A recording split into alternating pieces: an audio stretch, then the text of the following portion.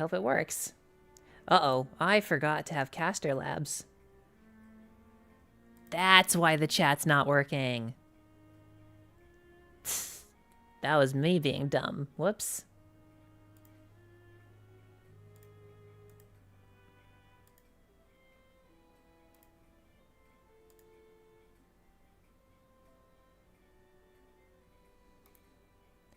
Oh.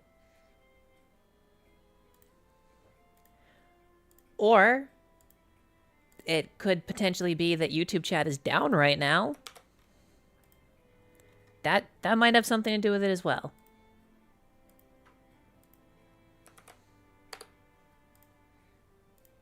Boy, for some reason streaming in this resolution is way less laggy.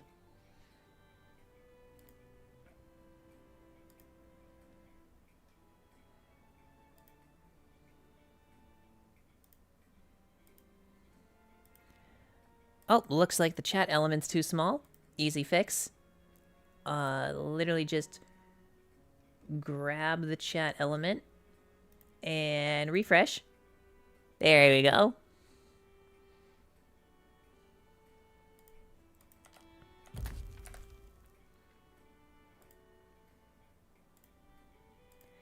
Let's close all the stuff we don't need. That should cover it. Oh, and we gotta get this up here. Test, test. Oh, that's Twitch only. Hang on, I need to do all. Test 2. It's Boy.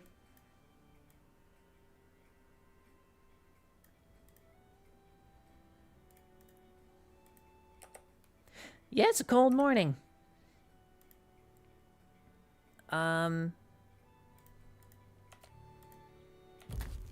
Early morning smiles in Australian.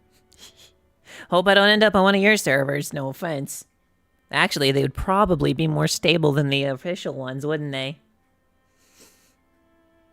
You know what? No, maybe I am cool with that.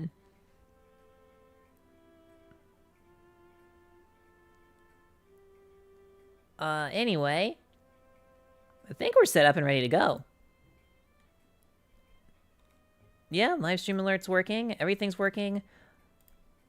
Oh, what? Everything's working? Crazy. Well, there is one thing I want to try, though. Okay, Steam, come on.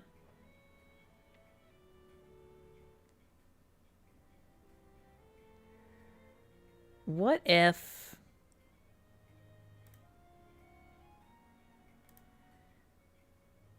we were to... I'm going to edit the layout a little bit.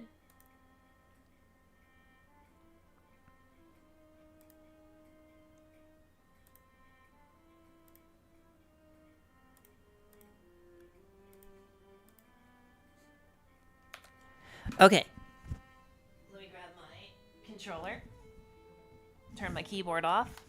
So, I think what I just did, unless I messed it up really bad, is I think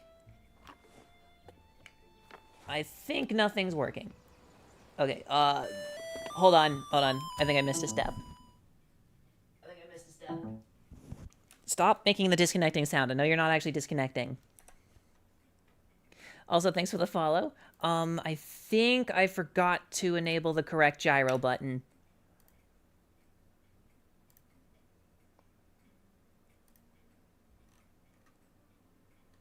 Set to right joystick. Gyro behavior is right trigger soft pull. Okay, that's the problem. We need it to be left trigger soft pull.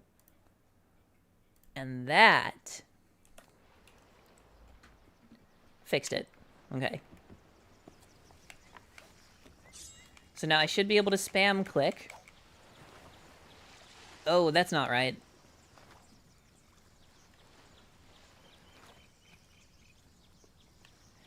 It looks like left trigger is still block. Hold up. I thought this was ready. Edit layout. Triggers. What? It shouldn't be actuating at all.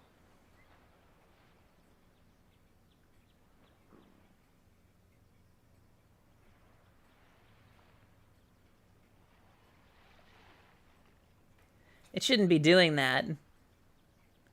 It's literally set to nothing.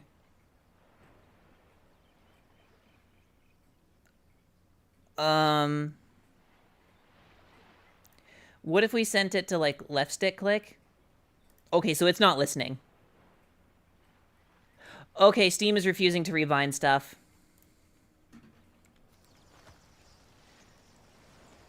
Aw, man. I slept. It's just... Steam, you piece of shit.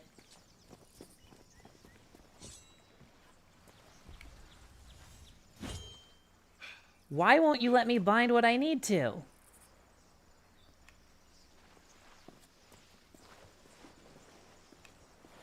I literally don't want this to be bound. Let me unbind it.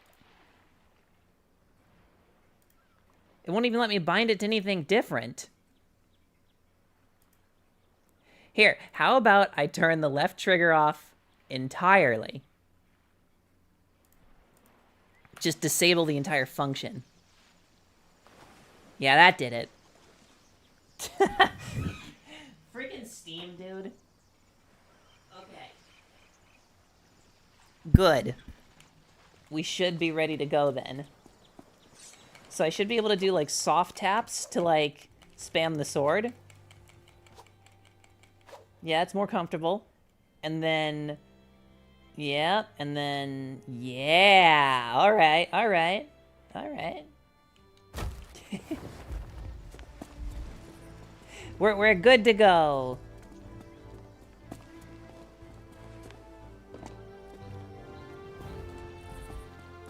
So apparently there's like these new forts that they added.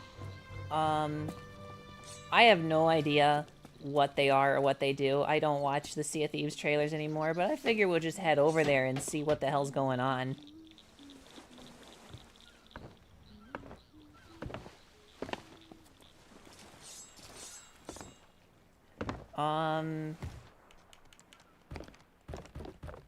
Gosh, I think we're ready to go. What was... I saw something there.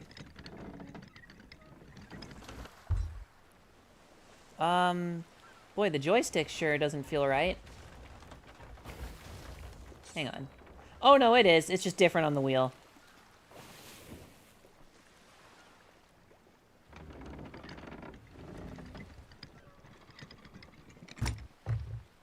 Okay, all ready to go.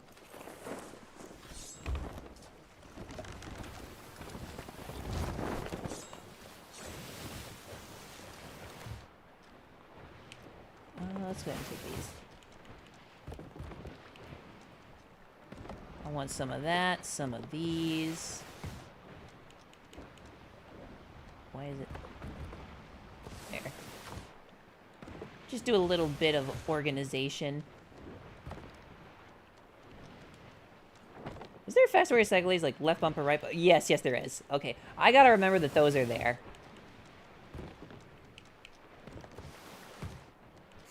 I really have. I've been playing a lot of games recently that just don't use the bumpers, and I keep forgetting that they are part of this.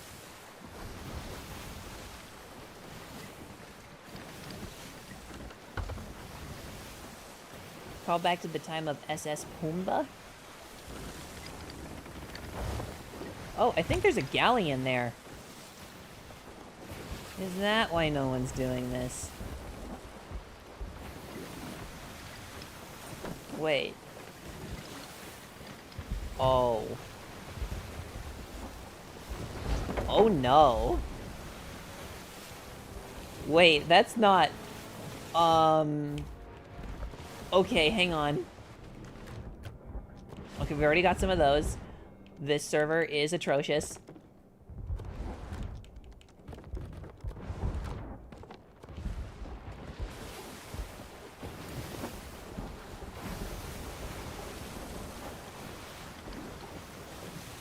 So, like... oh, it's X. God, I don't remember any of these. I used my different bindings.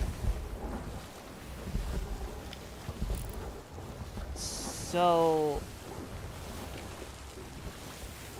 yeah, it looks like it's just NPCs.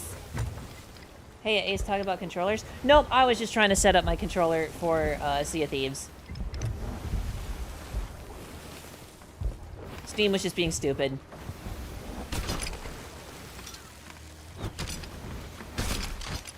What did we snag? Cannonballs!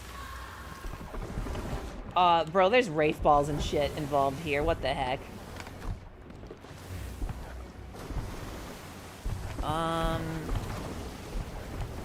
Oh, I almost just jumped off the ship. Is this safe? This doesn't seem safe.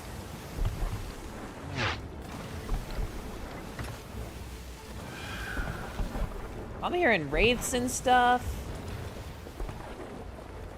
One of them's occupied with me.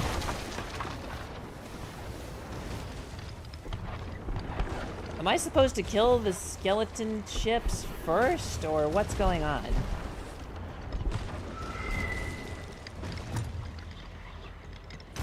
I'll bet if I pull into the coast here, it'll be safe.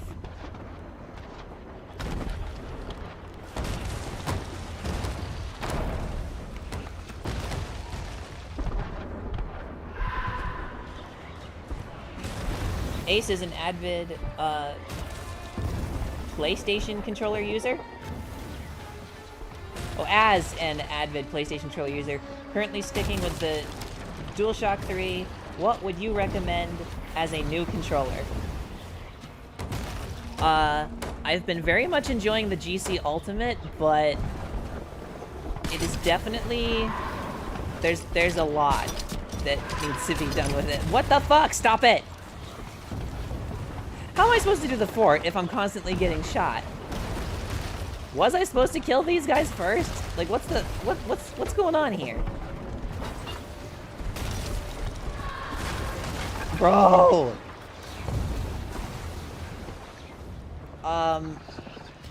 They, like, want my ass now. Oh my god.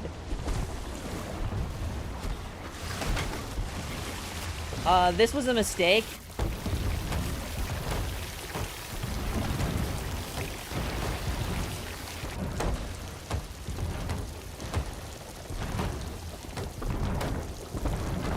Boy, I wish I knew anyone that still played Sea of Thieves.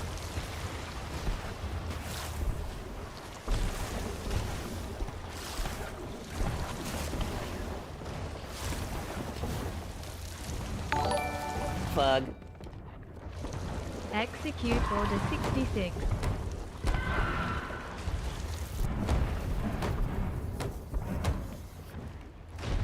I would love to against them, but man. Okay, obviously we need to kill them.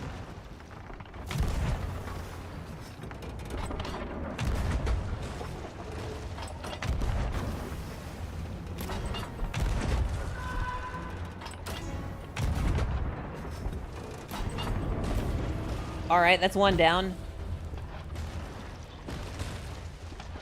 Oh, I think I lost my barrel. Shoot.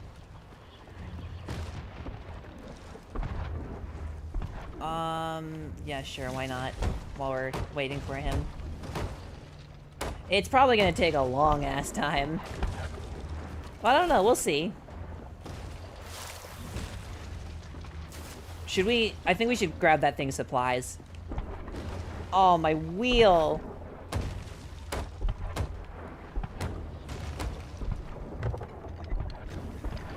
Man, was all this damage really from just the 3 of these guys?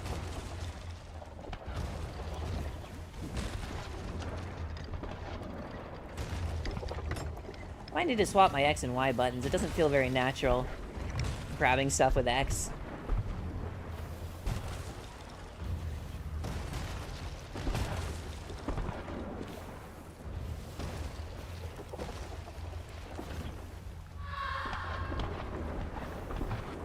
Oh, that's not so bad.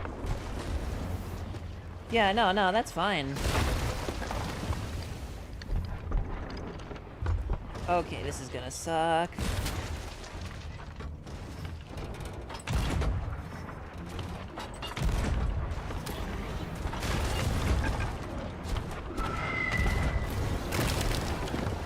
Jesus.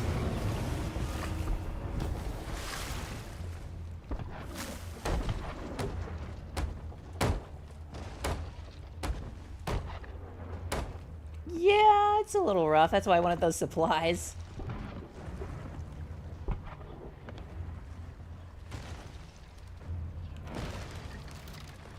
Oh, they destroyed my wheel again. Oh, the teleporting, though. Oh, that's... Wait, is that loading or unloading? Oh, that's not loading.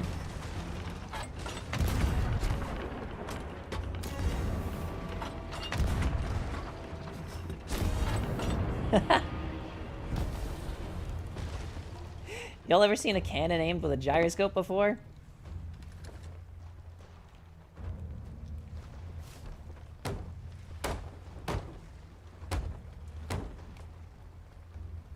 Okay.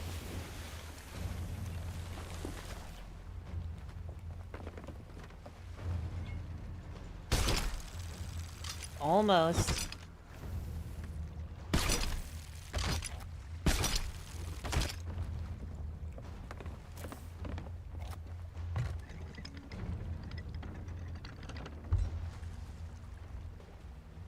Now, are we taking on water anywhere? Are we good now? Was that the last stupid ship?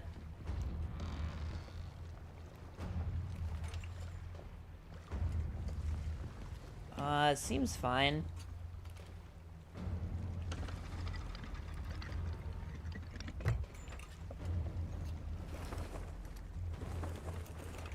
Here, let's go ahead and straighten this out.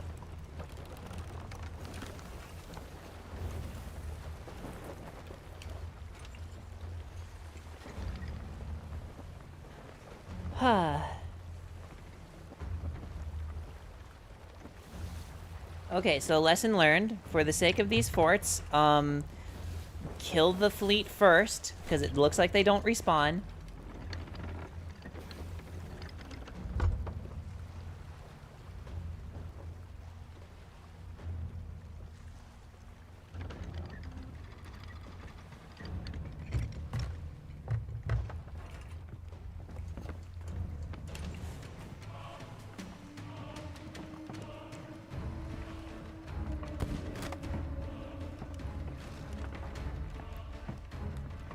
There, we got a storage crate. We'll just drop this one as the empty one. Ouch. You asshole.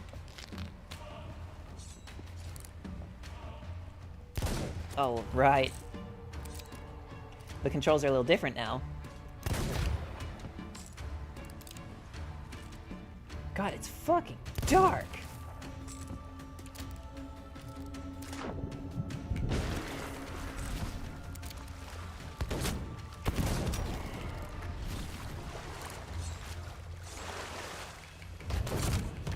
So, I don't think the delay was my controller after all. I think the servers are just like that now. Because I've completely changed it up, and it's still being stupid.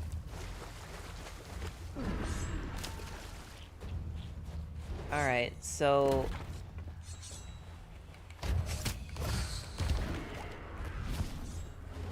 I don't remember where on this island the... Oh, here it is.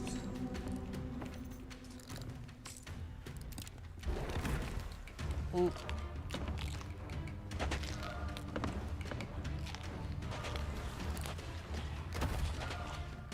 So, whose side are we on? The skeletons or the phantoms? Because I kind of want to be on the skeleton side with how much the phantoms are being really annoying.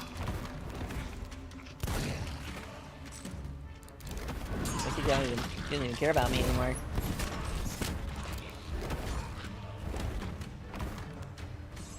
Ugh. I miss when Sea of Thieves let me use the other gyroscope. This one sucks. Having the gyro translated to a mouse input is so much better.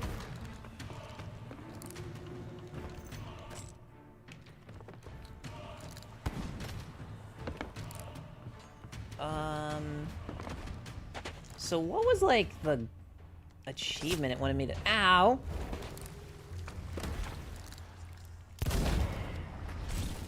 Aw, thanks, mate. Alright, what was the achievement it wanted me to do? We got fog rolling in and shit. No, that's not the menu. So... what? It wants us to... defeat skeletons using a black powder barrel while on an active Reaper's Fortress. Okay. So literally just take this and like blow up some skeletons with it?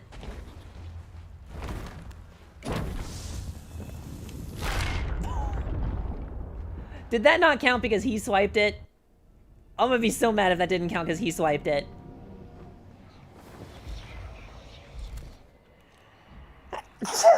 Ah. Oh, it did disconnect. This fucking cable.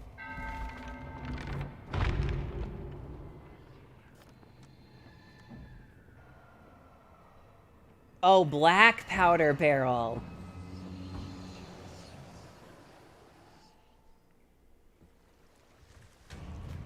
Oh, that sucks.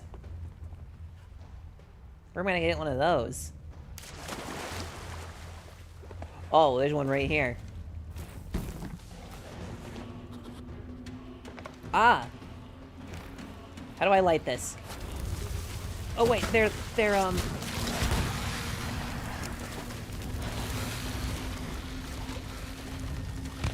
Come on, come on! My ship! I didn't think that through.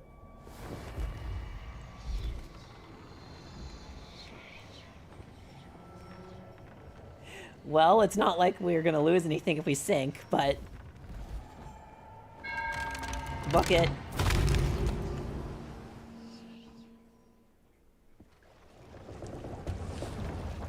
Oh, don't get rid of the bucket! What, you fucking asshole!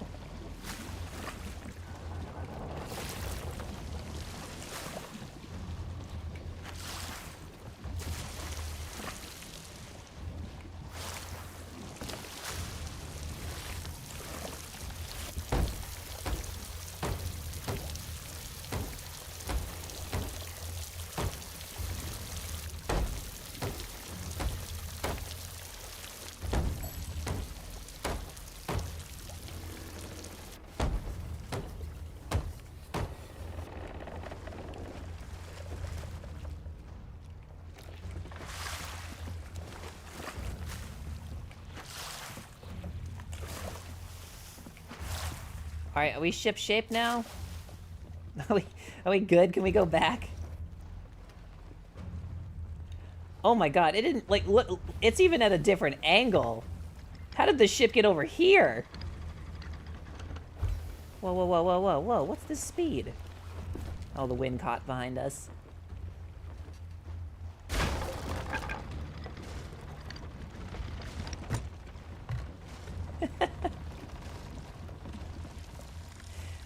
Oh, Lord.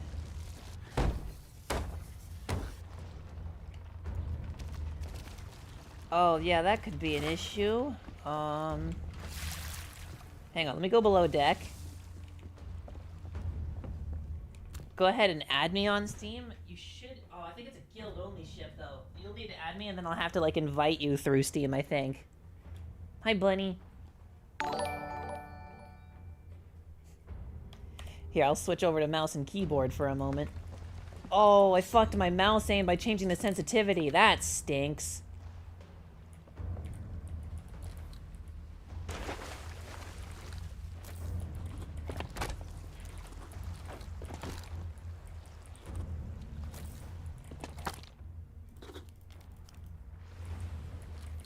Oh boy, this whole thing feels terrible now.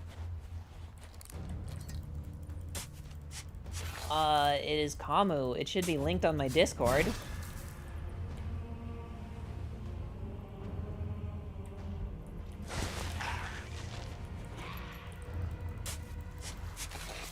So if we, like, activate these guys, there's gonna be, like, 3 parties fighting here. There's gonna be my skeletons. There's gonna be their skeletons. There's gonna be the phantoms.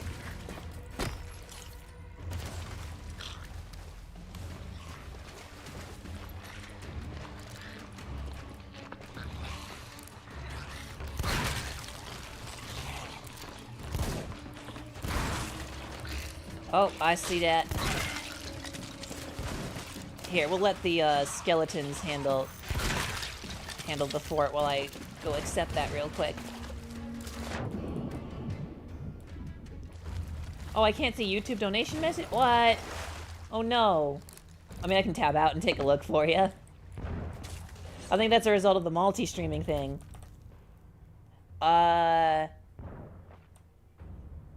No, as a matter of fact, the YouTube chat is just down today. Great, I love YouTube. I also love that YouTube didn't recommend my new video at all. I spent a fucking week on. That's great. Guess I'm not eating out anytime this week.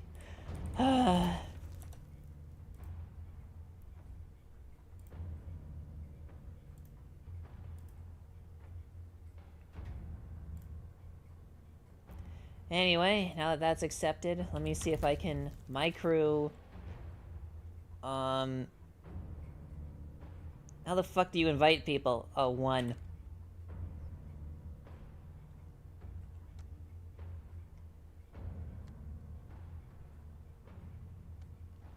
There. There's the invite. Now can I go back to my controller? It's more comfortable.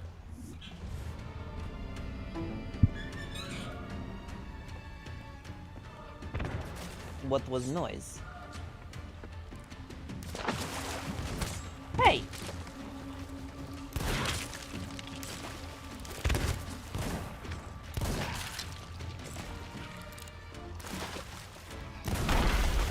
Oh my god.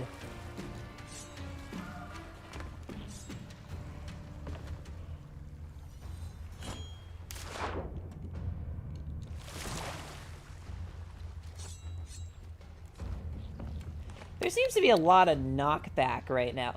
Wait, did it even take... Where's the damage? There's water in here, so there's obviously damage. Where? Oh. How? Here? Here.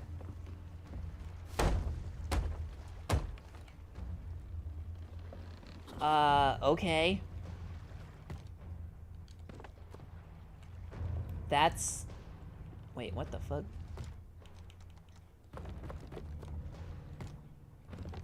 There. Goodbye, $20 super chat. No, it was $20. What did it say? That's so fucked.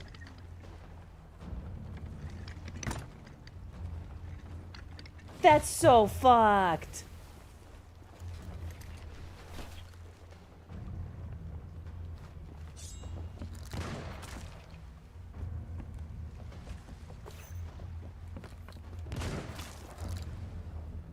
I just learned something horrible on Twitch just now. Oh, that doesn't surprise me. What is it?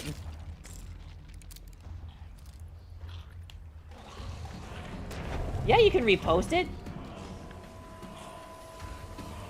Just say whatever you're saying to me, man. I don't care about repeat messages if the message ain't getting in the first place. Is that a... No. Oh, no. Why? That's so fucked!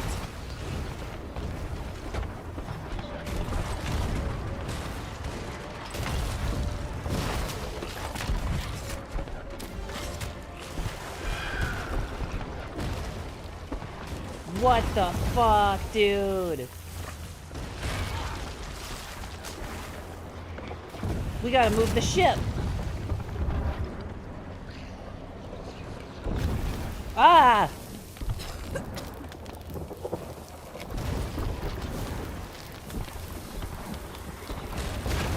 Why? Oh my god, why?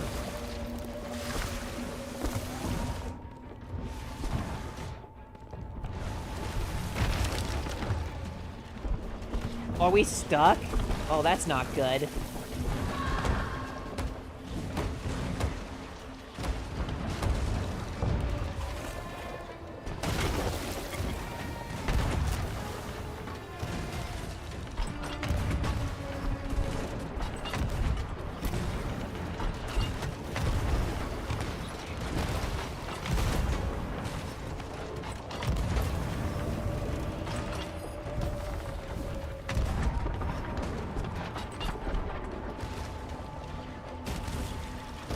Dude, what the heck? Oh. I guess we can take this opportunity to do some repairing.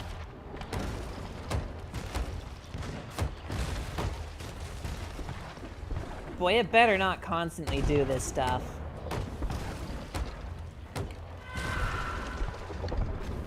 We really ended up wedging our ship in here.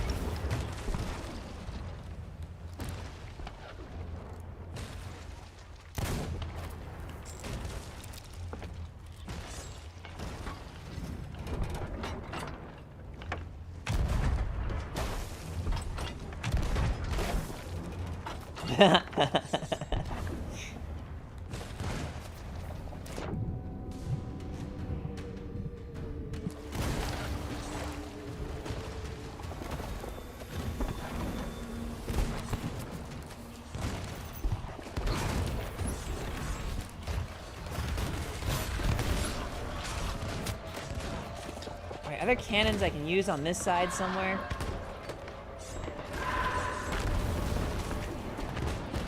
Okay, the ship is fine, I think.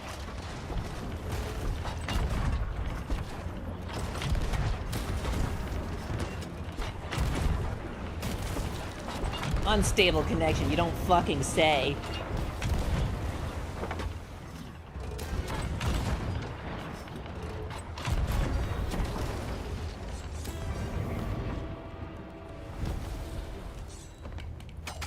Are you one of my guys? You're one of my guys. I'm gonna check on the ship now. What? Take the whole thing, fucker. It looks like it got free.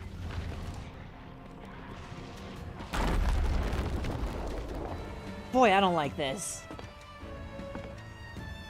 Oh, yeah, it got hit pretty hard. Now you need into the guild. You can only be invited into the guild in-game, I think. Literally just join the invite I sent you. Or can I change crew type, or...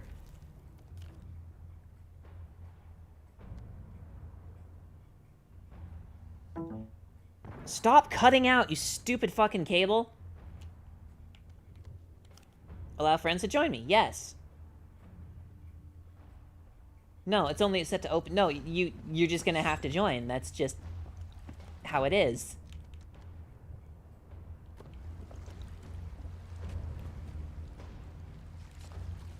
What was the fruit button? Was it right? It's right.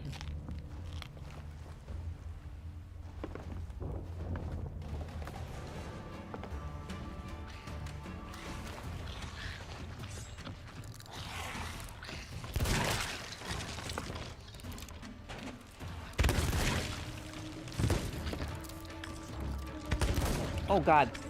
Kegs and such.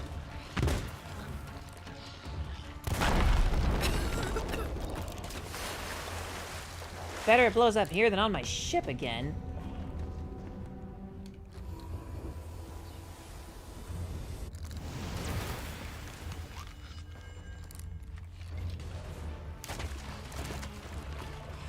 Speaking of which...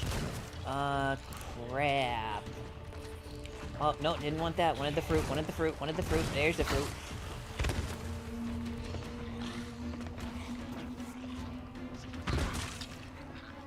I feel like it's about to blow up. Oh, yep.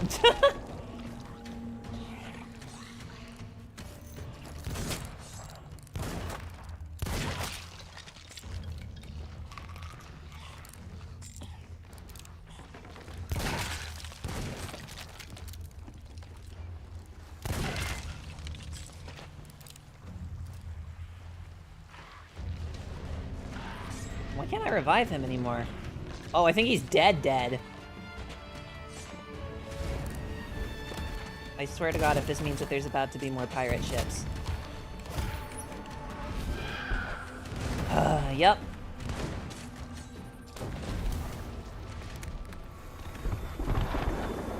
Here, you fight on the island for me. I, yet again, have to go back to my ship. This is a really, really annoying battle. Okay, our damage does not look so bad. Boy, I can't even see anything in this fog. Okay, hang on, that one hit. Oh, just lagged right off there, that's fun. I need to shoot you another invite. I can't exactly do that at the moment.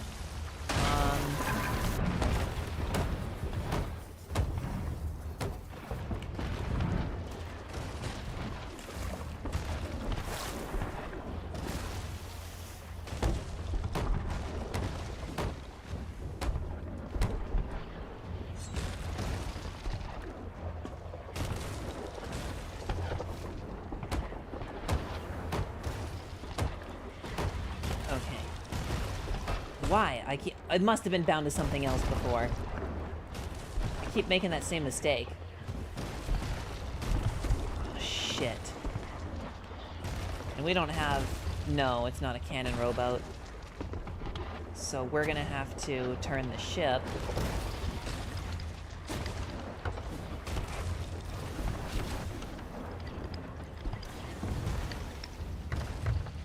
That's the best we're gonna do.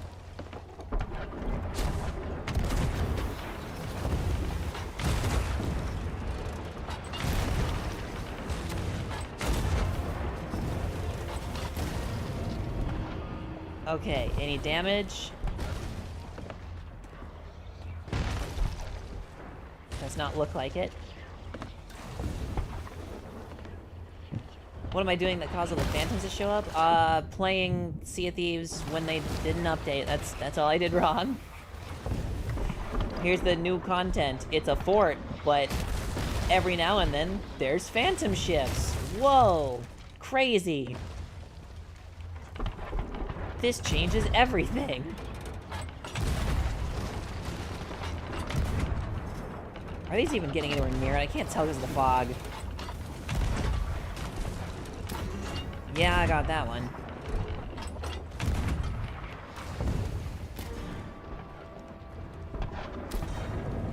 Oh. That'll do it for that one. Oh, there's one over here.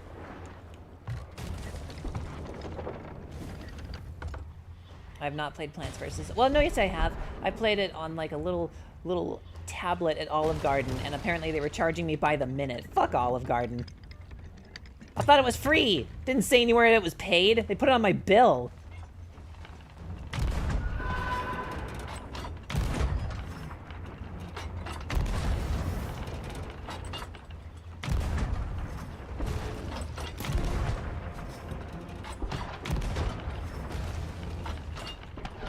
Come on.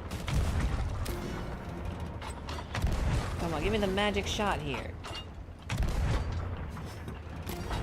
Okay. Good. Now. Oh, I just heard it. Yep, there it is.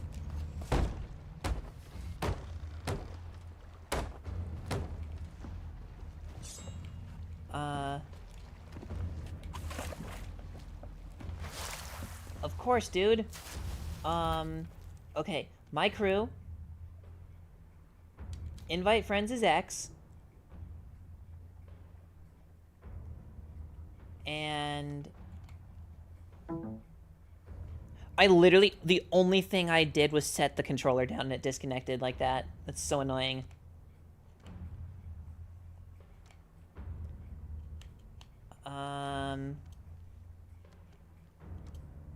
It's like double tapping. There.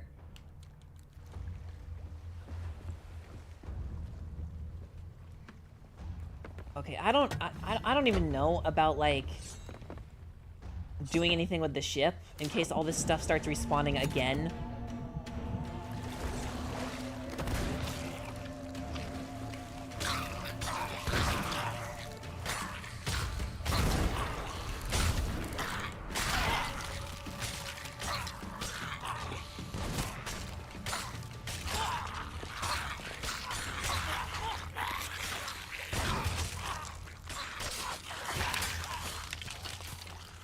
Well.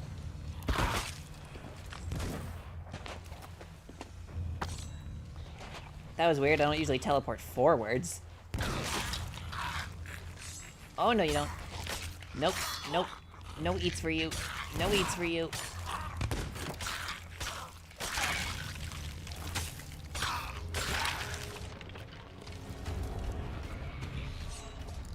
No, I just can't revive him. He's like there. He's not gone forever. It's just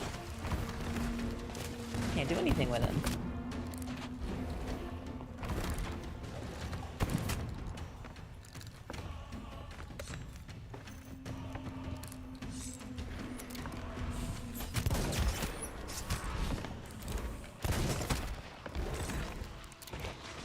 See, Thieves, you need to fix it so you can use the other gyroscope again. This sucks.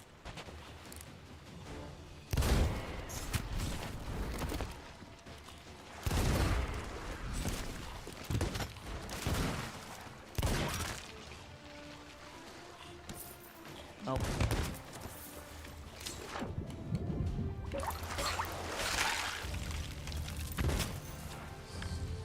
I guess I could get rid of all my analog control. It's not really helping. As a matter of fact, I think because of the way that it sprints, it's actually making it worse.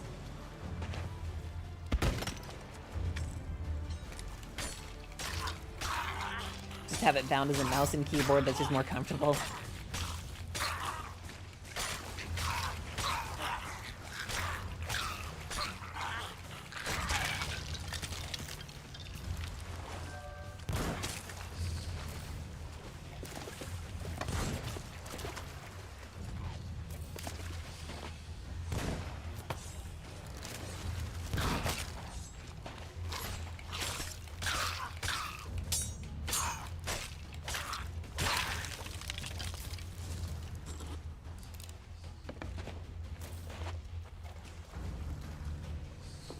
I can see that.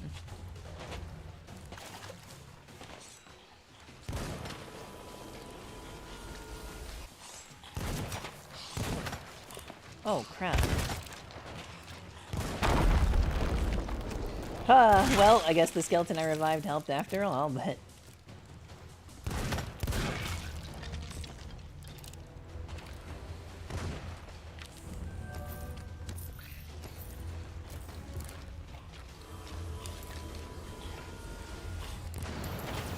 Hey, that's a boss.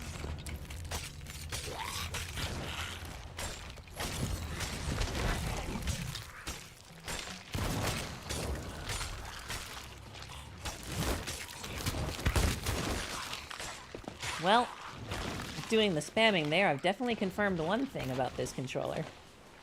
I was very much correct in assuming that the GameCube triggers would be the best for a gyroscope. Because, whoa! Okay, I'm probably gonna need to actually get me some fruit. Here, let's just plop this right here. Oh god.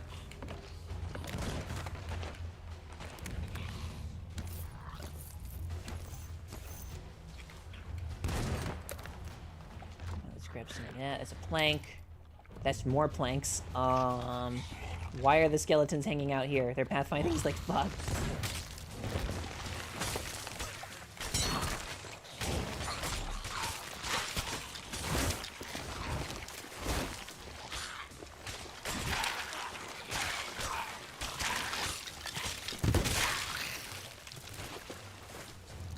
Where you go?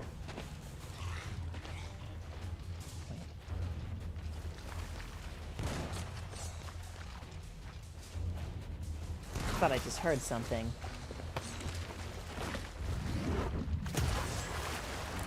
Maybe it was just like a fireball flying through the air.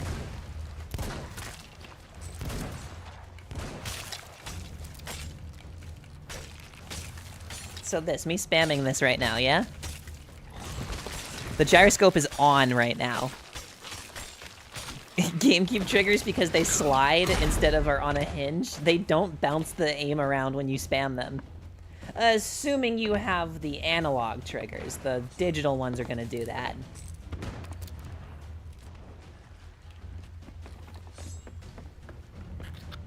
But if you just put some better springs in the analog triggers, you don't really need the digital ones now, do ya? Except for, I guess, actuation time, but you can customize that.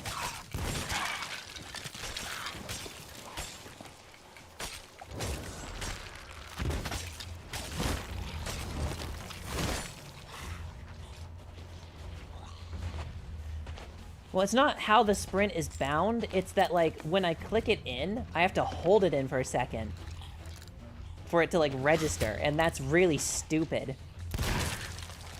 That's not the controller's fault, that's just Xbox things.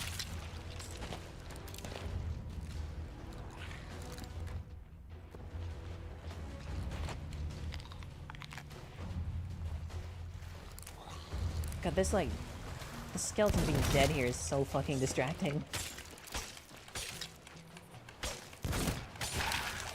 Alright, he's dead. Just get that achievement quick.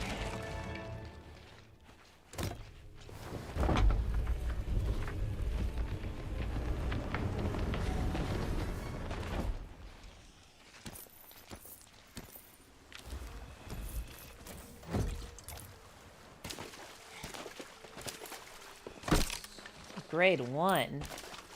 Oh, how many of these do we have to do?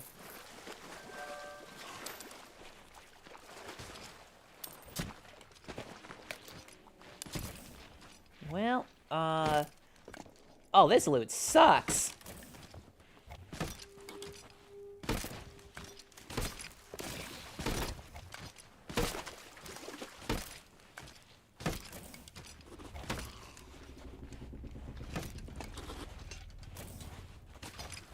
Yeah, holding in the sprint button. That's fucking annoying.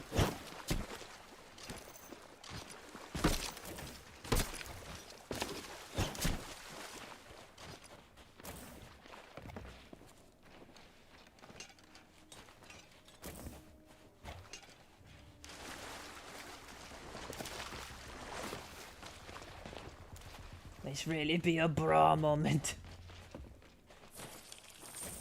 Look at me teleporting around. God. How am I supposed to know? I'm gonna need to find a different game to test this controller as like a stick gyro. Because how am I supposed to know when like it's the controller being a problem or just the shit-ass Sea of Thieves servers? This is why I literally only ever show up for like the bare minimum of events anymore and then I just leave. And I only really just want that banner, and that's it. If the events don't interest me, I'm out, dude.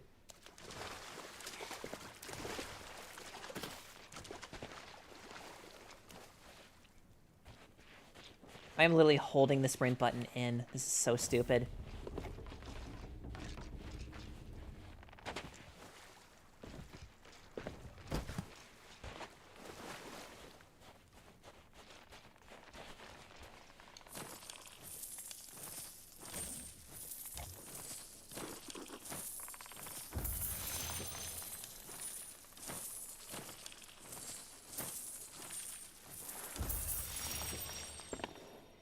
And here, I'll show you with a mouse what they fucked up, right?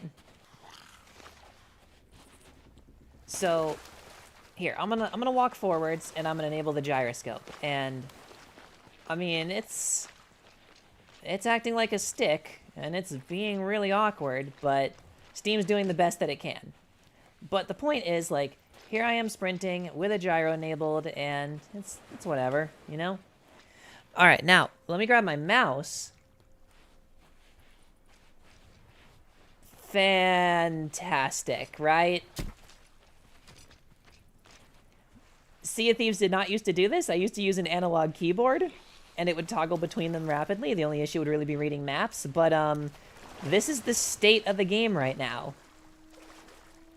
Dude, it's bad enough that Xbox is always, like, refusing to upgrade, and we're stuck with the same shitty-ass fucking controls that we've had since, like, God, 2005?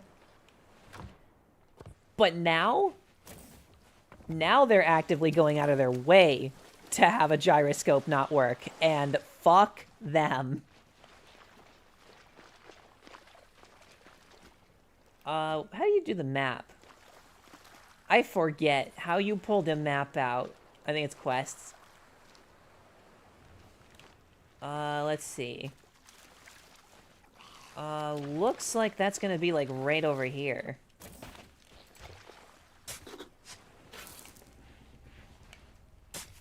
Yeah, between, like, them raising the prices, all their games coming to PC anyway and being vastly superior on PC, they keep pushing the fucking disgusting, aggressive, like, aim assist shit, right? I've said this about Nintendo before, of course, because it makes no sense to me. But, when it comes to Xbox, dude, they're the next ones. Why on earth do Xbox fans tolerate this? Like, your platform is literally just an underpowered PC. Just get a fucking PC.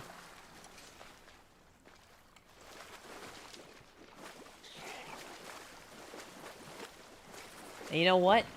You don't have to pay a monthly subscription to play online on a PC. Other than, you know, your ISP, but that's different. I'm confused. This doesn't look like the island we're on.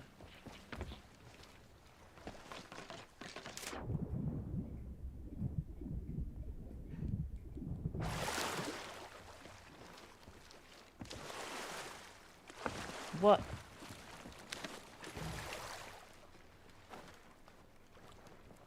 And that would be because this is not the island we're on. What is it, Hidden Spring? It's Hidden Spring. Why is it Hidden Spring? Oh, I guess we'll swing by Sanctuary and drop this stuff off.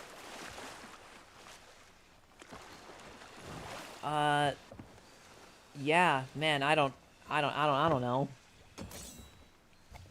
Here, these are supplies. We're putting these back here. They're not fucking being sold yet. Motherfucker! What is wrong with this cable? I got a new cable and I can't use it because my... Why is the controller rumbling? Okay, there it goes.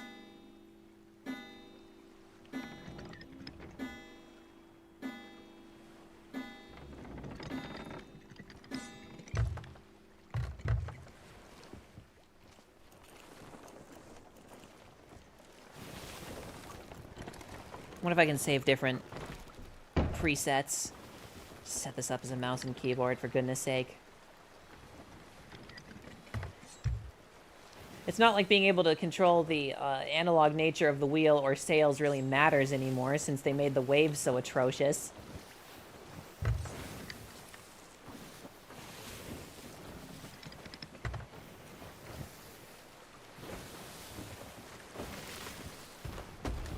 I need to change these button prompts. They're driving me nuts. This does not feel right. Okay. We have this up here. We don't really... Like, we could hold on to the Cannon of Rage for, like, later. What else have we got? This little shark thing. Whoa!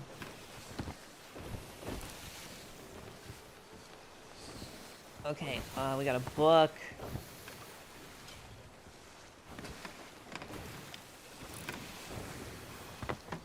I think the maps that we're looking for are gonna be the rest of the achievements? I'm confused. We'll hold on to the Ashen Key. We don't want to sell that.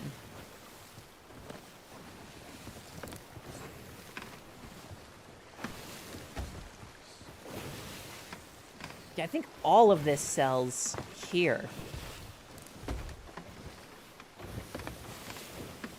Except for the painting, weirdly.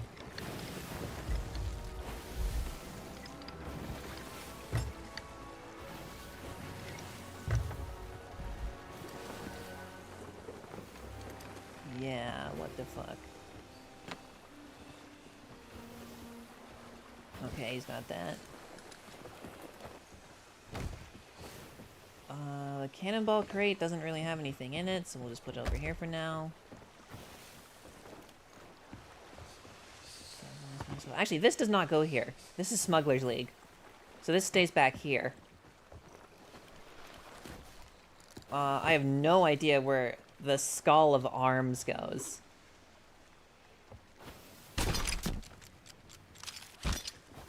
I'll try selling the Skull of Arms here. Okay, so it's not like a big item, so maybe? Does this work? The Skull of Arms cannot be sold here. Take it to a representative of the Smugglers League. Okay, so this is just, some other thingy.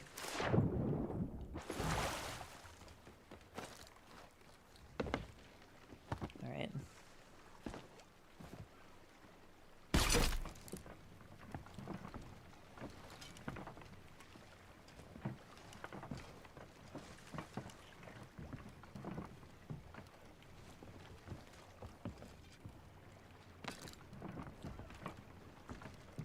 You know, we should probably hold on to this thing since it can collect resources.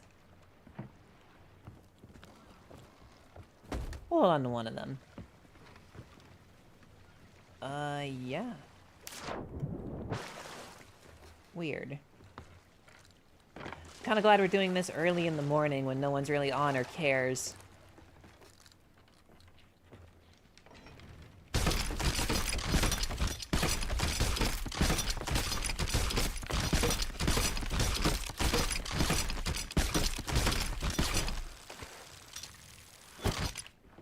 That should cover it.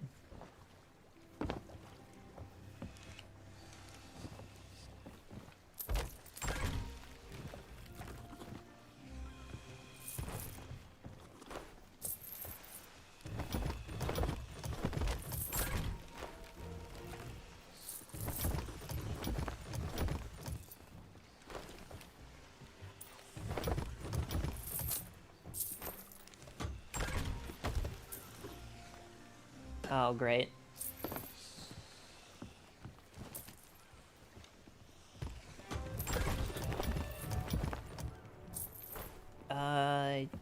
Jeez, yeah, alright.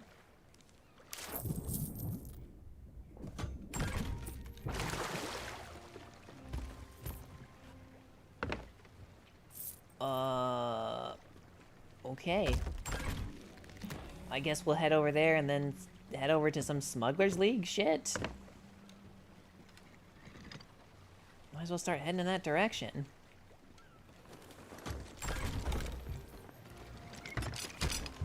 Okay, so what do we need? Stop disconnecting! Oh my god, I hate this cable! About to snap it, dude.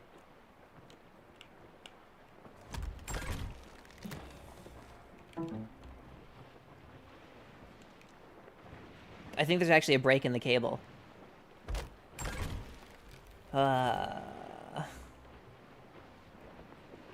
Okay, anyway.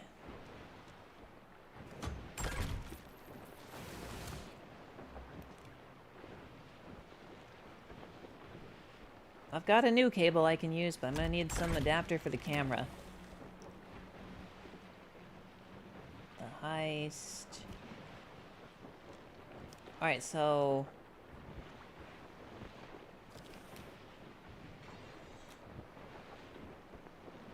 unlock a weapons cache at a Reaper's Fortress using a Skull of Arms on an active Reaper Fortress. Oh, there is gonna be more to this that we have to do. I am not in the mood for the grind, man.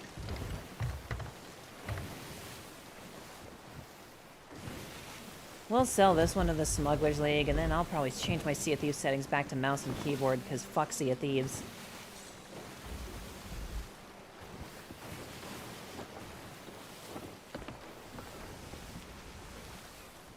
Boy, I'm like barely into this update, and I already want to quit.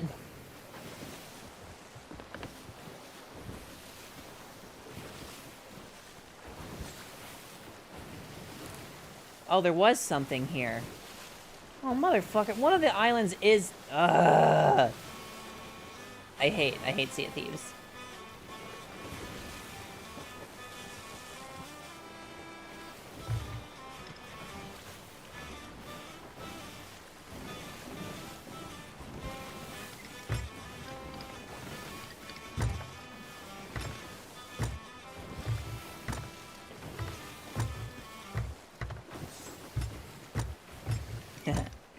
Sorry, I'm just entertained by the fact that it's actually going back and forth between left and right rumble.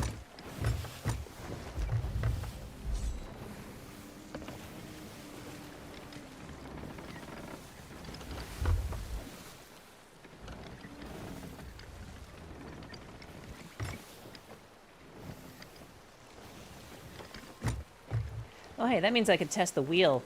I use the wheel to see if the rumble bounces the gyro aim at all.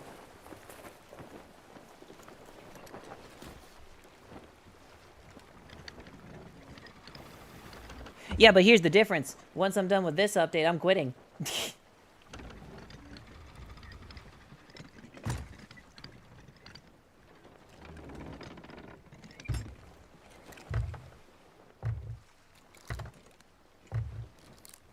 Okay, gyro's enabled.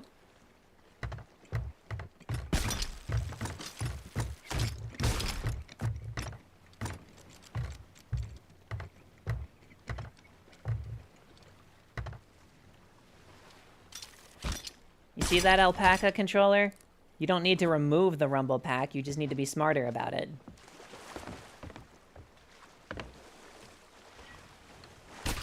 And you see that 8-bit do? It can be done without shaking it.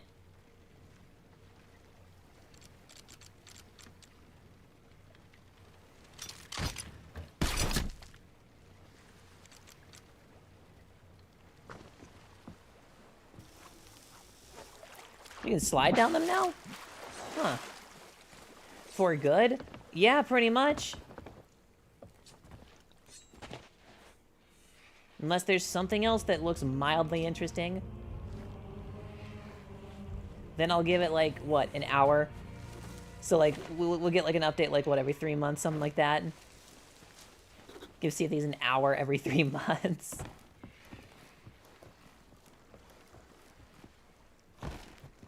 No, that depends on if the next update has anything I'm remotely interested in or not.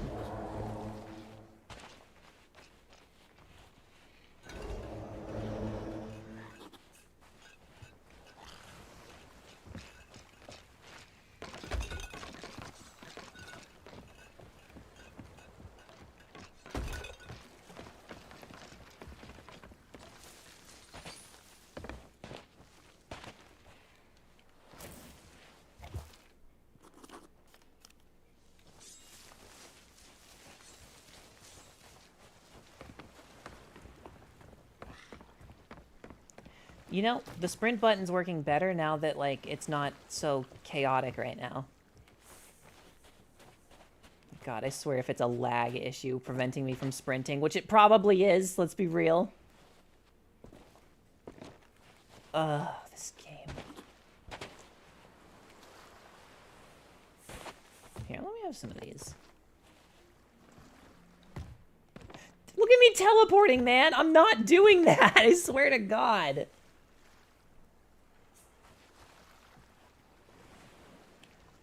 Huh. Boy, I'm already burnt out on this. Alright, there's one under that, and then there's gonna be one maybe where I'm standing. It's near the dock, but, like, there's this big piece of wood in the way. Like, I'm on the wood, so I'm assuming it is where I'm standing. A chest of rage.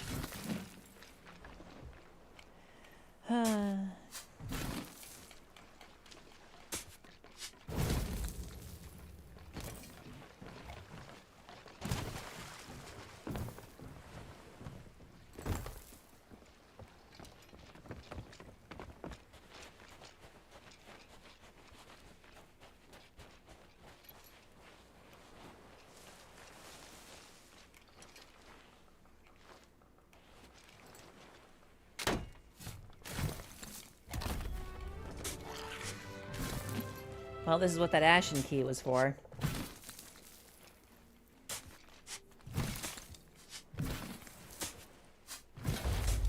That's the second time I've heard what sounds like a fireball flying.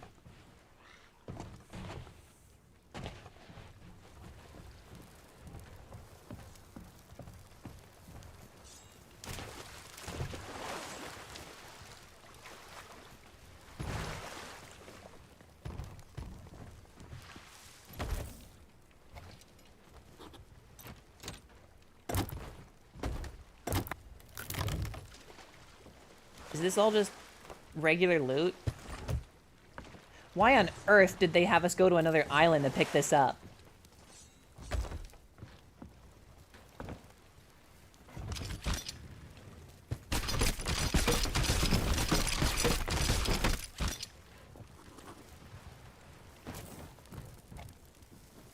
Whoa, don't teleport me off the front of the ship.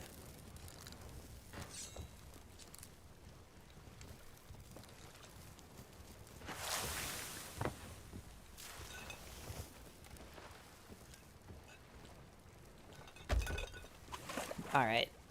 I can't stand it anymore.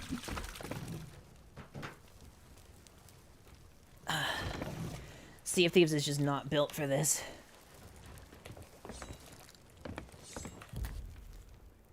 Settings. Input? Why would the mouse sensitivity get changed? Whoa, that's way too high.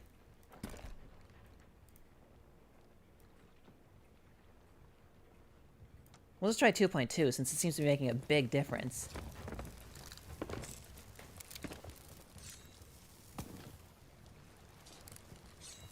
That doesn't feel right.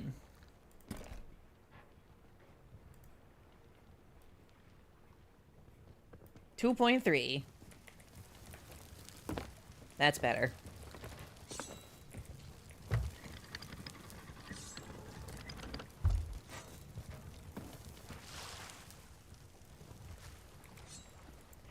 What do you think is the maximum acceptable ping to play online games? I have 1 second of ping, which is painful. That would be 1,000 milliseconds, right? I think that the maximum acceptable amount of ping would be 86.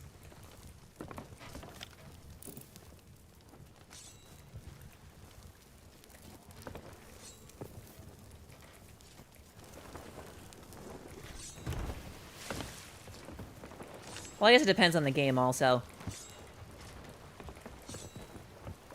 Some games can get away with a lot higher ping. And some games need it to be a lot lower. But I'd say 86 is a good average for a maximum that I'm willing to tolerate.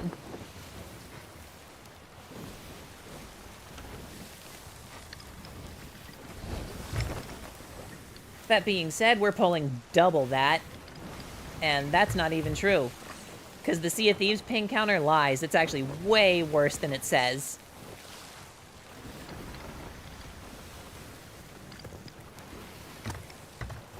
Oh, no. You're not changing your number down to 70 after I just said that. Yeah, fuck you.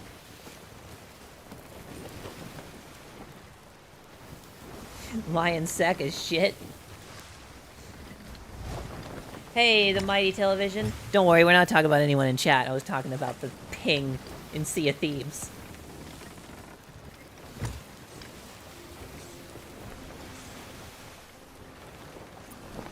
Actually, yeah, all of Rare. All of Microsoft lying sacks of shit. I don't get lower than 150 unless I'm on LAN. Jeez.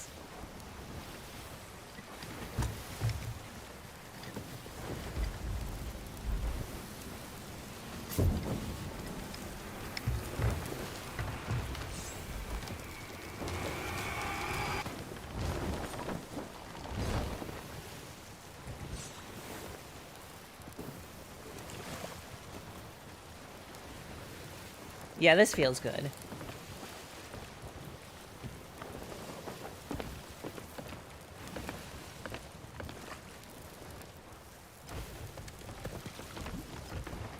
Ooh, that teleporting.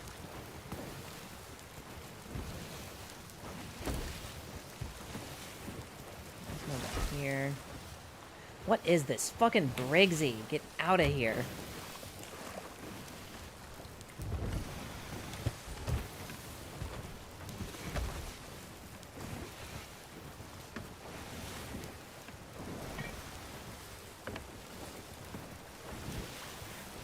On your server, I get to like 300 to 400 milliseconds. Well, if If you were saying that you get, like, 1,000.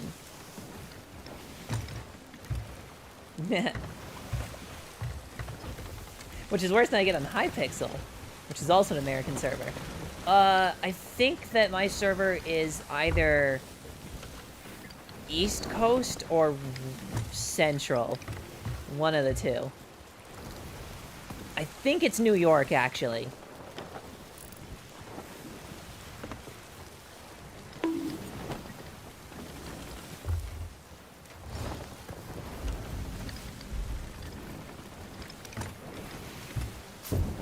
Your frames per second is 20?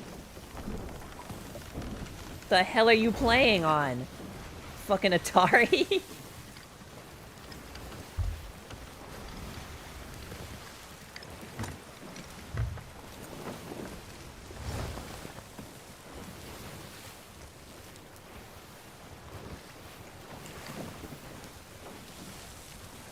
How's the controller going? Does it have gyro? It does, but I'm having two problems right now. One, the gyro is completely non-functional on Bluetooth. It just spazzes out, and I don't know what's wrong with it. My other controllers don't do that. I told the developers of the controller, they're saying they have to just wait for Steam to update, which, so great, we're on Valve time. It works when it's plugged in, but my cable's broken. I got a new one, but it means I can't have this Vtuber thing plugged in. I don't know, I've got this, like, little... I might be able to rig something up. I've got this, like, old USB 2.0, like, dongle that splits it. I don't know if there's going to be enough data throughput for that, but, I mean, it's a controller. How much bandwidth is it really taking up? So, I don't know. I might be able to do something with that. Beyond that, when I was just using the gyroscope on, like, my computer downstairs, my Linux computer, and I was using it to play, like, Sea of Thieves, not Sea of Thieves, Left 4 Dead. I actually matched my headshot accuracy.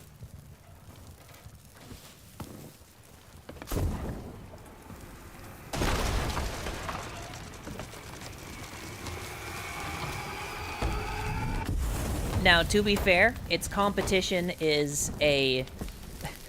like, on that computer, its competition is a laser mouse from, like, 2004.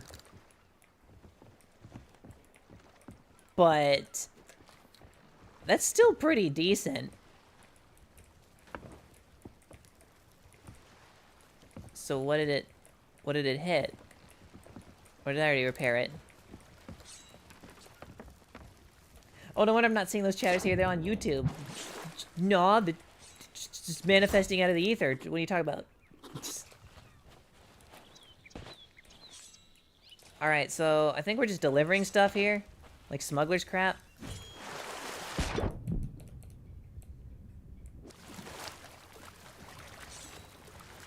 What are you doing?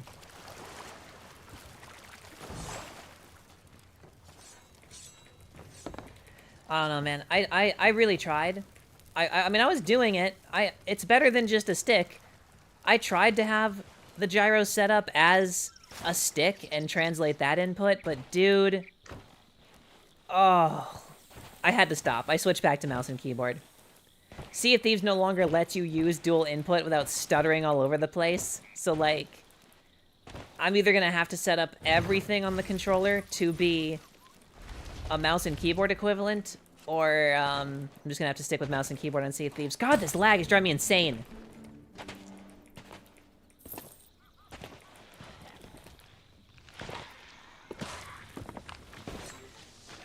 Interesting, that's good to know. I think my only problem with the controller might be the layout of the buttons, because most games I play are games that are made for the normal diamond button layout.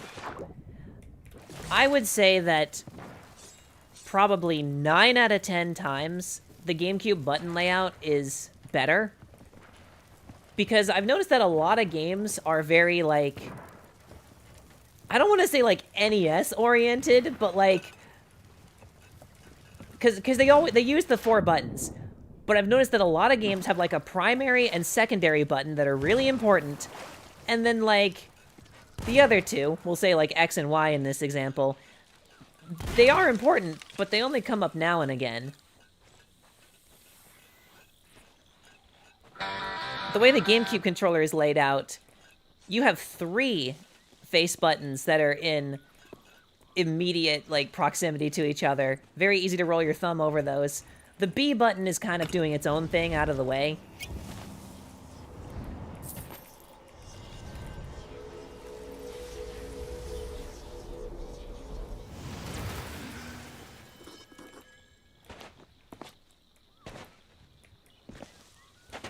But I don't know. It usually is that there's going to be one button that's used way less than the others, and that can just be B.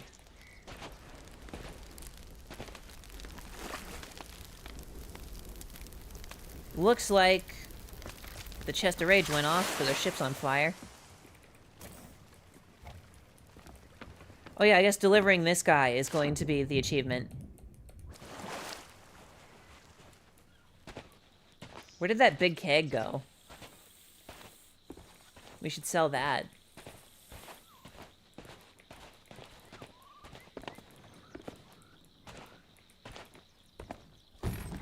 Oh, there it went.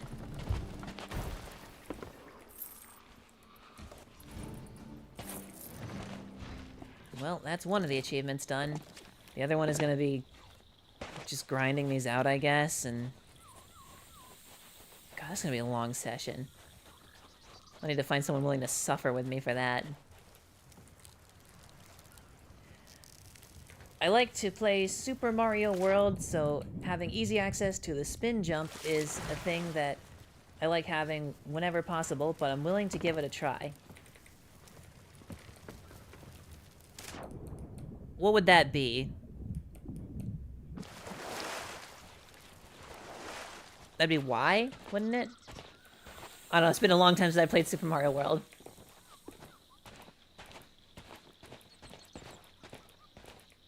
I don't know, there's definitely games where you don't want the GameCube layout, and you want the, like, cross pattern. Rhythm games would probably be a big one. I mean, you could play them on a GameCube controller. It's probably a lot nicer to have the same reaction time on every button, though, and just have your thumb in the middle.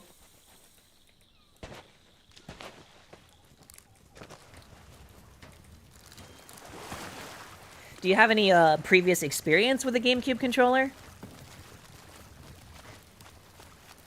Because it's a very different controller to what a lot of other ones are like. Which is weird. It looks like it's a pretty normal layout, but it's a little silly.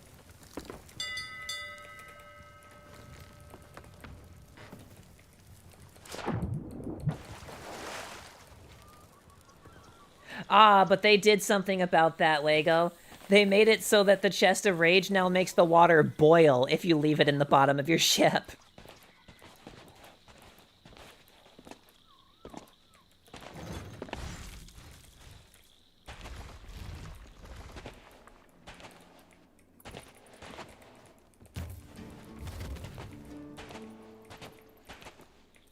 Nope, not at all.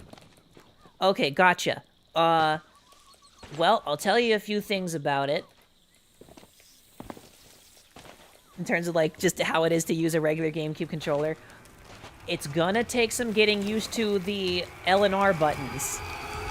By which I mean the triggers. Because they're not on hinges. They literally slide like dimmer switches. And they have, like, big springs behind them. It's weird.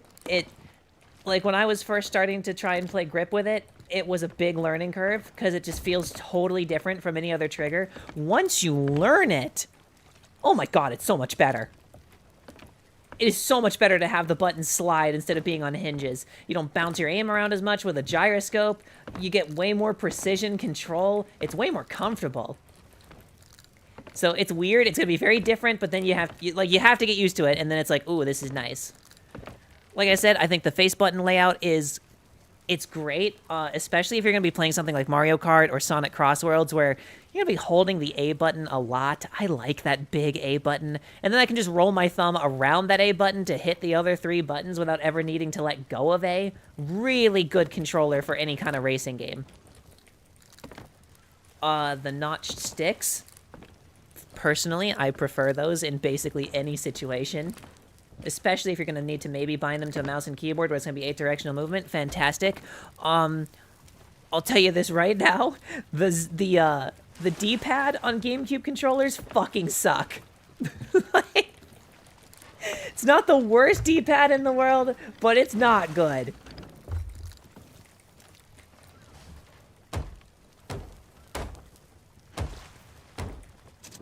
On real GameCube controllers, the sticks also don't click in. But the triggers do. The triggers click in. And that's... well, that's something, alright. There's another one of those guys. I suppose we could go over there.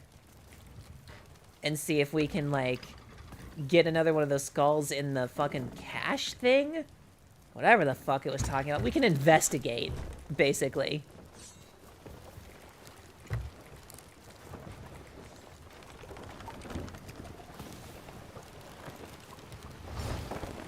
Good to know. I wonder if you can do the PS2 thing of putting both pointer and ring finger on the trigger and bumper in a comfortable manner. You absolutely can. You totally can. As a matter of fact, I was doing that earlier.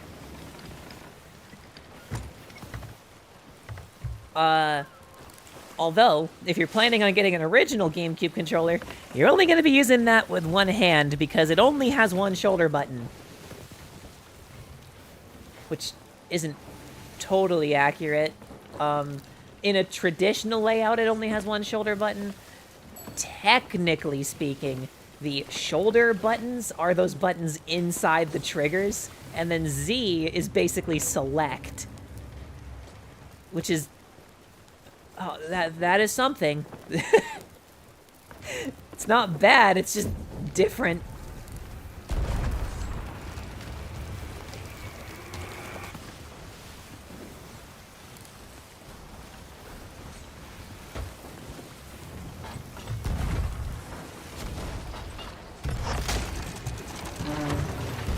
Fantastic anchor ball. I always felt that pressing the sticks was a strange thing. I broke my PS2 controller playing with that thing. I loved pressing it for some reason. Nowadays I find it strange. So, if there's one thing I can give the PS2 controller, it's that the clickable sticks on that one were actually not so bad. But yeah, these days I hate clickable sticks. Mainly because of all the stuff they keep binding to them. I'm so sick of Sprint being on a clickable stick instead of just pushing the stick further. It's so annoying.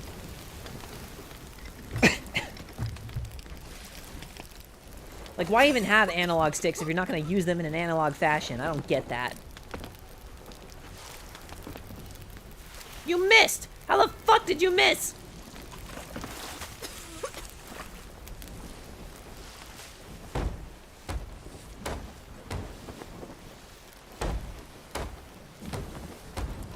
We should bring 6-button controllers back and have Sprint on those extra buttons.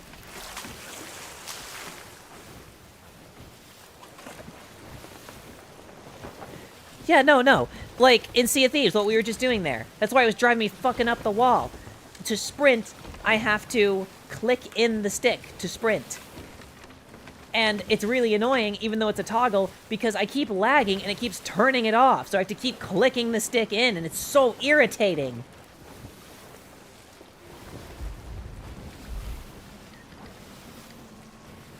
Yeah, but if I'm going to hold down sprint, I want sprint to be literally just pushing the stick further.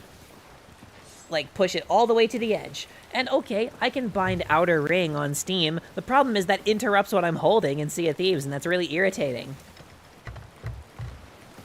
I might give it another shot. But like, this right here, right?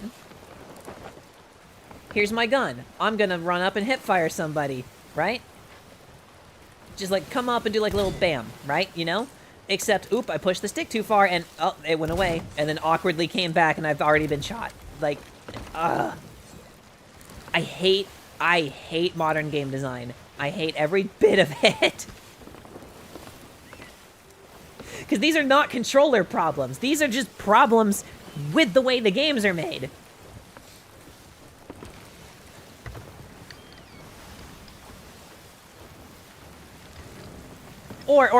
Or, instead of having the sticks click, we could have sprint be, like a paddle on the back of the controller. Now that'd be nice.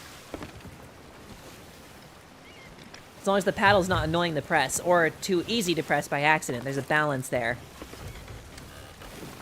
Return to arcade consoles. I know, dude! Well, you know, I'm kinda doing that anyway.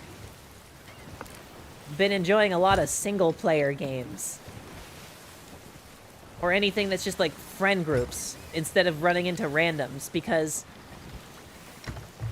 there are two main things that I keep, I guess three. There are three things I run into when running into randoms on PC gaming, and all three of them make it really unfun.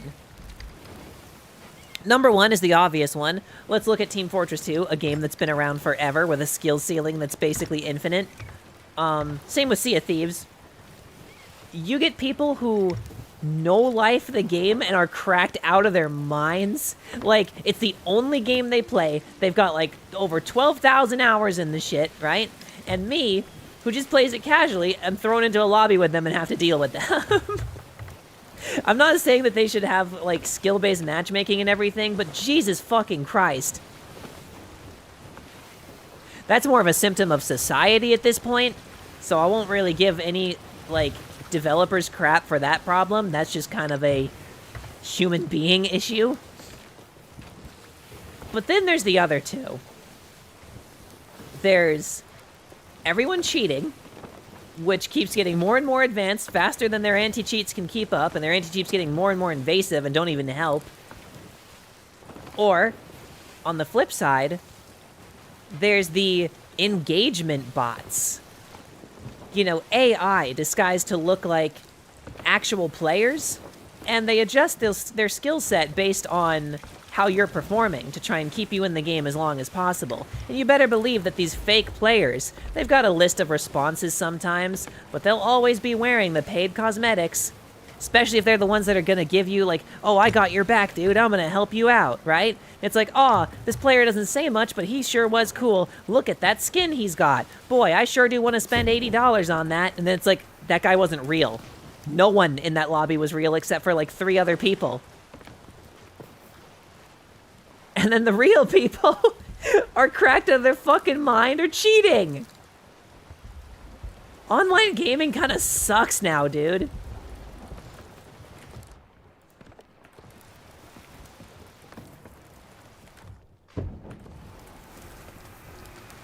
Nope, because I really don't care too much about Valve Competitive. Why are we even carrying this thing? We should have dropped off at the outpost and sold it. And why is the fog following the forts? I wanted to try paddles. I had a hatred for paddles because they fixed problems that could easily be fixed by gyro. But nowadays that people just know that gyro is good, I don't hate it anymore. Well, I don't know. Xbox fans still don't fucking get it. And when people try it on Steam with games that don't support it, and, you know, they're trying to use gyro to stick aim, dude, I understand why people hate it. No, you want gyro to a raw mouse input. That's the shit.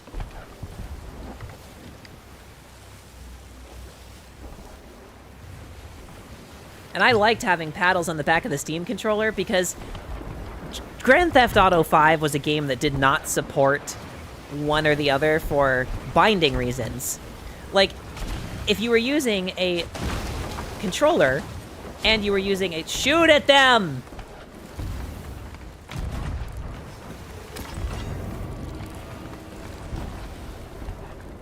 Anyway, if you're using a controller versus using a mouse and keyboard, the bindings would be different and constantly swapping, and you couldn't do shit with that. But in terms of aiming and walking around, yeah, you could use a control stick with a... Oh, there's the ship here.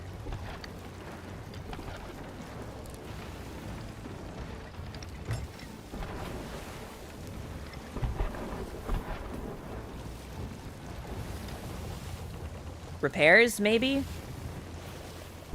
Yes?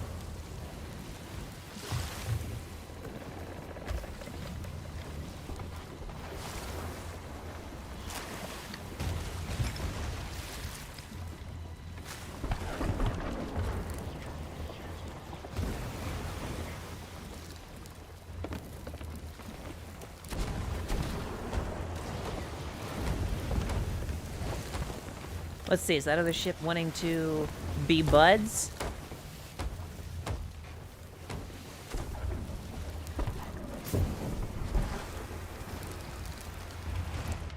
Here, let me offer an alliance.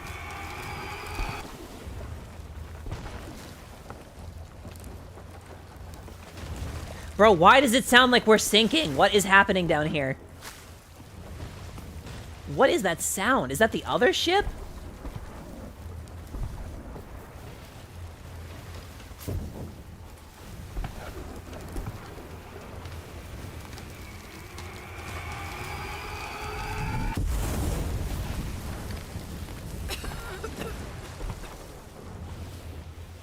What is this other ship doing?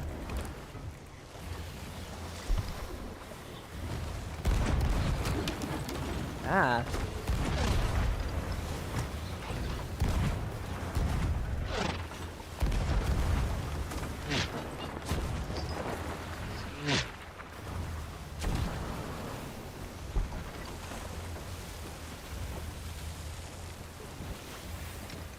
I have tried flick stick. I kind of had to with that Nintendo 64 controller. Okay.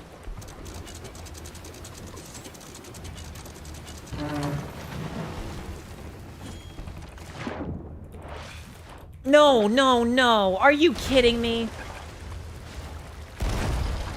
Unbelievable. Is Neuro doing anything? Okay. Well, this is gonna be a long fight.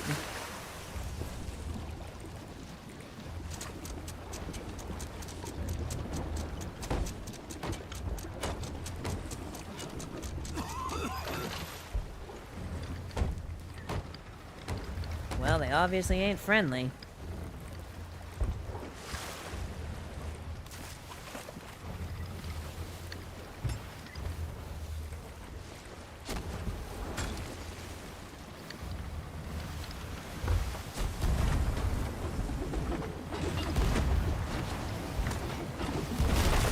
They are aiming way too low.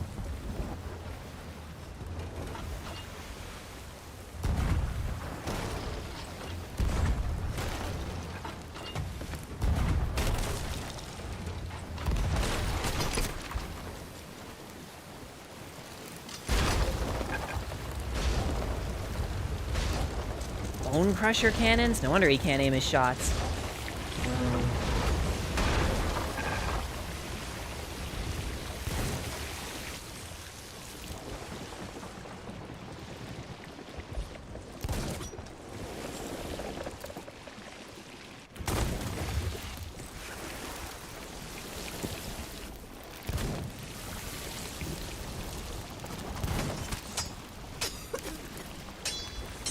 Go on, let the ship sink.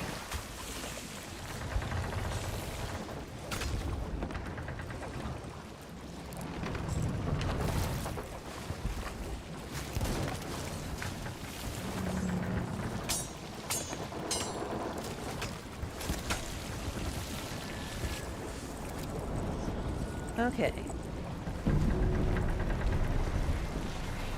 That'll do. Do they have anything good on board? Nope, not a thing. Wait, are these... Wait, these aren't Bone Crusher cannons. What are these? The hell are these cannons? Oh, these would make really good replacements for Bone Crusher cannons. Wait, what is this? Is it like some kind of shark hunter thing? What? I want those cannons. Those are some nice cannons. Oh, that would look so good on this ship. Where did he get those?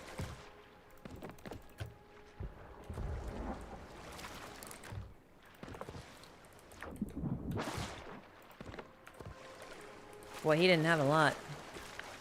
Where the fuck is our ship?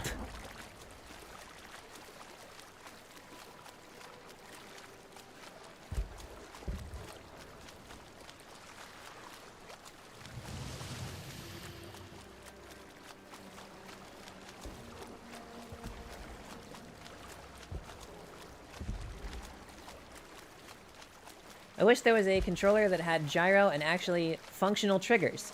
Shame the 8-bit dude doesn't seem to let both work at the same time. The GC Ultimate does. The one I was just testing.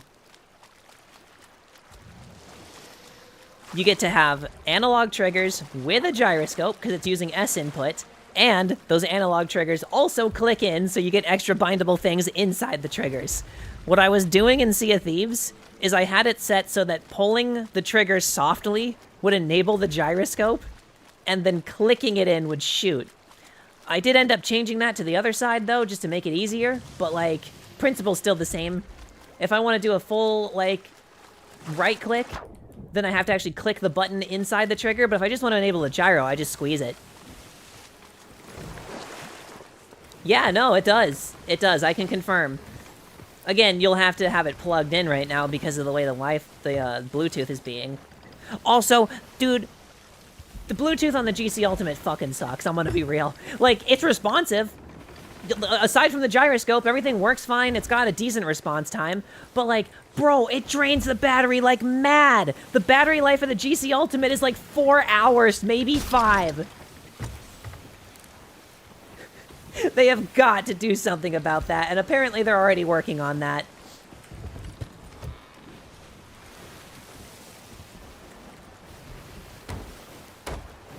I know, it is really cool. I like this thing. Bro, you gotta keep the mast repaired. That's our most important part of the ship.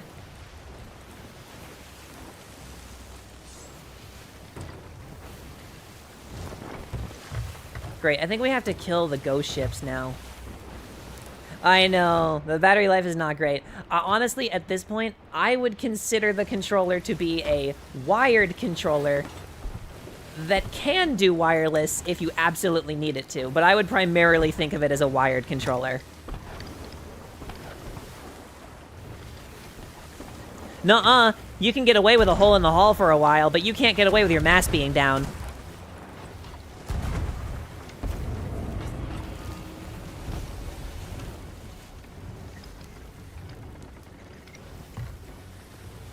I've legit seen people fight, like, hours with holes in their hull. As long as it's not overwhelming your ability to bucket, and there's exploits that allow you to bucket faster.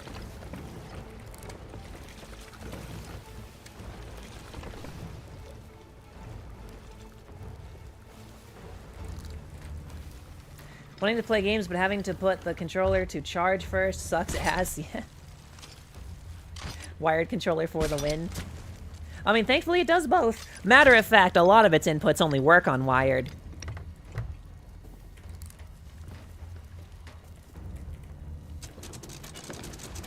But the important ones can work wirelessly.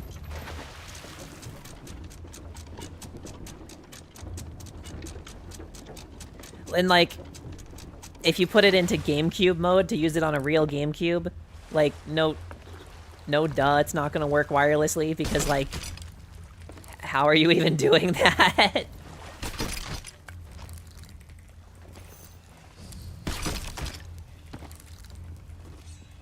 Okay, so this is that skull. This is the skull of arms. This is the skull of arms. We need to open something with this. I don't know what it is. Is it this?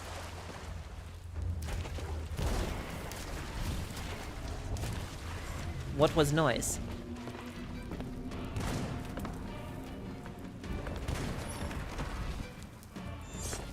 Said there's like a weapons cache. Where am I taking this? Would someone Google this for me real quick, by the way? That would be super helpful.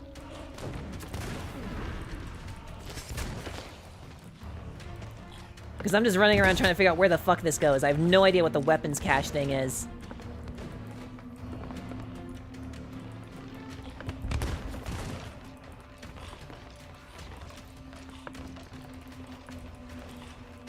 I thought it'd be something to do with these, like, big things in the middle. What is this?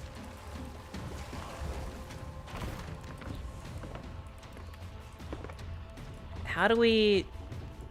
I'm not seeing any prompts.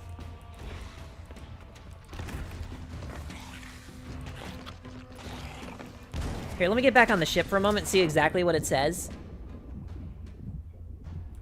Yeah. Okay, but where do I take it? Oh, I think it's tab. Hang on. It's called the... Hang on, that's the wrong thing. Unlock a weapons cache at a Reaper's Fortress using the Skull of Arms on an active fortress. But what's the weapons cache? Don't kill him. Don't kill him. Don't kill him. We need some alive.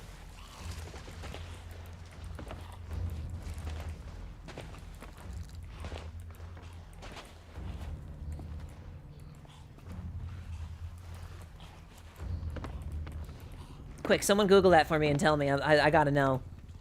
Please. I'm just running around. I don't know where this goes.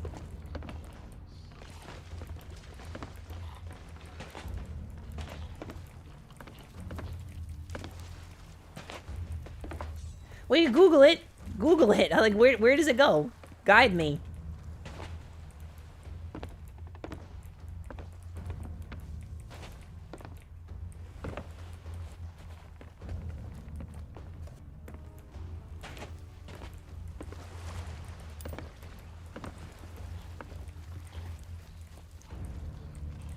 New, are you able to Google where the weapons cache is on the active fort? Oh, ahoy! Someone here? I thought I heard a cannon shot.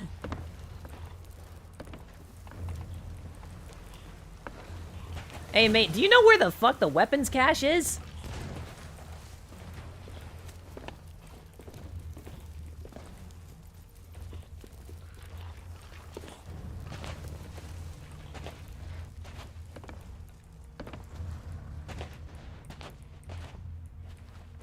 Does the Steam controller D-pad trackpad function well for fighting games? I've always been curious about that. No.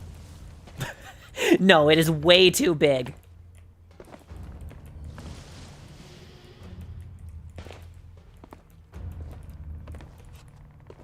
Hey, mate.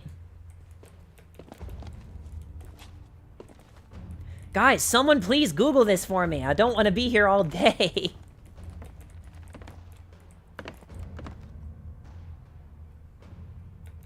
Ship coming in. I think they chill. I don't know. They might not be.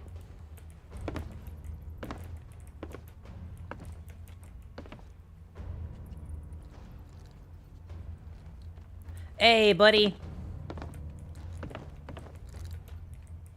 So you can have, like, all this stuff, by the way. I just want to know where the weapons cache is for this one achievement.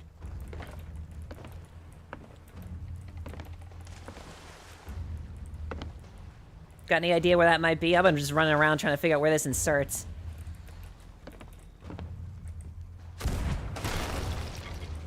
Mate, why are you guys shooting at us?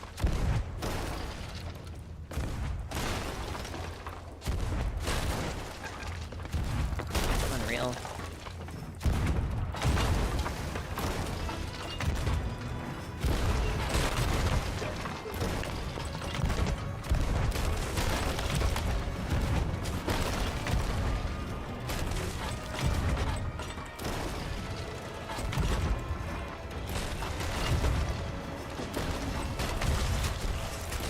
Oh, this is unbelievable. Big skull keyhole? Where? Headless skeleton by the door? Alright, you got it.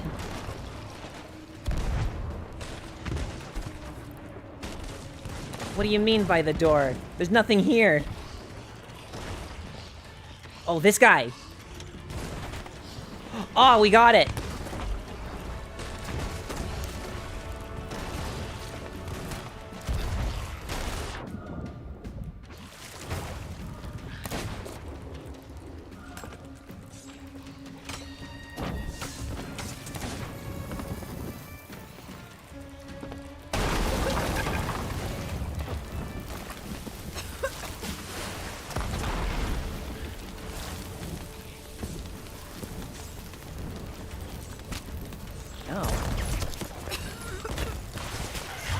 Motherfucker.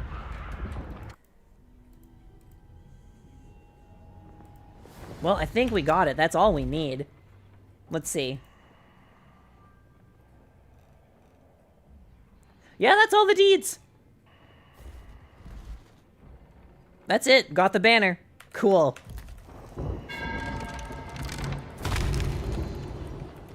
Newer, we got everything. That was the last achievement we needed. We are free to quit until, like, the next update.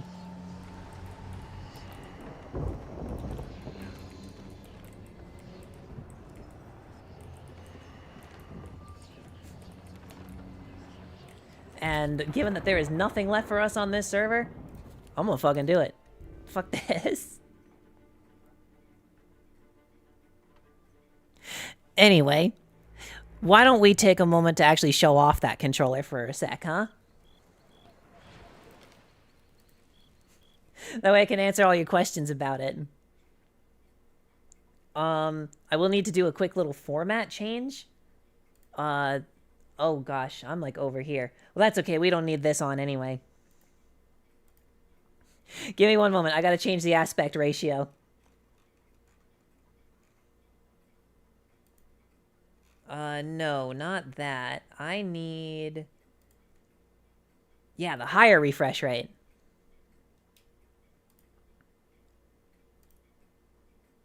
There we go.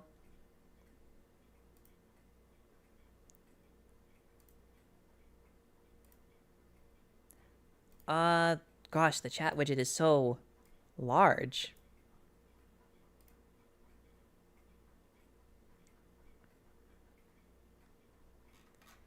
There we go. That should be good. Hell yeah. Yeah, dude. Let's give it a look.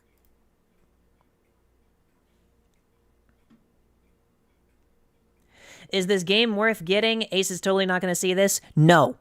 Sea of Thieves is not worth getting into. They've kept the servers this laggy and unplayable for almost a year now. Actually, I think maybe more than a year now. Unless they show that they can actually handle this game, I would definitely not get into it.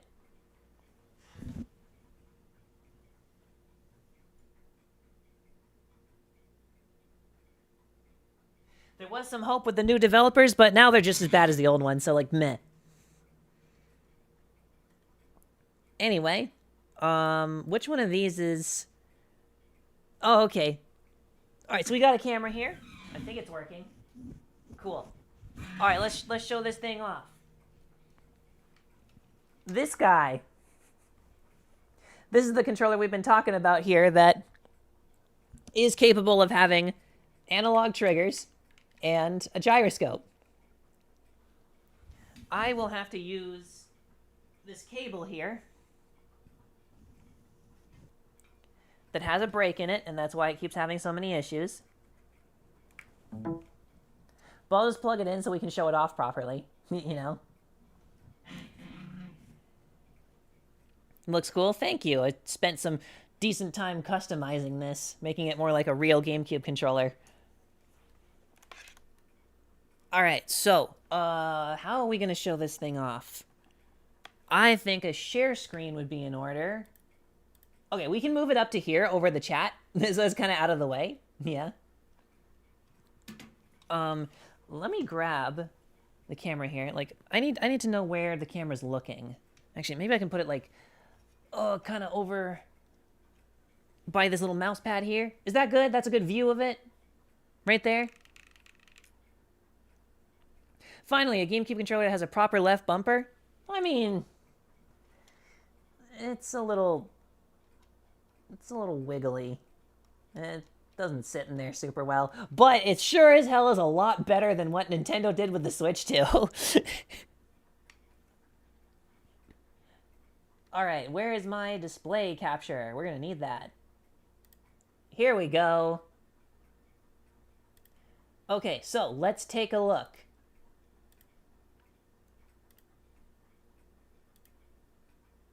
Here is the GC Ultimate. We've got Hall Effect sticks, 8-directional, and as you can see, it is very clearly showing, aside from the fact that like it always lags because it keeps wanting to put the mouse back on there. It is definitely like 8-directional sticks, but it's actually translating it so that you're not actually missing out on any of the range. And that's like the controller itself, its own software doing that. So, well, you can see it stop at each part of the gate. If you need to, like, press it against the side between those, you're still getting full range out of it. The sticks this time do actually click in, which is weird. D-pad sucks, but I'm using the membrane that came with this thing with an original D-pad, and that seems to be the best combination. At least for having a real D-pad. You could just use the split one that it came with. But here's the big ticket item. So, as you can see, we've got our analog triggers. Yeah? It's not just being, like, one value. And look, you see the M2 and M3 saying false? True, true. They click in. And those are their own thing. The M buttons are basically just extra buttons there. We got our start, select, home, and screenshot, and these buttons are freaking awful, but hey, at least it has them. Oh yeah, and let's go into calibration and advanced settings, and oh, would you look at that?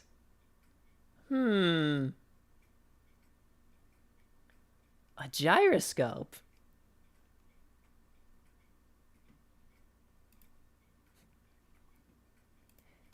See, we've got all of them all in one thing.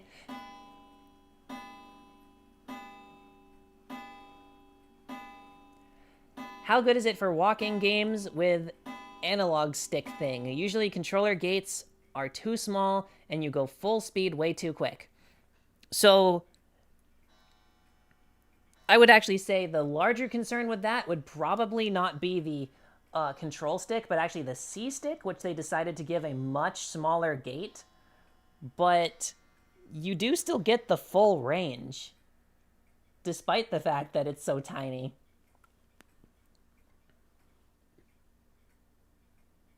But is there someone using a Wii U Pro controller layout out there that I don't know about?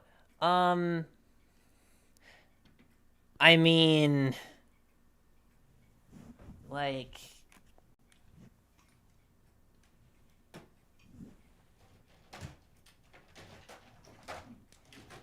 there was the Gamester FPS Master, but this does not have a gyroscope by default. You could maybe add one with the expansion port, but I don't think this is exactly what you're looking for. Although, Handheld Legend might be working on something. They teased something that looked shockingly like a Wii U Pro controller. Yo, does it have buttons on the back? It does not. It's just flat back here.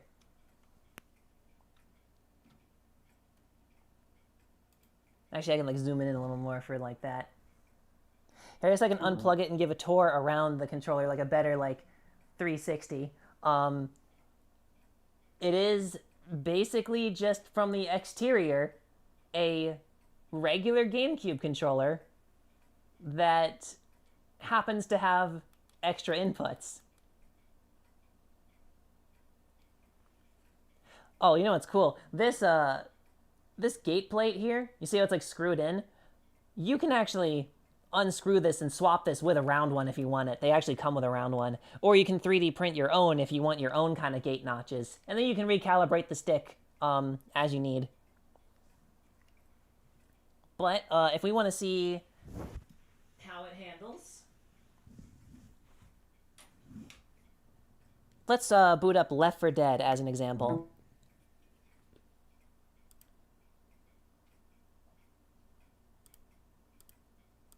So let's go ahead and shut that off.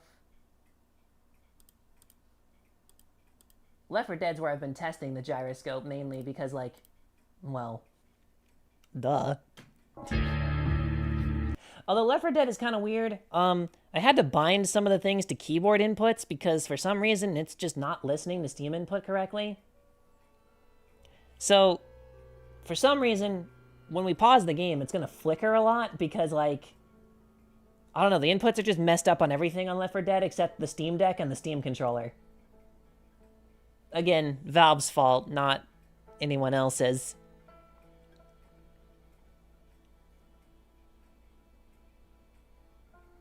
Friggin' add-ons loading. But I want my test map to load, which keeps disappearing. I don't know what the hell happened to it.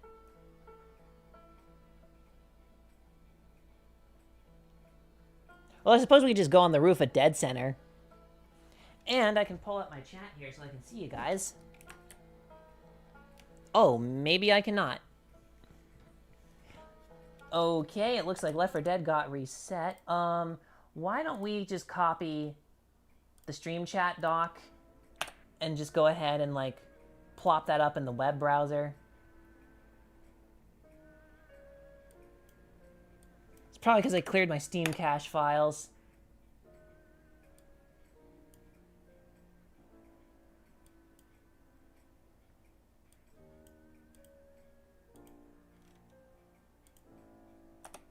I want to keep the 8-gate, honestly.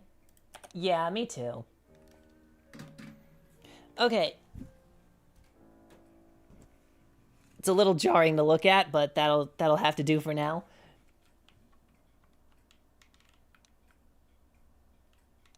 Alright, play campaign, single player. So did it get my test map? I guess there's that test map. I wanted the gun range, though. What happened to the gun range? Why is it disabled?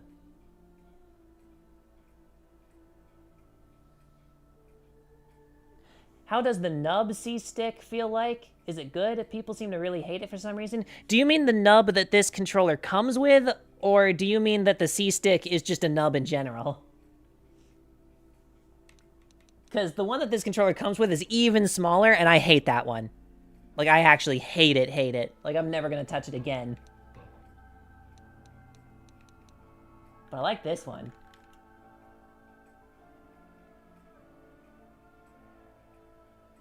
Aw, rip. Here, we'll just load up the test map real quick. Ooh. Setting this to a mouse is so obnoxious. But it'll be worth it once we're in the game.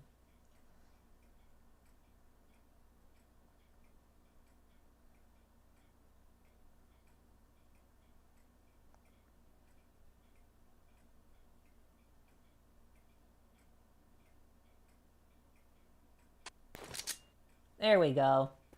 See, now this gyroscope. See how much nicer and smoother this can be when you're not doing it as like a freaking analog stick? And then the analog stick can, well, just be an analog stick. You use them together. Do some really quick flicks with that. Eh?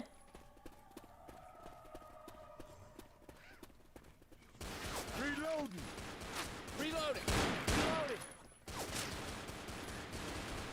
Wait, I think I just heard one behind it. Yep. Weapons over here. Let's open this up. We got Molotovs. All right, good. Now you saw, I didn't change any inputs or anything. So, even though Left 4 Dead doesn't really have any use for analog triggers, it does have analog triggers, as we just saw on Steam, but here's a gyroscope working with them also. We got some laser sights.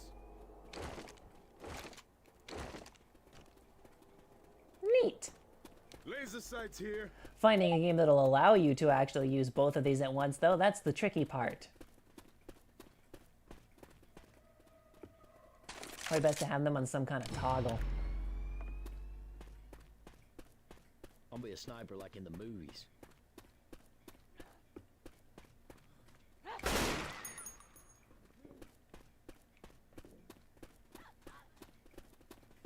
I think I just heard another one. Wait, over here? Grabbing me a Molotov. Where? Oh, in the dumpster. Oh god, motion Left 4 Dead? Yeah, but it's basically a mouse. Any kind of awkwardness I'm having here is really just because of the terrible cable that I'm using right now, and because of the angle I have to keep it in to kind of try and keep it in view of the camera. The rumble motor actually goes off when I shove. Let's... Here, why don't we point it at this guy? And obviously I'm kind of like...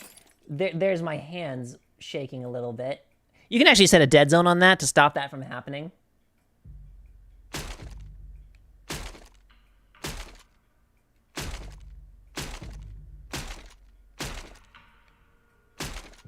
So, not only is the rumble not shaking the aim around, despite how, like, very sensitive I have it, right? But do you see what I mean about having, like, sliding triggers versus ones on a hinge?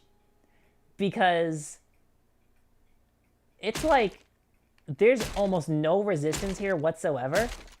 So you don't bounce your aim around to, like, maybe a little bit if you're spamming it, but I think that's the retraction. I think that's actually the spring bouncing it up.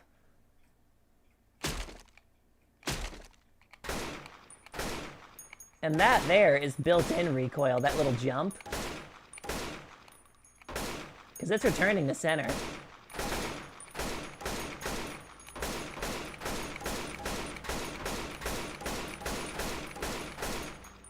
Pretty stable, huh? But then, like, you got a full gyroscope.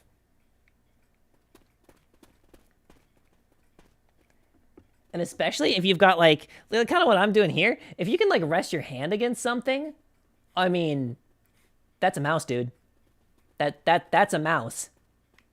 Laser sights here. That's why I'm saying, like, sometimes with games that don't support it, you're going to have to sacrifice one or the other, the precision control of the gyroscope for the sake of having analog, or you're just going to have to bind WASD to, you know, the analog stick and just forego having analog and just having it treat like a mouse and keyboard. Games like Left 4 Dead are cool, where they let you do both. Because here, let's push very slightly. Look at that. See how the accuracy is changing? Matter of fact, I would make an argument here. Because hear me out. There is crouching, and that can keep your accuracy steady, right? And there is a walk button that sets a certain, like, slow walk speed, like something like this. But I can tighten it even more. I can do this even, where it's perfectly accurate, but I'm still kind of, like, inching around a corner. I propose a concept that, technically speaking, in terms of functionality, a controller that can do both analog with it and a mouse gyroscope is technically better in Left 4 Dead than a mouse and keyboard. With one exception, you can't do the ladder climb exploit to make it faster. Though you could do a mode shift and have it be like when you click in the stick or something, since that's not really doing much. You could have a mode shift where when you click the stick in, it turns it into WASD, so then you just, like, push up into the corner, whichever way you're doing it, because you got the gates here, click it in, and then boom, it's a keyboard input, and now you can ladder climb faster. So actually, yeah, wait a minute. I got you. Guys, is this controller better for Left 4 Dead than a mouse and keyboard? It might be. Minus this stupid thing when you try to pause the game. Oh, and I've got something so dumb to show off that the internal buttons actually can be bound to whatever you want. So I got my flashlight on. Here's a shove, right? But there's a button further down in there. What if I really click it? Oh, no, it's not saving. It didn't save my binding. Aww. That must be on my Linux computer. I had it set to turn the flashlight on and off. What is it then? Up? Oh, it's using the default bindings. Lame. Which one of these is reload? Oh, it's Z.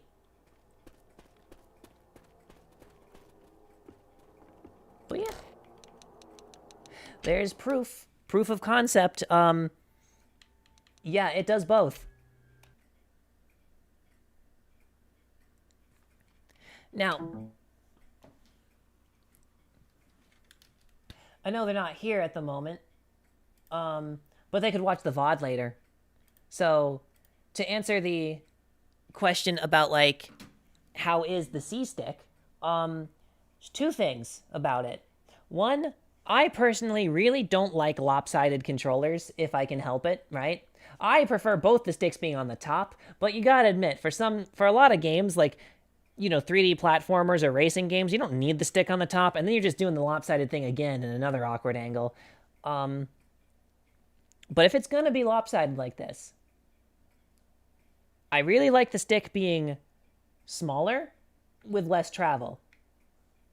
Because if it's, like, just as tall, and I'm, like, doing this whole motion here, and kind of, like, and I got long thumbs even, but I'm, like, straining my, like, tendons here to, like, kind of reach down there instead of just doing the comfortable natural motion like that, right?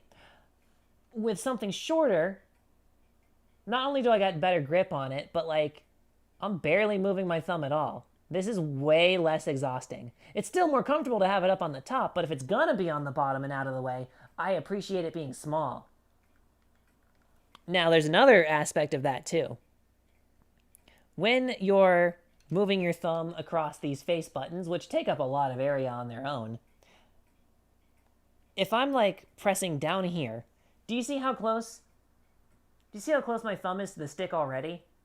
Now, if that stick was bigger, I'd be bumping into it. Like, if it was bigger and taller, and I'd accidentally bump the camera. And that's actually a problem I have on my Switch Pro controller, and basically all my lopsided controllers, is, like, when I'm reaching the furthest down button to the side, it's too easy to accidentally knock the camera down a little bit, which is really annoying if you're using it to aim. So, yeah, no, the nub camera stick here, actually a really good design.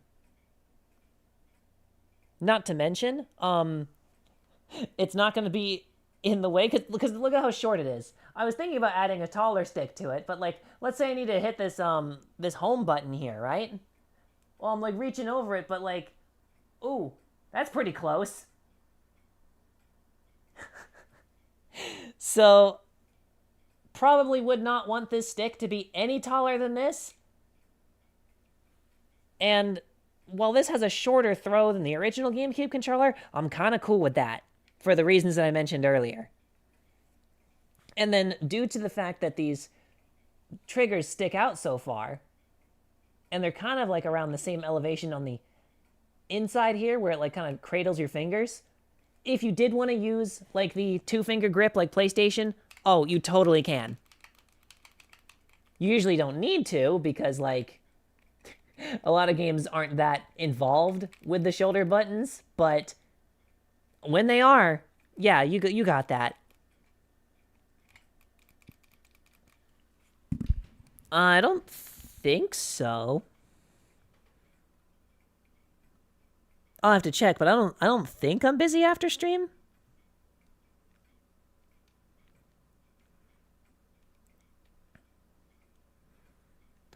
But I don't know. Does that make sense? Is that like a cool little overview of this? I really hope they fix that Bluetooth, though, because my cable has had it. I bought a new cable for it, but I don't know if it's going to work. Unless my little guy... You know what? Let's find out while we're live. See if there's a bandwidth issue. Because I got a little something. Hey, Black, what's up? I was showing off the controller I've been using because we were getting some questions about it, and I want to see if I can solve a problem it's having. So, I've got a little USB splitter. It's very old, Windows 7 era. Look, it's a little guy. It's a little guy. His arms and legs are little USB cables. Look at him. And then I think this end is the part where it's like you put it all in. So, let's see. Can we operate the camera? I'll deactivate it real quick so we can reactivate it. Can we operate the camera and this controller off of a new cable through this guy?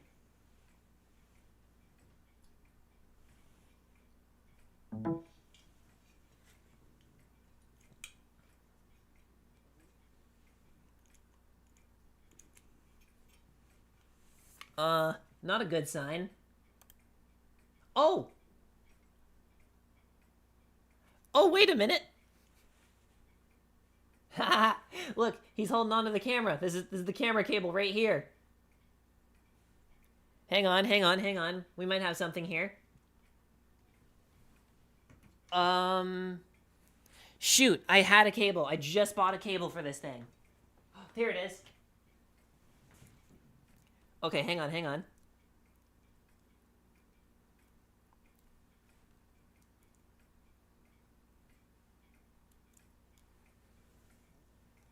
Hold on, we might be cooking. We might be cooking. I'm gonna have his other arm hold on to it. Come here, little guy. Or maybe your foot. Alright. Let's throw him on the ground.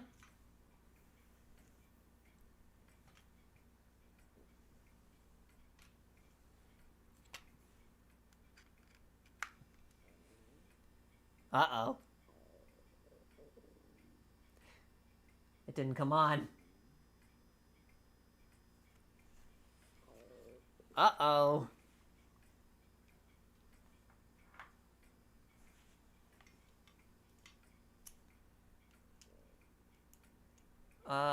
Little guy. Wait, this foot works.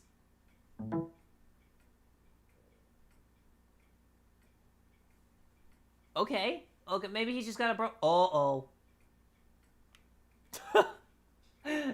The camera broke, didn't it?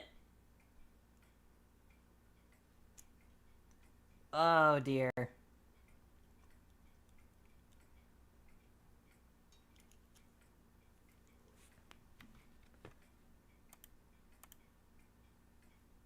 Uh-oh.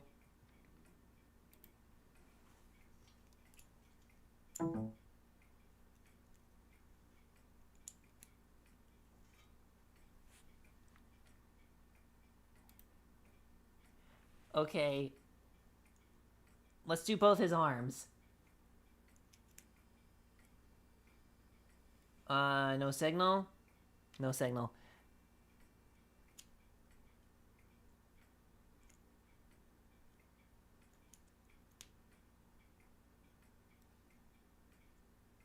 Still no signal? Oh, wait.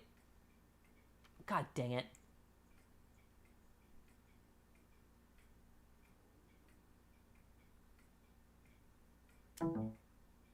And literally unplugging it made the camera come back to life. Oh, no. I don't think this little guy can handle it. I think he's too old.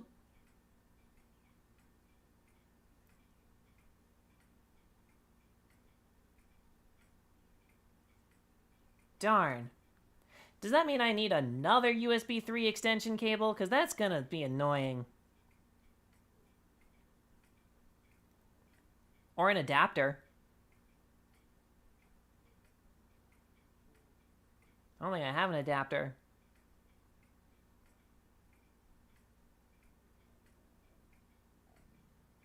This long-ass cable I have is just not good enough.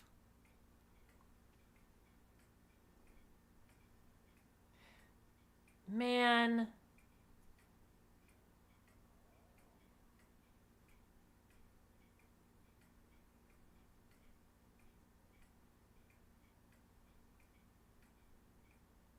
Is it just this controller?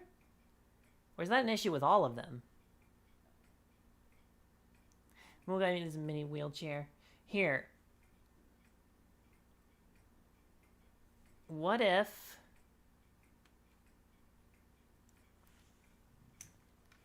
Let's put him down for a moment.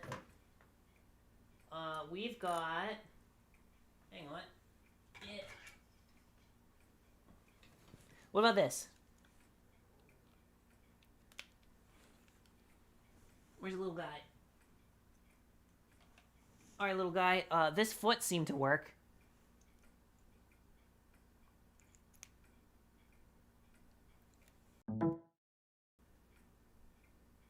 So... there is a data issue. Because now the camera's frame rate sucks. But this controller is definitely taking up less power than the other one. Ah, that's not gonna work. We can't have them on the same one.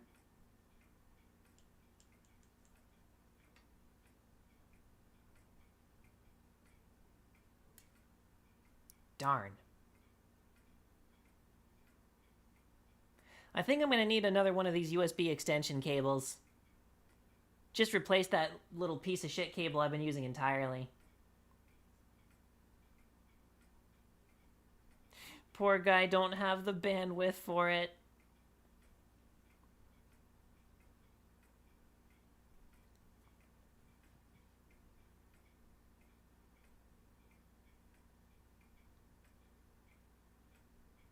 Unless maybe it's a cable issue.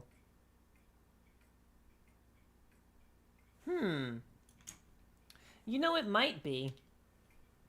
I've got a really thin, shitty cable in the basement. We could try that one.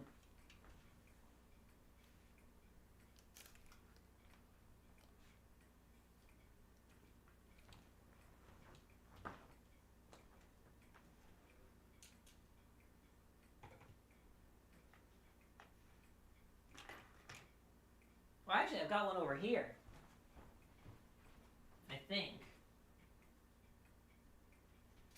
Oh, yep.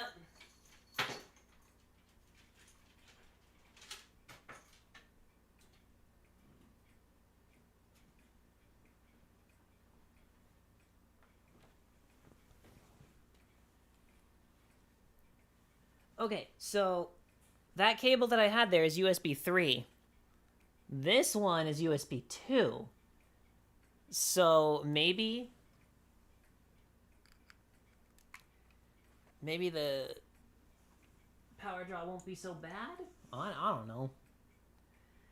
Alright, this foot. This is the magic foot.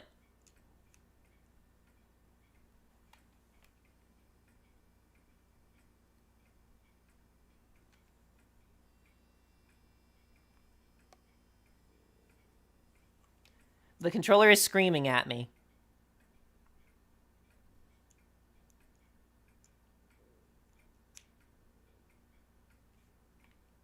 Oh.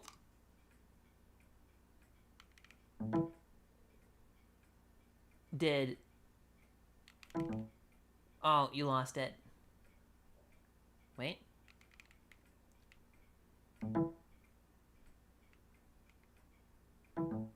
Oh.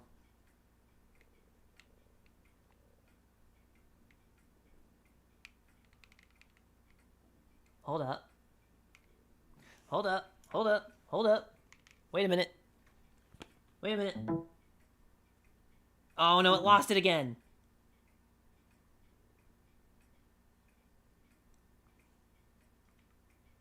Okay.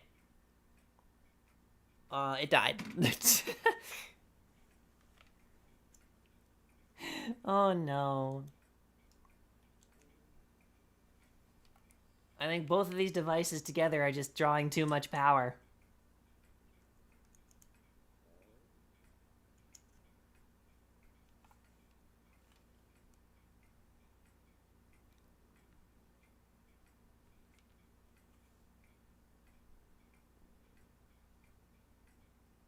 Oh.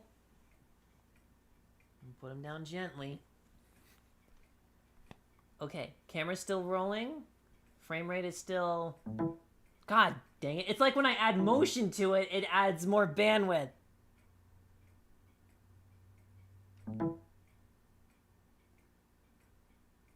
Okay.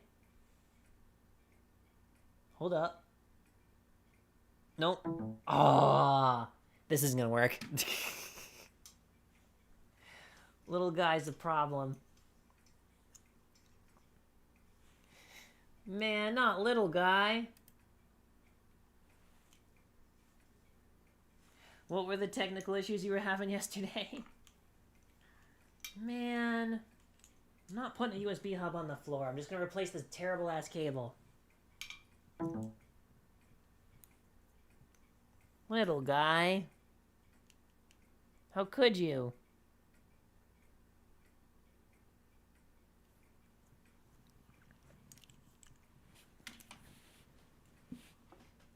Do I even have anything else down here I could try? What is this?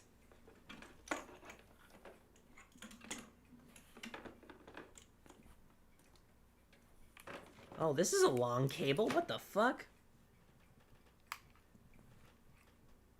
Oh. Oh.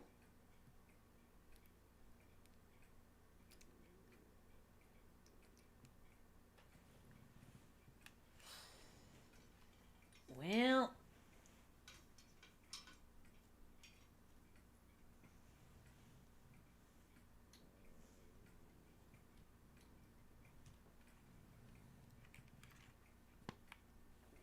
I tried streaming Legend ZA, and the frame drops were insane. Friend came in, suggested it was the Elgato. I swapped encoders and blindly messed with the Elgato settings, and 5 hours into my stream, I finally got it fixed. So was it the Elgato?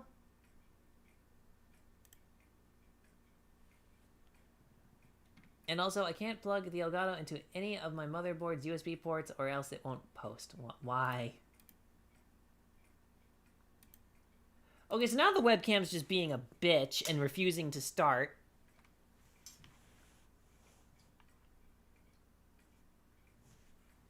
Hope little guy didn't fry it. Okay, no, it's good. It's good. Okay, so I found this really long, really thin cable that would be super nice as an extension cable. Someone, I don't know if that'll show, someone stepped on it and crushed it. I wonder if I can just kind of like jimmy it in there and force it back into position, like take that in and out. Oops. Oh, this thing must be the cheapest garbage. Yeah, let's wiggle that around in there. Okay,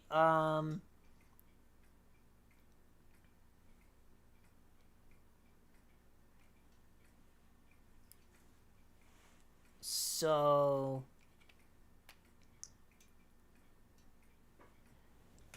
okay, we'll take this.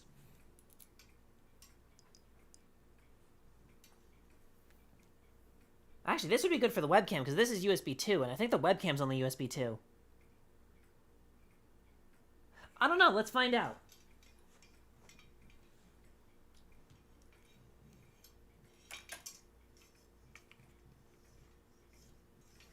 Hold on. I might not need to buy a new cable. I might have something here that'll work.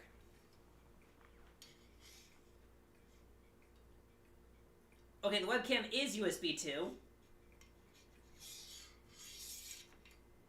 And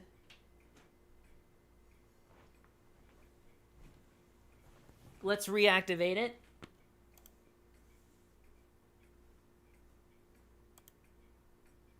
Webcam, how you... Okay, okay. So that little piece of shit cable can power the webcam. And then this fat USB 3 one here, we could hook that up to the USB 3 extension cable. And then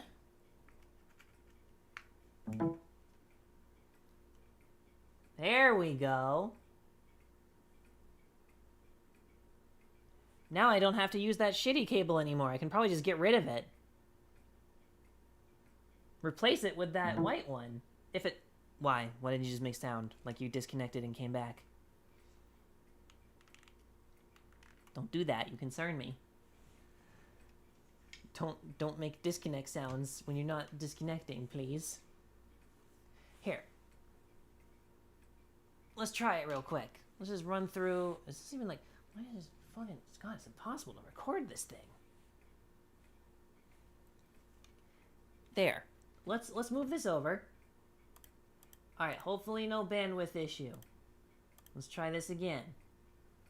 Oh, but I do need... Okay.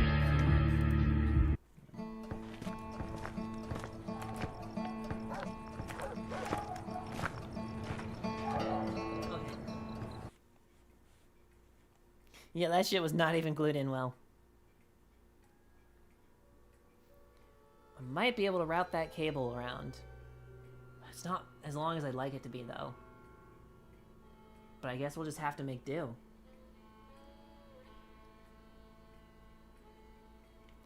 Okay, it's listening. Do we have a mouse? We do have a mouse.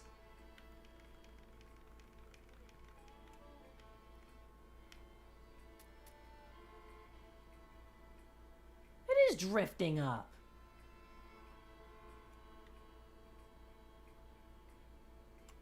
I thought that was just Sea of Thieves.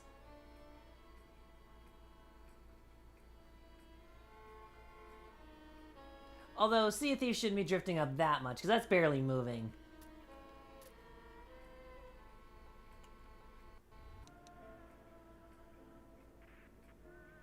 Honestly, that might just be a gate position issue. I think it is.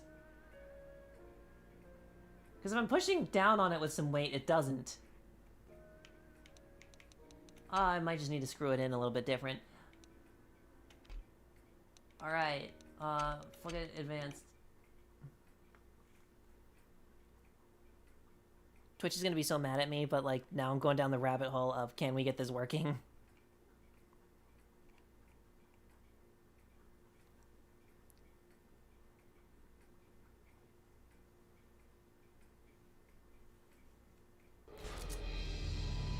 Hold up, my Guitar Hero controller has gyro. It probably doesn't. It's probably just misidentifying something it has. Although if it did, that'd be cool as fuck. Come back! Oh, he ain't coming back. Damn it. 5 minutes too late. Don't worry, they're heading to the mall. We can catch them there. Dual pistols. Good enough for me. Grab a weapon, let's go. Jesus Christ, what are these things? Hey, watch out!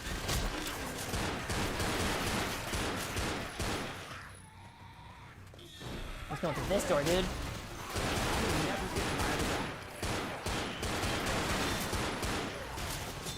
Pills here. Hold the pills. Reloading. Will you guys stop taking my items? Reloading. Which one's reload again? Reloading. Okay.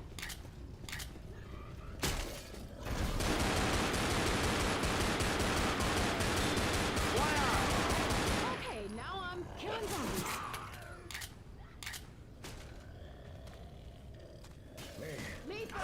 Fuck! Which I'm gonna kill. You guys didn't even kill him!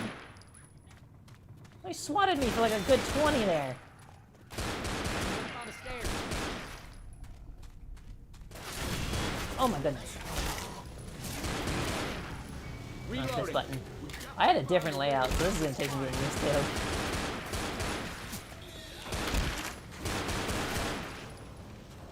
Reloading.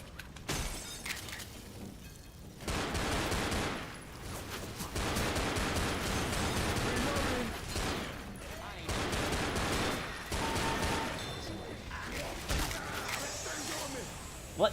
Coach? Okay.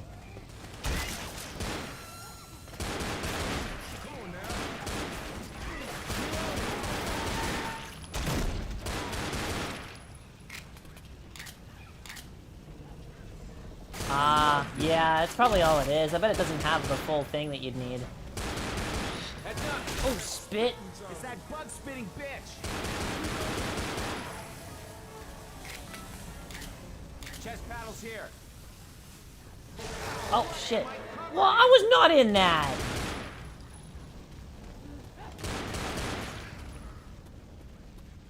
Everybody, get down the stairs. Boy.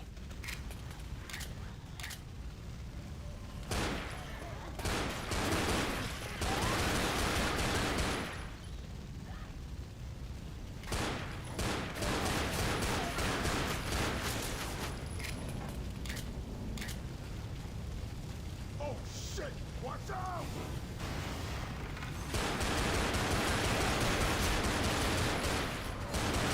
Oh. Got a chainsaw.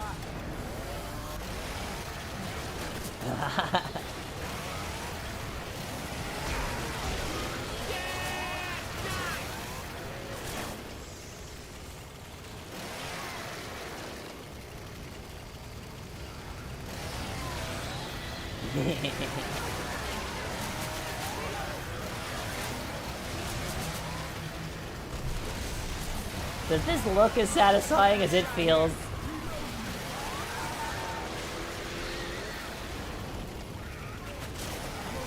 Cause this is pretty peak.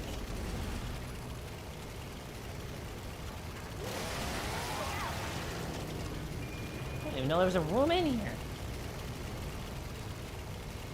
This elevator's still working. Okay, so it turns out I still have a lot more time than I... Close the door! Oh my goodness. So it turns out I still had a lot more time than I thought I had, but at least I already took a shower and got that out of the way, so hello again, welcome back! We went down a rabbit hole trying to find a way to have the camera on and a better cable on this thing, and I found something that'll work for now. We're also just like testing out and showing off the gyroscope on the thing and why mouse gyroscope is way better. All right, we're all friends now. Get ready. Okay, give me one of these. Ah, jockey!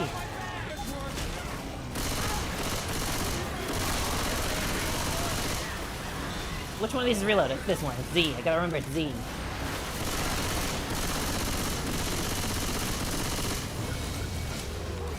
Okay, left, right. Where's the chest paddles? Okay, got it. Oh, shit.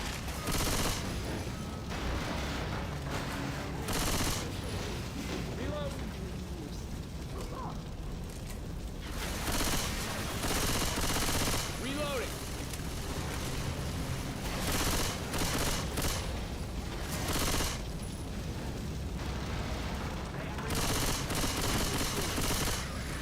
Stop shooting through me, bots! I missed my old bot mod. I need to see if I still have it archived somewhere. Or if it even still works. I don't know. I don't know why they got rid of it.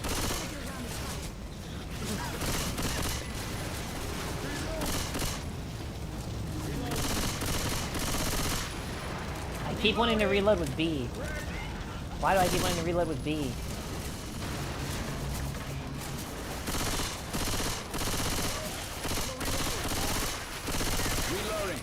Which one of these buttons swaps it? This one. You can get through here.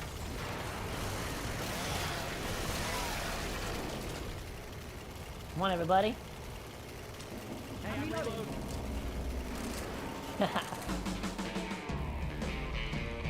Well. That's pretty nice.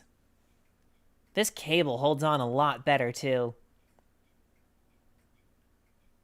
Okay, turns out it might have actually been a worthwhile investment. Anyway, we won't play through the whole thing. We'll just do that for another stream. But... oh, that was weird. A little laggy loading time there. How does it feel to move the whole controller? I tried gyro once with my phone, and it didn't feel nice, probably because of the screen. So I want to know what's up with that. It depends on how it's set up, because like, in Sea of Thieves, you saw how it was like super jittery and everything, right?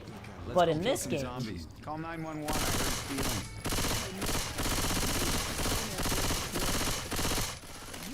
looks a lot more like a mouse, doesn't it?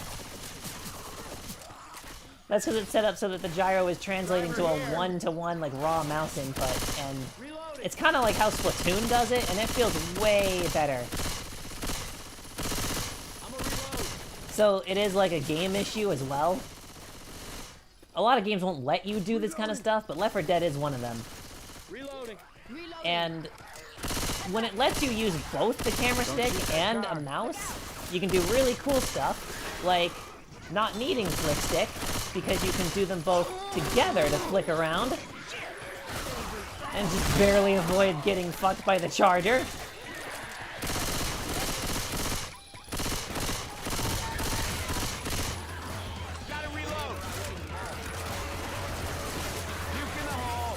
Jockey. What does this do? Oh. Lost some of that. Oh shit, Hunter.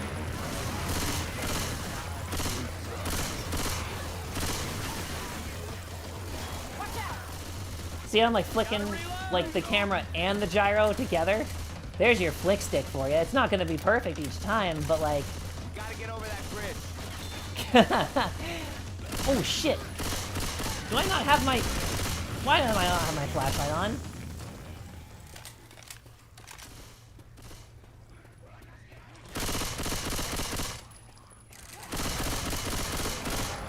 Oh my god! Oh my god!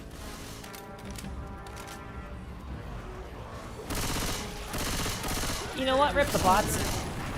Not my problem if they're on fire.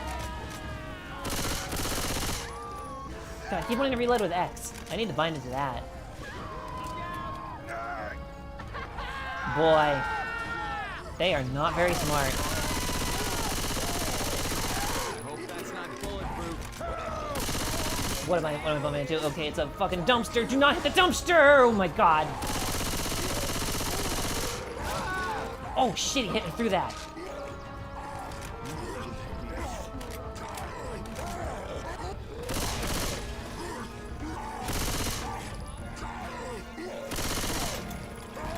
Oh, this is not good. Do you think? Fuck it. Oh, bad idea. But what else am I supposed to do? Oh god. Oh, he burned. So that's a tank, huh? Jesus, that thing's huge. Wow. Epic shit. Pull yourself together, man. You know. Relax. Hell, I don't You're need gonna be okay. I've seen a lot worse. Come on. Thanks, Nick. You all right?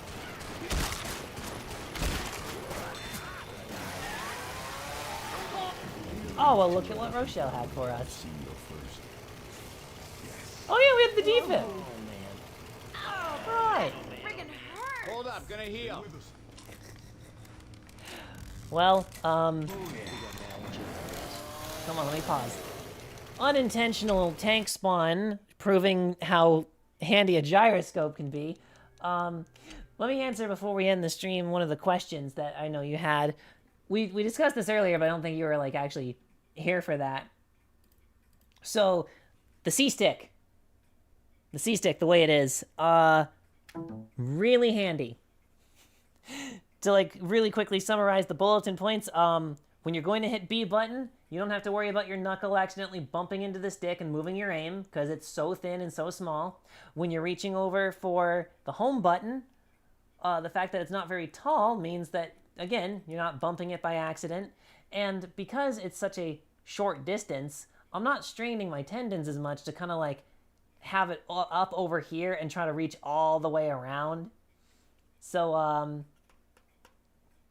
it's good. How did you map the controller? I want to know in case I ever get one of those. Well, I was just playing with Left 4 Dead's default bindings there. I think I got rid of the ones I customized when I deleted the Steam cache files to try and fix the gyro not working properly on Bluetooth. But typically, I'll just rebind it on a game-by-game basis and just leave it all the same. Like, these are going to be your L and R buttons. They're not. These are the Z buttons on a GameCube controller. L and R are analog, but for the sake of keeping it simple, yeah, just have these be the triggers and have these be the bumpers because, I mean, aside from matching whatever it's showing you, just, yeah. C-stick nub is great. Yes, it is. Also really good for like the smash attacks and whatever. And I've put an original C-stick nub on here. This will probably be a problem in another 20 years, but there's a really easy way to tell if a C-stick is original because for some reason, after a really long time, GameCube C-sticks, they age pretty gracefully. They get grippier. Like, I'm barely touching that, and my finger is not sliding off that, even as I'm, like, banging into the gates and everything. Now, that means that in another 20 years, it's probably going to try and turn back into oil, but, like, for now, boy, the original C-sticks age like wine, dude. However, I do have to have a disclaimer. I needed to use a metal file to modify this C-stick to be able to fit on here. This controller does not take original sticks by default. I also needed to find A, B, X, and Y buttons that would actually fit in here because the tolerances are so tight, and the manufacturing of GameCube controllers was so inconsistent that I literally had to swap around these face buttons in like 3 different controllers to try and find a combination of A, B, X, and Y that actually like fit into the controller properly. I also needed to sand the Z button to fit, but I'm so glad I did because the Z button is so much better. It's got a spring in here that lets it like bounce back and you can rapidly click it, although that does create a little bit of delay. This one does not have a spring. It sits there kind of loose and wobbles, but like you can hit it instantly, but you can't spam it as fast as this one. So what I've done is just have one for spamming and one for like an instant reaction. Although I did need to put a dab of hot glue because for some reason they elected to get rid of the thing where the spring was going to be. So I have a dab of hot glue to allow the spring to bounce off of something in there because it wasn't making contact with anything. And because this is the stick assembly, there's no room to even do that on this side. So for practical reasons and my own sanity, we have one original Z button and then this. Because they never made Z buttons that actually fit on this side. So I wouldn't be able to find one anyway, and even if I did, it wouldn't work right. But obviously, if you want consistency, you can just leave them both like this one. Oh, and to answer the question from earlier, due to me putting the original triggers on here that have like this, like inner groove that kind of cradles your finger, you absolutely can hold this like a PlayStation controller. It's at the same elevation, but these are obviously going to move a lot more than you're probably used to. Especially since these barely move at all. It's weird, but if you want to hold it like a PlayStation controller, oh yeah, you totally can. And as a matter of fact, the grips, they're really small, fit in your palms. They allow you to do that pretty easily. I just usually just hold it like this, though, and then just like pop up here if I need it. Is the D-pad better? Can you make it better? Yes. It originally came with a split D-pad where it's like 4 individual buttons. And that's really good for not misinputting when you're trying to select like a weapon or something. But God forbid you ever try to do a platformer on that. And I keep stimming on it because it feels like bubble wrap, the original one. But I keep getting worried that I'm going to get like my hand sweat and gamer grease down in there and like it's just going to get gunked up and nasty. Plus, if I do want to like have the D-pad, which I did, because I ran into an issue in Sonic Crossworlds. It wants you to like spam the stick around in circles as fast as possible to get rid of the goo. And, well, this is one of those use cases where having 8 directional gates kind of sucks for that because it keeps, like, when you hear that clicking, that's like for a millisecond, it's stopping because it's hitting against the gate. And the game does not translate that well. But I still want them because I want to know when I'm doing the drift as tight as humanly possible. So I put an original D-pad on here so I could do this to get the goo off. Because if it's individual, I'm going to end up just pressing all the directions at once. But this one pivots. However, I was able to make it better by leaving the GC Ultimate's new membrane in here. The membranes that the GC Ultimate comes with are fine, but they are downgrades from a real GameCube controller on every single button except the D-pad. Their D-pad membrane is actually an improvement. Like, noticeably better. Like, a lot better.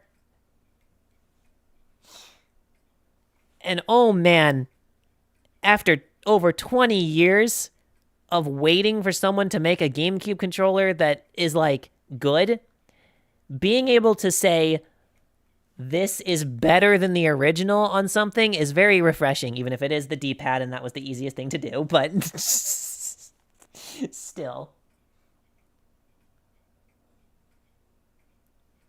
But yeah, C-Stick Nub is good. I like it. It's shorter on this one than the original, but that's okay. It still gets the full range, and because it's Hall effect, it can be super sensitive. So, yeah, it's good. The triggers that it came with were super uncomfortable, especially if you're going to be using them for analog. I would recommend getting rid of those and replacing them. And the springs, no matter how much stretching you do, the tension is just not there. If I wanted to do the perfect drift charge thing and let go at like literally the frame perfect interval in Crossworlds to like get the extra boost, I need these triggers to have some pretty springy springs so they snap back instantly. That. And I know that snaps back so hard. You can actually see it shake the controller. It snaps back so hard. That's not necessarily good for the gyroscope, but like, it's Crossworlds. You're not using the gyro for that. And you just need to know where to let your finger rest so when you snap it back, you can just, I mean, you can just kind of spam it like that and it's not so bad. You got both your hands on it, but I don't know. For doing frame perfect thing, I need that snapback to be really hard, and it just wasn't doing that. So this controller's great. It is kind of a pain to build, but it's not as bad as it could be. There's no soldering involved, thank God. But the big thing that I would suggest, because this is what I did, find a GameCube controller that is beyond saving, like an original GameCube controller that has all its stuff, but its board is fucked. And while it is technically possible to repair boards, man, if you find one that has even got like a little bit of like dry rot on it or something, that'd be perfect. Basically, look for original parts that you can put in this thing, because you know that these guys would have put good parts in if they could. Like, it makes me worried that like getting membranes and springs for this is kind of unfeasible unless they start being remanufactured by like, you know, custom order, because God, the third-party replacement ones that they have to use, oh, they are not good. Except the D-pad membrane, that's good. But yeah, highest recommendation, if you're going to use this casually and not just for like, you know, optimizing it as crazy as possible for Smash, like Melee and shit, if you're going to use this casually as like an everyday controller, yeah, absolutely put as many original parts in here as you can. Because even though it's been like a quarter of a century, you can't beat the original parts. Except the D-pad. Except the D-pad. But yeah, that's basically it. That's kind of all I have to say on it right now. I want to have more time with it and see if they maybe fix some of the Bluetooth issues, but hey, if you're treating it like a wired controller, it's nice. The rumble motors are just, I don't want to say they're better than the original, because the original does not need to have a gyroscope, but I mean, it can do left and right. It doesn't shake the gyroscope at all, yet it's still present enough that you definitely feel it. You're not going to miss when the controller's rumbling. The rumble packs they have in here are amazing. Love that shit. Oh, I guess I could rapid fire the good and the bad, the good to knows. Like I said, like, the membranes and springs, awful. Replace them first chance you get. The face buttons that it comes with, oh, they're fine. I like the originals better. I like the X is slanted a little more. It makes it easier to roll my thumb over it. I wasn't really able to do that well with the original buttons. But they are transparent, so if you want to have LEDs shine through them, you can go with that, you know? D-pad's basically an improvement. These middle buttons suck. Swappable ring is cool. Love the Hall effect sticks. They take a little getting used to, because there's no physical contact being made with the potentiometers, because there really aren't any. The sticks are a lot looser than a lot of controllers, and it's way harder to actually feel the up, down, left, and right. I mean, it's still present there. It's still the way the stick is put in there, but like, it's a lot easier to do more smooth movements, and it's a lot like snappier. It's pretty good.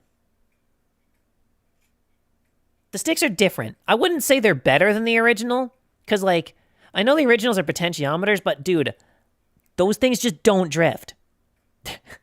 They just don't. So I won't say they're better. They are different, but they're not worse. The shell gap is pretty noticeable, though. The two halves of the shell don't really come together super clean. And there is a little bit of a rough edge here, but it's not uncomfortable or anything, and honestly, that would probably make it easier to get like a little Q-tip in there and keep the controller clean without needing to open it every time. So that's okay. Just like a little thing to note, like if you see that the shells have like this big gap in them and it looks like they're not together, well, they might actually be. Because you should be able to like flex it and feel like no flex whatsoever, which, yeah, no, there's nothing. Those two halves are completely together. It's just, well, it's got a little gap. It's got a little thigh gap. Like how the stream was like 40% Sea of Thieves, 30% Controller Gasm, 10% Left 4 Dead, and 10% cable fondling. Good stream. That's early morning streams for you, and that's what happens when Sea of Thieves burns me the fuck out on playing it. Got my achievements, don't want to touch it anymore. Not until I fix those damn servers.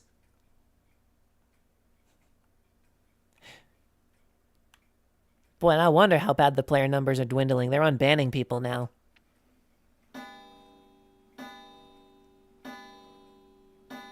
Oh, that's grabbing dead skin like crazy. Yeah, well, the originals do that too. Here, let me grab literally like one of the best ones ever made.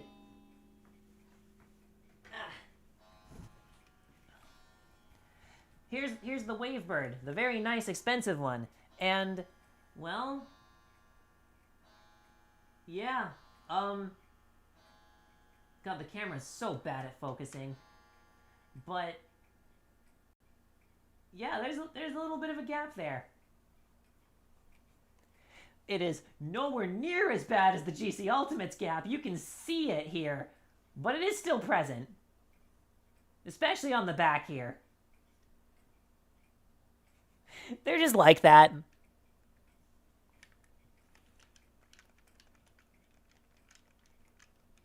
God, yeah, no, these buttons feel identical now. I can't tell the difference between them. They feel so good. Well, I'll tell you what, though. Having these side by side, you can really see that, yes, they indeed did shrink the gate a lot on both of the sticks. Look at how much more room this one has to move. Look at how far that goes.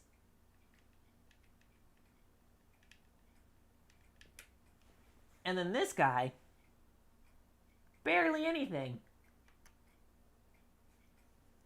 So there is a noticeable difference there. Somehow, to me, the C-Stick is still more comfortable on the Wavebird, but you know why? Look at how I'm holding it. It's because it has this big flat back to it. I'm holding it like a tablet. I can hold this however I want. I got better leverage here. I can't, like... it's a little bulbous here. I can't really do that. Well, kinda.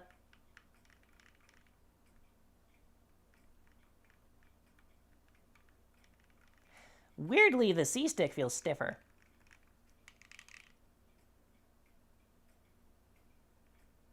I wonder if it's not down on there all the way.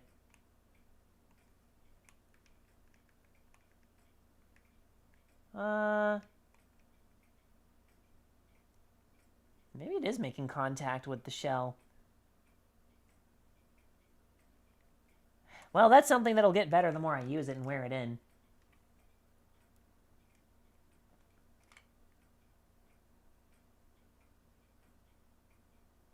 How do the clicky buttons on the triggers work? How do you not accidentally press it?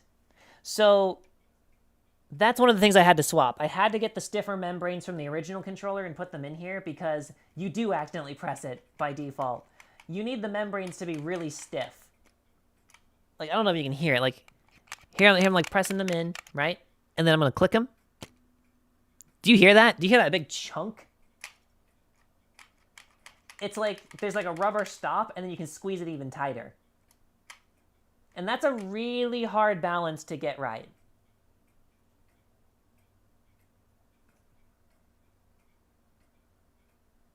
Why are we on Windows 98? Because I needed a bigger layout for this kind of stuff.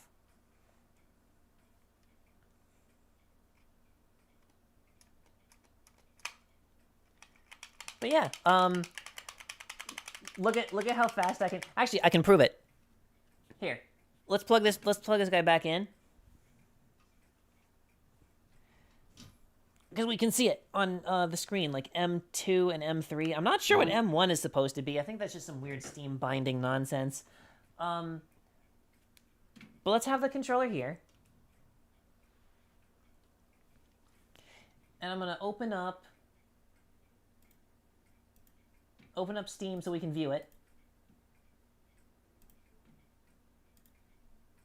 Test the inputs. All right, so you see where it says like M2 and M3 down here, false, false.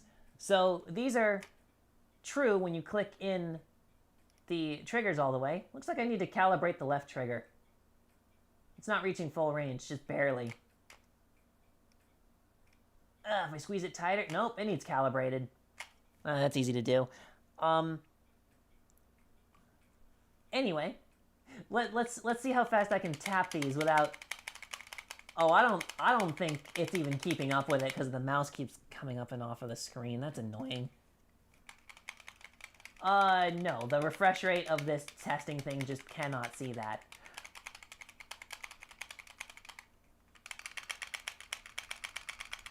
But as you can see, M2 is not saying true unless I give it a little more force. Or actually, it's M3. This one's M3. Yeah, this one's M3. Well, anyway.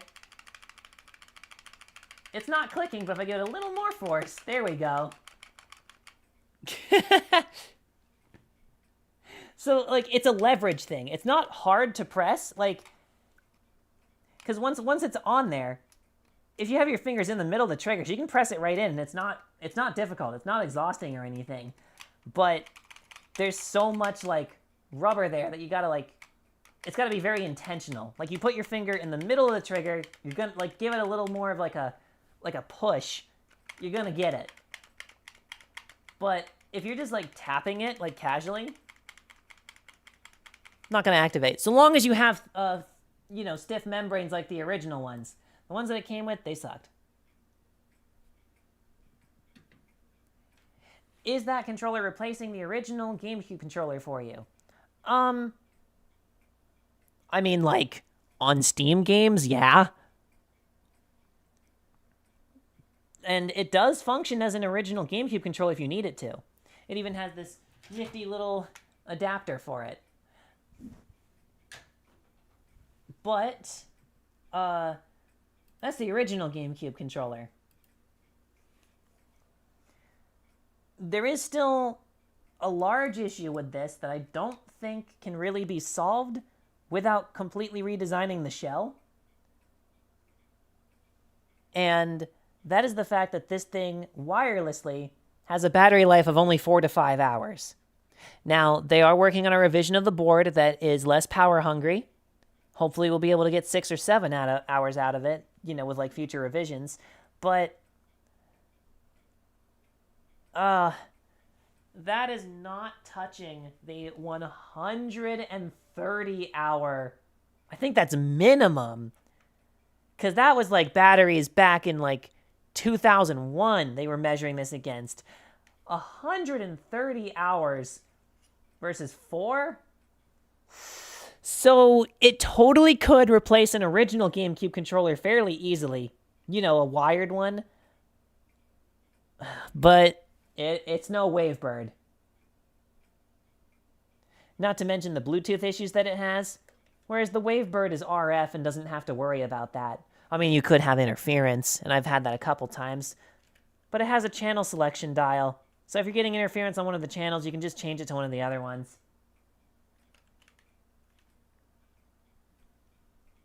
Obviously, this thing does not have a gyroscope. The sticks don't click in. It does not have a home or screenshot button. It doesn't have an extra Z button. It is missing a lot of inputs. But, like, man, if you're just playing something like Sonic Crossworlds or just some casual 3D platformers that don't really need an extra shoulder button, yeah, this is still really good. But consider this. Nintendo has said they would never make Wavebirds again, and finding original Wavebirds in good condition, especially with their receiver, is getting a little more difficult, a little more expensive. They're holding out for a while because of the slight delay that wireless controllers have. Melee players aren't grabbing them up and absolutely wrecking them. So Wavebirds have kind of kept a steady price, but it is very slowly rising. And probably pretty easily within the next 10 years, the GC Ultimate's price is likely going to be around the same, if not slightly cheaper than the Wavebird. So, like, the Wavebird with its original receiver. I know there's third-party ones, but they're garbage.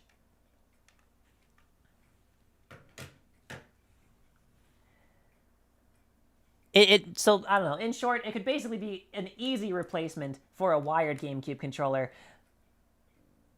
But the weight distribution of the Wavebird and its battery life are just too good to ignore. Plus the way it communicates. Although, that's alright. I have 2 original wired GameCube controllers, a Platinum and an Indigo one, and I have this Wavebird. You know how I have those GameCube ports on both of my PCs? I've got like an adapter sitting up there, but I've got it built into the other one. Let's say we have a little like LAN party, and we all want to have the same controls, same bindings, because obviously, duh. Makes it a lot easier. Say we're just having like a in-house party, and we're all playing like Mario Kart Double Dash. Well, hold down right on the D-pad when plugging it in, it'll turn into GameCube mode, and boom, we've got a 4th GameCube controller. I always needed a 4th one, and I think it's really cool that my 4th GameCube controller can also act as a pseudo replacement for the Steam controller. That's neat. That's freaking neat. It might not have everything compared to the original in terms of like comfort and build quality, but I was looking for other controllers to compare this to, and there's 2 things that keep coming up. I thought the Pro 3 from 8BitDo would be a good comparison, but apparently the Pro 3 also can't do analog triggers with a gyroscope at the same time. So its only real competition, in terms of that, is the DualSense controllers. And then I guess there's also the Alpaca controller, but the Alpaca controller does not even have rumble. It does not have analog triggers, and it's $200 fucking dollars. So, Jesus Christ, no. This one's a better deal immediately. So we'll ignore the Alpaca one for now and just look at the DualSense controller, right? DualSense controller does not have it does not have what's the word I'm looking for? Not potentiometers, the Hall effect sticks. The DualSense controller does not have Hall effect sticks, and it's very annoying to fix that and replace those, and they don't last very long. There's the DualSense Edge with $20 replaceable stick things, which is really $40 if you're going to need to be replacing both of them, right? 1 more month until the funny number. Until funny number? What, 11?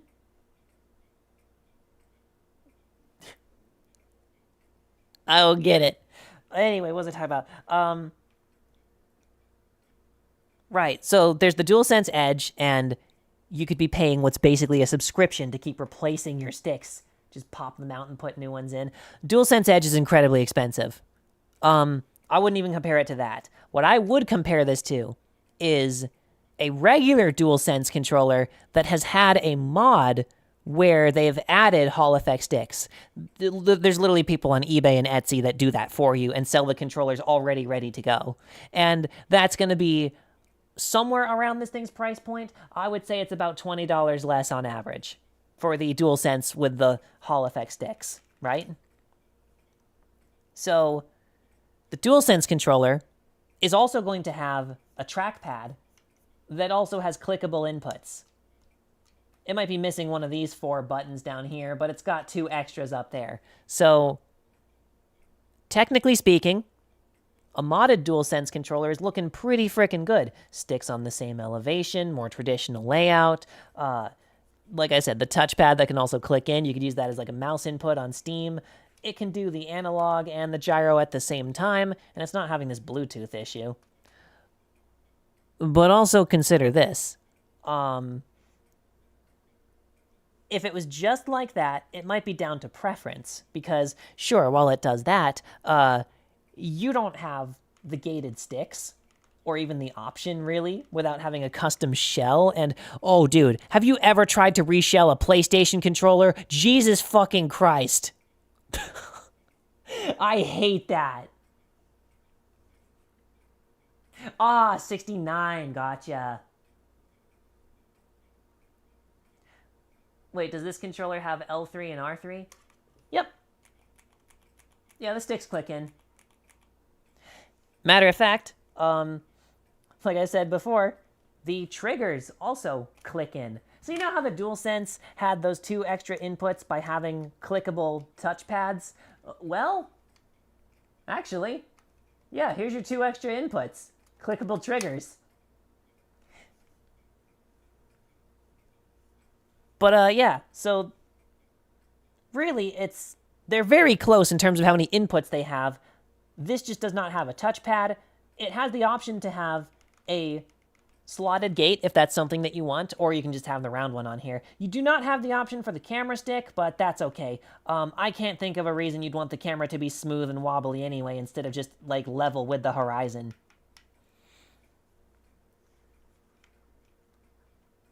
So, price point and feature-wise, they're pretty freaking close. This one is a little more expensive.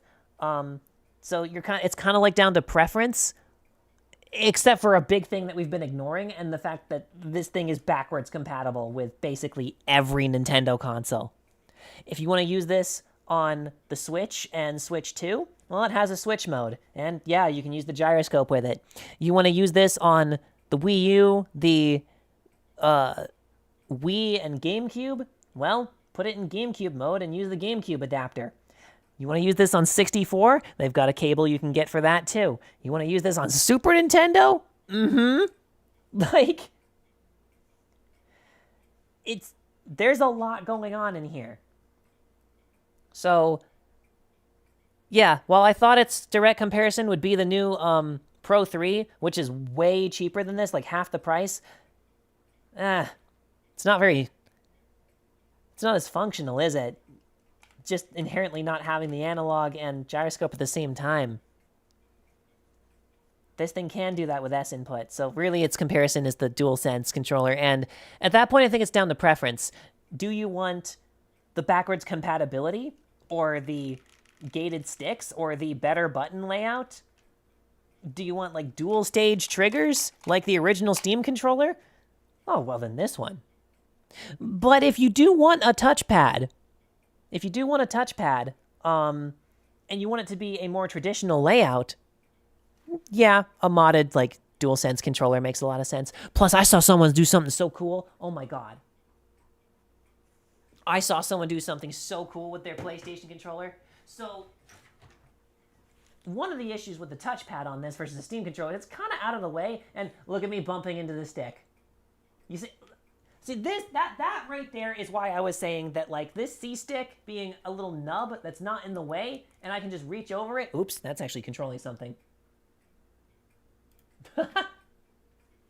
Well, that's why I was saying that this C-stick being a nub, alright, that's kind of nice. But anyway, yes, it has the touchpad, but it is kind of hard to deal with. You kind of have to, like, hold it up here if you want to do that, and that's a little awkward, but it does have it. Someone did something so cool. So, they wanted to have, like, a little touch to enable gyro thing, right? So that they don't have the gyro always on. That way, if they're playing a game where you have to kind of toggle between it on and off because it just doesn't work in certain menus, which is a lot of games, to be fair, well, if we're using the price point to compare it to, like, an original DualSense, which this isn't a DualSense, just pretend I have one, I know it's an older one, it doesn't have the back paddles or anything. Not that those can even be rebound to unique things. See, I was getting away with it in Sea of Thieves by pulling the trigger in part way, be enabling the gyroscope, and then clicking it in being fire, because that's a separate input that can be its own separate binding. How the fuck are you supposed to do that on here? what I used to do in Grand Theft Auto is I would reach over the buttons and just have touching the touchpad be a gyroscope. And that's what a lot of people do. But, you know, then you gotta, like, take it off of it to hit the buttons, and it's kind of annoying, and then you bump the camera stick like you always frickin' do. Listen to what someone did. He took a piece of... Come on, camera, let's focus here. He took a piece of conductive tape and cut out a strip that goes across here and through the triangle and square button. So it's, like, in the middle here. Then he took one of those little, like, graphite little, like, membrane button things, like you'd have underneath the face buttons, and he put an extra one of those on top of that as its own button. So whenever he clicks in this tiny, rubbery middle button, it enables the gyroscope, and then because of the elevation, it's also acting like a pivot point where he can rock his thumb around the face buttons like a D-pad. That's fucking genius. That's so smart.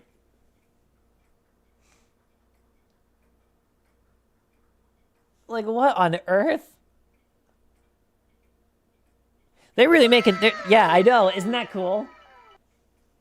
No, yeah, they're really making a point of, like, actually making the PlayStation controller seem really practical.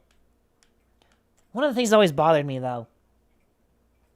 So, it's really comfy. You know, it's like a Super Nintendo controller with grips. And yeah, it's really button-centric for that. It's kind of like this. But if you're doing, like, a shooter, and you're doing this here, am I the only one that thinks it's really hard to actually, like, hit the diagonals perfectly because of how your thumb is coming at it from such, like, a weird angle? Like, that... I always wanted to have gated sticks on a PlayStation controller just for that reason. I still propose that the best layout for modern games is probably not even the GameCube controller.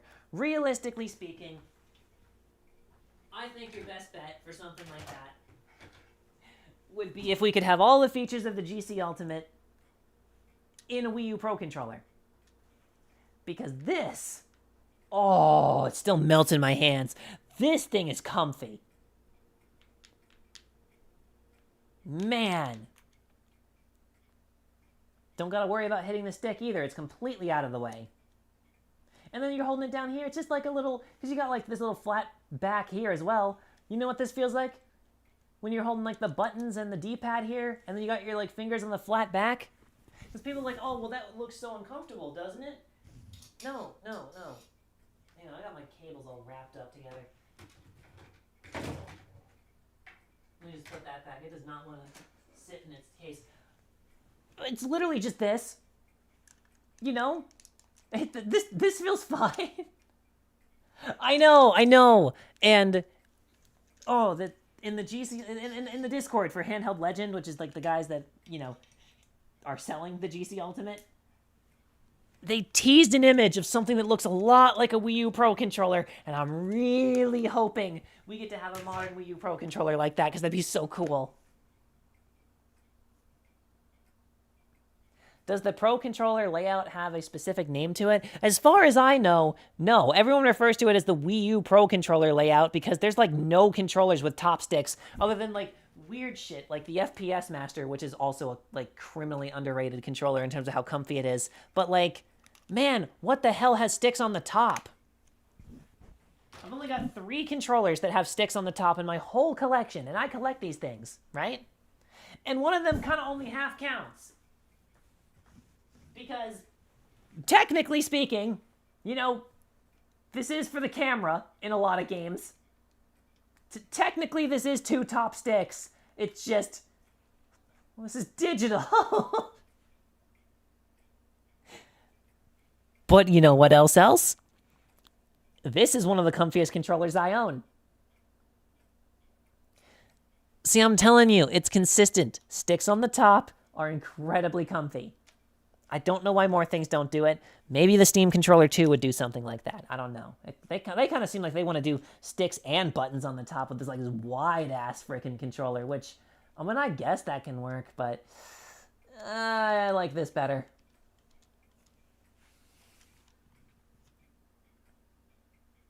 I don't have a Wii U Pro controller, but maybe I should get one. Okay, well, let me give you a quick summary of that, right? So there's some problems. Despite being not only a first-party Nintendo controller, but on the Wii U of all things, this thing doesn't have a gyroscope at all. It doesn't even have an accelerometer. There are no motion controls on this controller whatsoever. Why? See, if this thing had had motion controls, I don't think I'd even have a controller collection because I think I'd still be using this thing.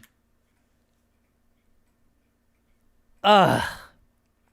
But, ignoring that, well, there's another problem. Digital triggers. Yeah, they're just buttons. And they're kind of not very nice either. They're just like little things.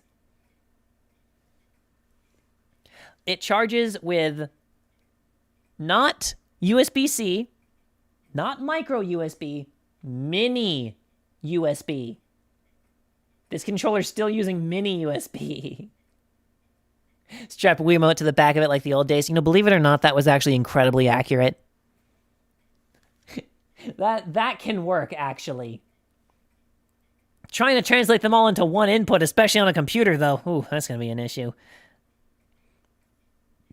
I wish I could say that the sticks were as durable as GameCube sticks, but no, they do develop drift. It just takes a very long time.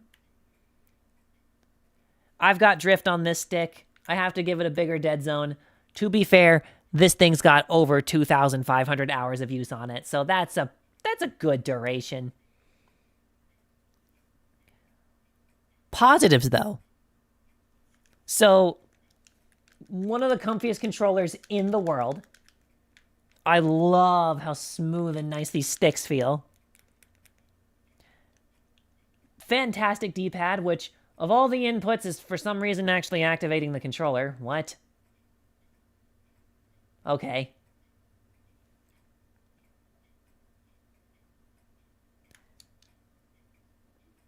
What, are you just on? Are you just on now? What's going on? Well, anyway, good D-pad, good face buttons. Listen to that. You feel that? Good shit. Well, yeah, the left stick gets more use than the right one. It's always going to have more drift.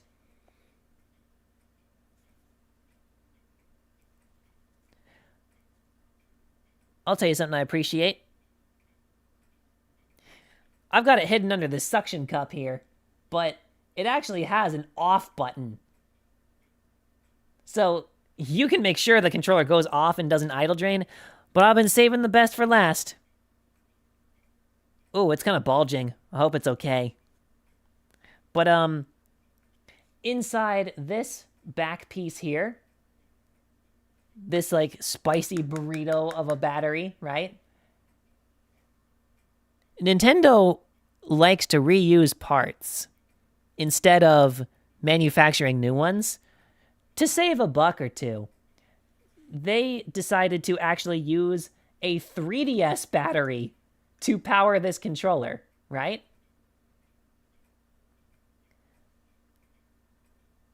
But they took something that was going to give a fucking console 8 hours of battery life and put it in a controller. With the stock battery, assuming it's healthy, the Wii U Pro controller takes 2 hours to charge through this mini USB, and that 2 hours will get you 80 hours of battery life. That's without upgrading the battery. That's with the stock battery. 80 fucking hours. I haven't used this controller in almost 2 years, and it still has a charge.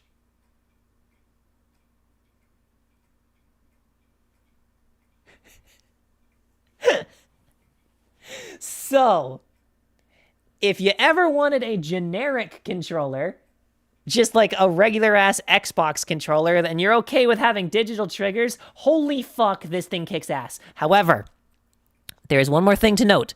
You need a $15 adapter, because it communicates in a proprietary format, and you need an adapter to actually translate it.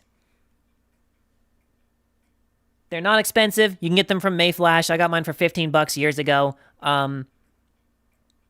But yeah, you're not going to be able just to sync it to a computer, unfortunately. Oh, you don't use an adapter? Did you actually get it working without it? Aw, cool. Hey, maybe they got better driver support since I got the adapter for it. Oh, you can! All right. Well, I'm going to stick with the Mayflash adapter due to its low latency, but hey, that's cool. Okay, so you don't even need the adapter then. My mistake. No, this thing kicks ass. I'm not kidding. Here. One sec.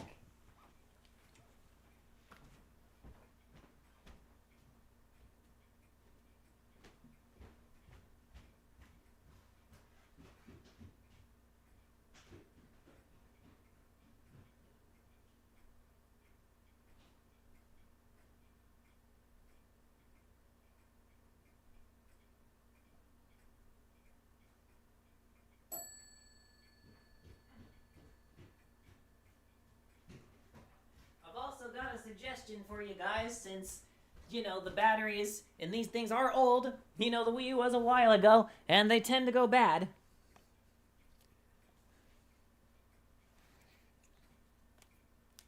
Let's open up the back here and take a squiz, huh?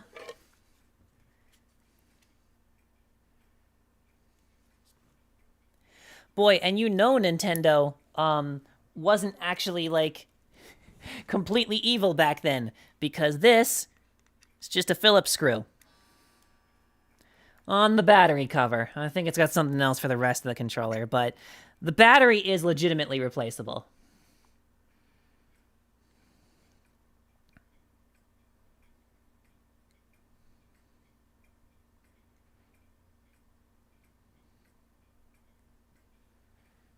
All right, let me get the cover off here.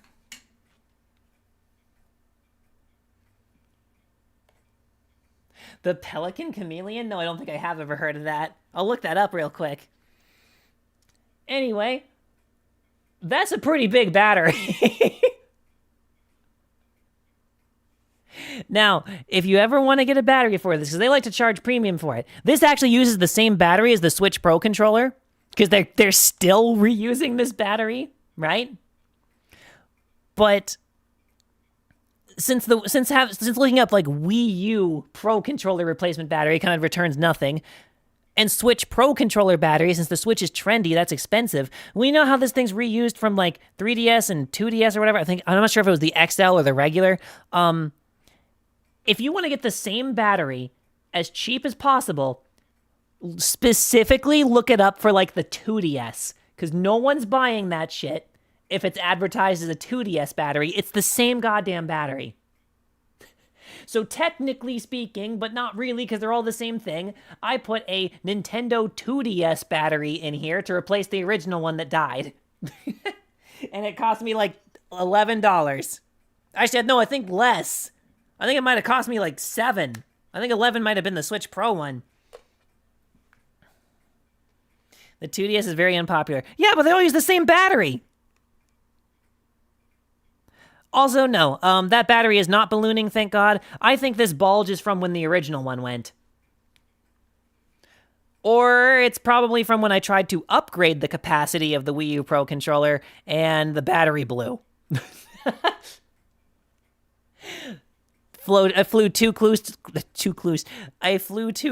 the sun. I was like, yeah, 80 is nice, but can we get 140 out of it? And then I blew it up. Just stick with 80. You don't need more than 80.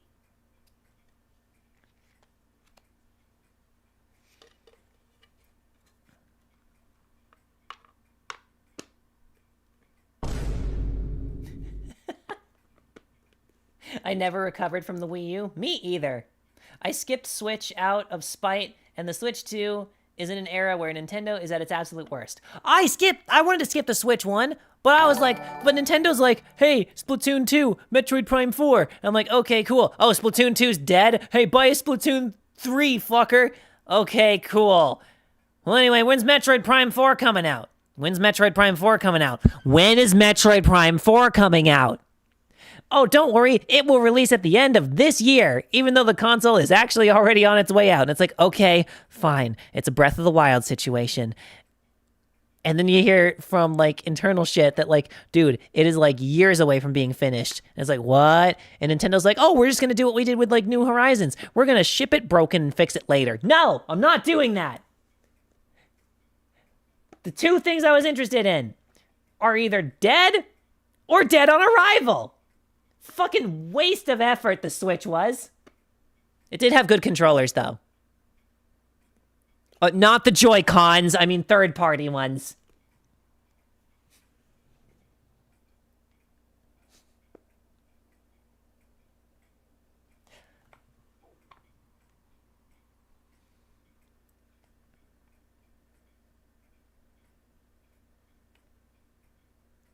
What? Do you mean your Switch was folded backwards? Hold on, I think I missed something here. Oh yeah, hang on. I was gonna look up that weird PlayStation controller, the Pelican something, right?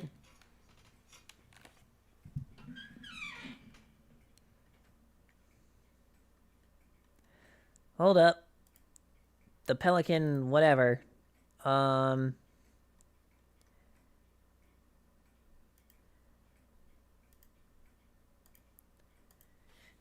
PS2 Pelican control. Oh, it's not typing.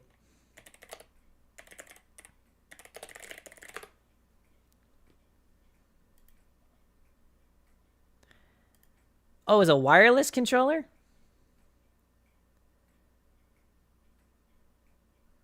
Well, I got some images up here. Maybe you can tell me which one of these is the one you're talking about.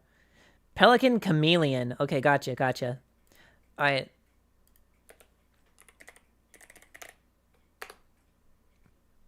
Oh, so like the clear one? Boy. What on earth?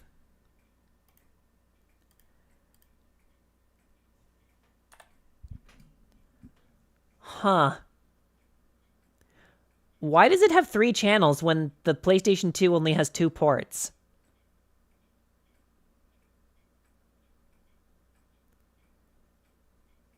This thing looks awful. At least the grips look more comfortable than the default one, but they're going down such at a sharp angle. The sticks are so close together and just, oh no. Bits. Bits.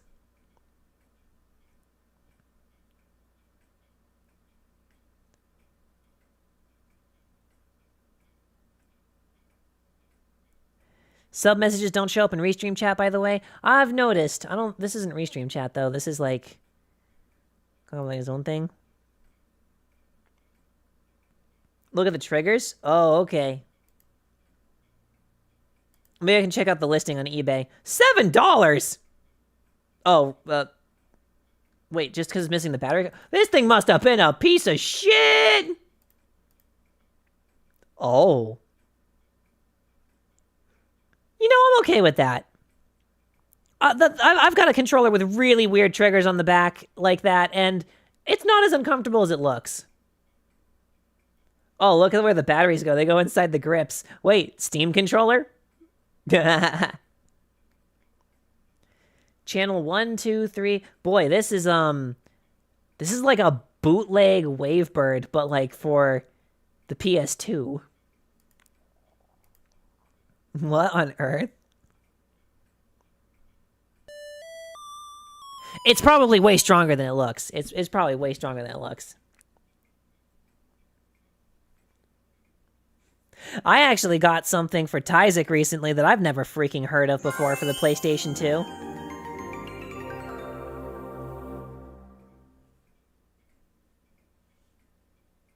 Is that message coming through, or is it just kind of hanging out? Can it at least glow? Oh, maybe you could add LEDs to that. I'm sure it's not that big of a power draw.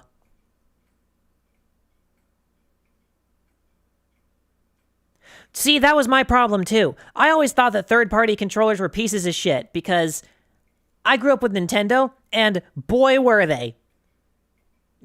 like original Wii remotes, original GameCube controllers, like original Wii U Pro controller and gamepad, you cannot replace these. These are like OEM or nothing, basically. Little did I know that across, any other platform, third-party controllers are not only they not only can be good, they're oftentimes better. Man, okay, so that's not just me. Something's just borked. But anyway, you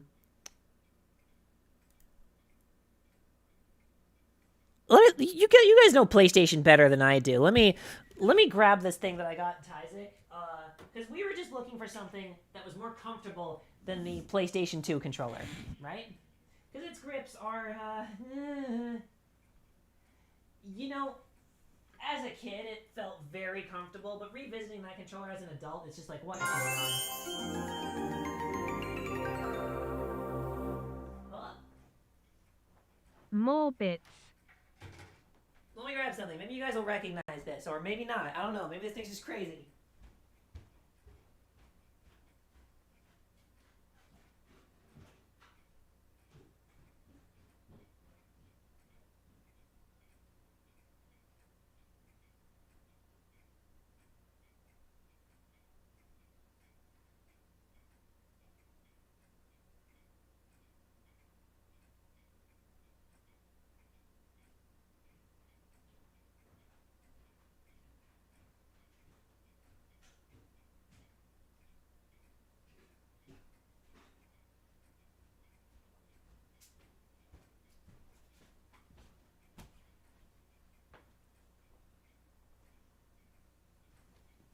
No, I think it's cool to see the internals of a clear controller. See how they work.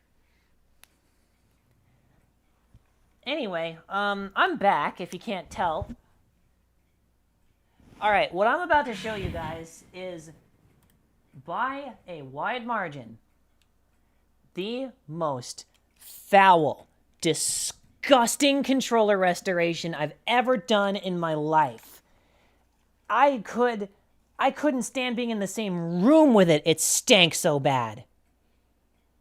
Every little bit of cleaning utensil I used kept coming off black. The most disgusting thing I've ever had to deal with. But I have it fully restored now. Let me ask you PlayStation fans, right?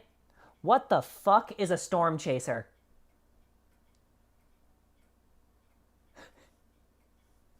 Have any of you guys ever seen this before?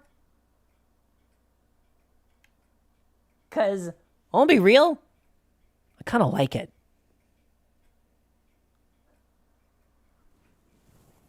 Yo, finally got to catch a stream. Yikes. Yeah, it looks like there's a bit of a chat delay there.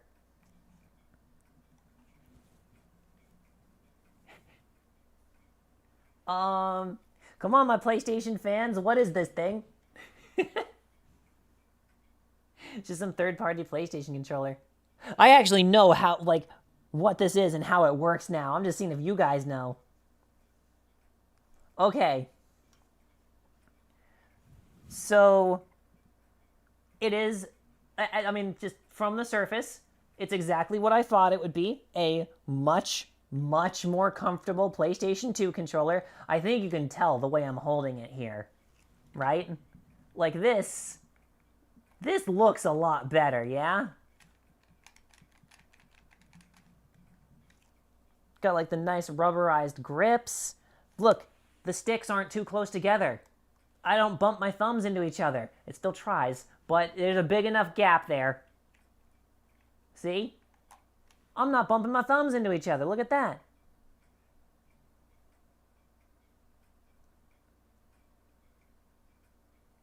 Any controller with a circular D-pad I know is garbage. Ah, bullshit, Black. Bullshit. Because recently I found the controller that has the best D-pad in the world. It's not even close with the competition. Literally, I've been saying for 9 years straight that the Wii U Pro controller had the best D-pad and there's no surpassing it, right? When I show you this, you're not going to believe me when I tell you that this D-pad is easily better and it's not even close. Gotta unwrap this thing with its long-ass cable. This particular era, because there were earlier ones that had shit D-pads, but this particular Hammerhead FX controller has the greatest D-pad ever made. Easily. It is so responsive, never miss inputs. It is the snappiest, most comfortable, most reliable D-pad I have ever had the pleasure of using. Oh my god, they try that shit on purpose, I swear. YouTube's AI and whatever. Yeah, the Hammerhead FX.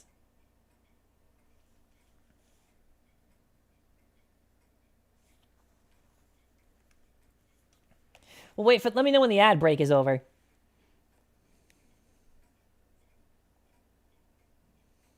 All right, you don't believe me? Well, here. Let me prove it to you. Also, Black, are you in call? Because that would make it so much easier. Because of the delay, and you could help me read chat. Oh, it's not smaller. This controller's huge.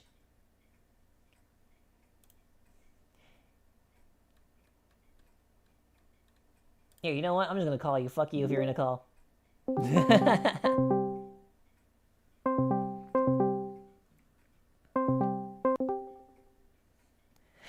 Alright, bitch. There we go. Okay, what would you guys say is a pretty, like, average size controller? Do you think, like, that like, a DualShock 4? That, like, we know DualShock 4s. They're, like, much bigger, much nicer PlayStation 2 controllers? Yeah? And it's probably something everyone's seen and been familiar with. Here's a DualShock 4. Yeah? Yeah, you missed Sea of Thieves. It sucked. I'm sorry. PS2 controller. Oh, well, it's just a PS2 controller, but bigger. Right? You know, the sticks are a little... my DualShock 4 in so long. It's got a thick layer of dust. Yeah. Well, anyway, no, that D-pad is not small because it's all a matter of perspective because move over, motherfucker. This thing is huge! This is huge! Wait, wait. Oh. Oh, right. Stream delay. You're talking about the Hammerhead. Yes. Looks like the Duke. The Duke is smaller.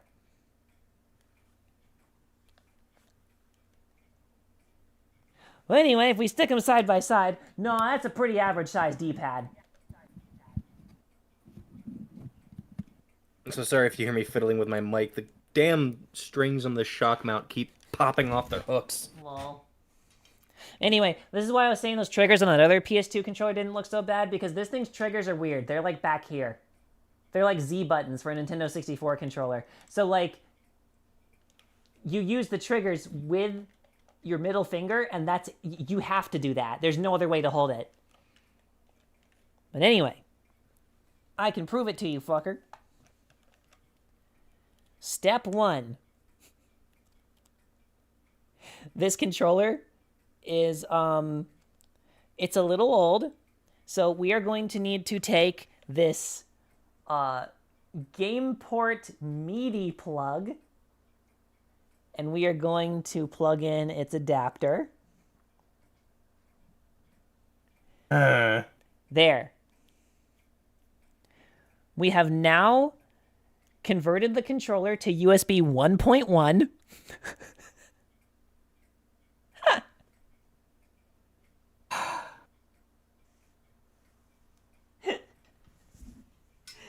Problem? Why is this a trend with every time you and I get into a call, you show me the most cursed, like, ancient technological marvels, and they somehow fucking work? I can plug USB 1.1 into 3.0, right? Yes, you can't do the other way around. As a matter of fact, that might have been what you were having issues with your little USB It's hub guy. I saw the cable was the cable you were plugging in was a 3.0, and that was very clearly like a 1.1 or a 2.0. Well, that's why I swapped to a 2.0 cable, but still didn't do it. It's telling me the rumble is on. That's not going to work. First of all, for two reasons. One, its rumble motors need double A's. It doesn't actually draw enough power. Off to a great start. It doesn't draw enough power to actually run the rumble motors on its own. Actually, there's three reasons. Two, I accidentally broke the cables on it, so I need to resolder those. Because they were attached to the bottom shell, while everything else was attached to the top. PS2 controllers are suffering from defects caused by regional manufacturing. The PS2 controllers I got in my boxes are still in, like, perfect condition. Three, you're gonna after years of extensive use. Three, you're gonna love this one. Even if I resoldered them, and even if I put batteries in here, it still wouldn't work because it needs its own drivers to run the USB or to run the rumble motors, and those have not been updated since the end of Windows Millennium Edition. So it can just give me an error on the rumble all at once. Whatever. Thankfully, without its drivers, it defaults to a generic controller. And you're even allowed to rebind the rumble on-off and the program button, so I have those set on to start and select. This has no right, but this controller is just plug and play, even in 2025. So. That's how it should be. Now that the STD Interact gaming device is plugged in, and it's showing up as a PlayStation 5 controller for some reason, I can show you that this D-pad, this one right here, this like little, it's not even gonna show up super well, but I heard that sound alert through your fucking mic. Yeah, that was my phone. So I just heard Spy go horny. Horny. Oh, I meant the other one. But anyway, so Steam is not obviously keeping up with the speed that I am actually doing this, but it is showing that I am not misinputting at all in terms of up and down, because this D-pad... I can't see it through your camera. You can't see it? Yeah, your camera is blocking the vast majority of Steam. Oh, whoops, I forgot to change it over. Well, anyway. Aside from that misinput there, it's kind of hard to, like, tilt my hand like this and show it for the camera, but, here. You know what I'm doing, so I'm just going to do it, like, here with, like, my thumb in the middle. Oh, there was one misinput right there because my thumb is actually getting tired from rocking this shit. But when would you ever do this? It's like... It looks squishy. No, it's just super light and on, like, a really responsive, like, 8-directional pivot. But, like, here, listen. You hear that? Uh-huh. Yeah, no, it's not squishy. It's actually pretty tactile. And, you know, these four have a lot of leverage, so you can very easily hit up, down, left, and right. But because it's a circle, you can also just slide your thumb into these little divots. So, like, the divots are your diagonals, right? And then where it protrudes, those are your up, down, left, and right. So, aside from Steam absolutely failing to showcase this correctly because it's so laggy. No, this D-pad is incredibly responsive, and it's super nice. Matter of fact, it was so good that when I was testing it on Racing Transformed, or not, oh, sorry, not Transformed, All-Star Racing, I stopped using the stick and switched over to the D-pad to drive. Granted, that's because these are Nintendo 64 sticks, and they are... but... Yeah? Huh? You and your weird old technology, I swear to God. And look, see? I was able to rebind the start and select, or the like start and select to like rumble and profile, which is funny because if I hold start too long, it tries to turn on the rumble motor. But it's still listening.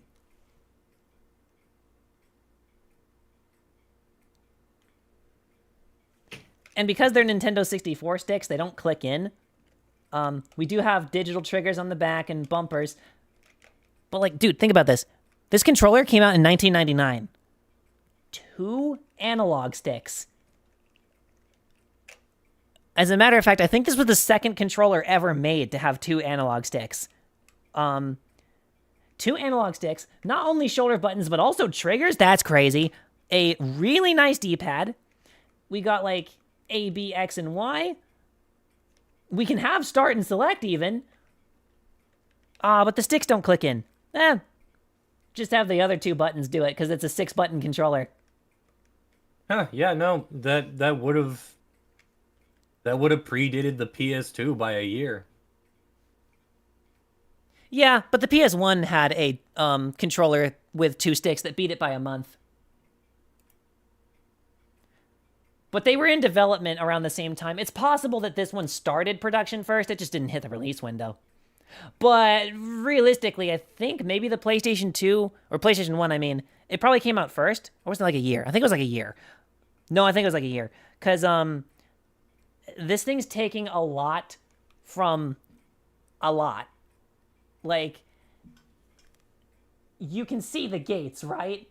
They're even kind of like awkwardly shaped. Like, dude, these are Nintendo 64 sticks. Not actually, but they're definitely inspired by it, right? We've got 2 Nintendo 64 sticks with Nintendo 64 grips with the Z buttons even in the same place. And dude, the Z button's even the same shape. So, a lot of Nintendo 64 going on here. We've got like a D-pad and a 6-button face layout that's just like the Sega controllers of the time. 2 sticks. The Nintendo 64 controller, if it wasn't designed to give your palm blisters. Yeah. 2 sticks, very PlayStation, right? Especially having shoulder buttons and triggers like that, like 2 of them. Like, it's like you took Sega, Sony, and Nintendo and squished it all into one controller and just made it work on PC. And mine's the old one that has the MIDI plug from before USB was even a thing. So this controller in my hands right here that you could plug into Windows 11 and it would just work, no questions asked. You could also say the same thing about Windows 98 if you want to go back far enough. Actually, I think this one here, the oldest operating system it supports is Windows 95. Bro, this controller has 30 years of just plug and play. What? And I bought this to steal an adapter off of it that ended up not working anyway.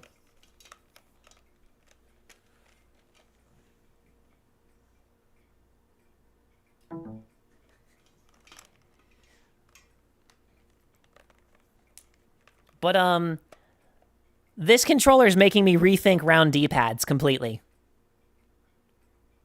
Because, frankly, it's more responsive and more comfortable. So, yikes, right?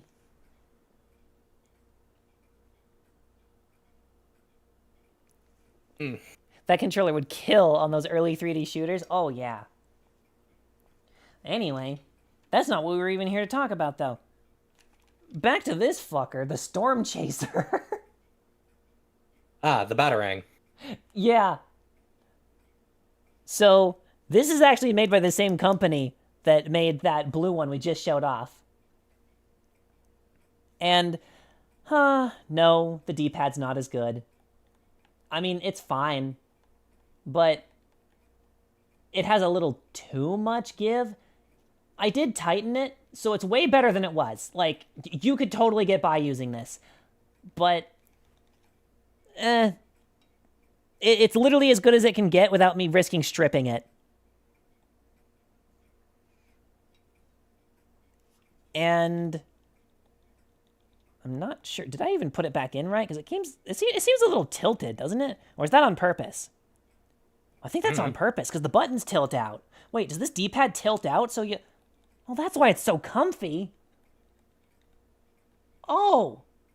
These guys are smart. Smart, but yet you couldn't even stand being in the same room as it. It was so disgusting. It smelled so bad. Oh, literally smelled. Dude, no, this was the most disgusting restoration I've ever done in my life. I don't know if, like, this really comes through on camera or if, like, this label here is indicative of how disgusting the whole controller was. But like I said, everything was coming off black, right? But frankly, it's not perfect. The 4 bumpers here, they're a little mushy. The grips were really hard to clean, yeah. You have to press the buttons in pretty hard to get it to register, just because the pads that they used are not very good on this. Sticks, very comfy. The best stick click I've ever heard. Listen to that. Damn. Right? Real buttons for start and select. They're not mushy. They're like actual buttons, like, you know, with their own membranes and everything. We ended up using this for The Nightmare Before Christmas, Oogie's Revenge, and the sequel. Yeah. Can we have a stream where you keep making Jello for a few hours? I don't know even know why, how- but I feel it would be funny. I don't even know how to make Jello, but I could try that, sure. But anyway, What was it with like that era of gaming, like that era of like media, with big movies getting like bootleg video wasn't even game, bootleg. like It's really high lower- production. That game's really high production, though. No, I mean like lower like video game tie-ins in general. I say bootleg because a lot of them were really terrible. bootleg No, like quality. video game sequels to movies, like Rise of the Underminer. Yeah. Let's be real, it's probably still better than The Incredibles 2. Was I had the Matrix game, but I don't think I ever finished it, and I don't remember it fondly. I think I was very whelmed by it, but that was another game. Or what about what's another Is that a fucking Young Justice reference? That's disgusting. You should be ashamed of yourself. And I'm disgusting for getting that reference. Anyway, let me finish explaining this though, because I'm sure there's like an obvious question on everyone's mind. How the fuck do 6 buttons work on a PlayStation controller? Right? Like, what's going on here? Well, these bottom ones are your 4 face buttons that you don't normally have, and these E2 and E1 are your extra buttons. This program button up here puts it in programming mode, where you click one of the buttons and then select what you want to bind it to. For some reason, it's everything. These extra buttons can even be bound to stick directions. So that's interesting on its own, right? Mm-hmm. And this one over here allows you to select a button and then set it as auto fire, so it spams it as fast as it can when you hold the button down. Here's what we did for The Nightmare Before Christmas. There's a couple of moves that require you to spam the buttons, the triangle and the circle. Triangle is for spamming the soul grabber to slam people around, but you have to keep mashing it. You can't do it in sync with the slams, you just have to mash it mindlessly. Kind of bad design, actually. Same thing for the dodge. You can't just dodge each time you need to. No, if you mash dodge, you get extended dodges that move you even further.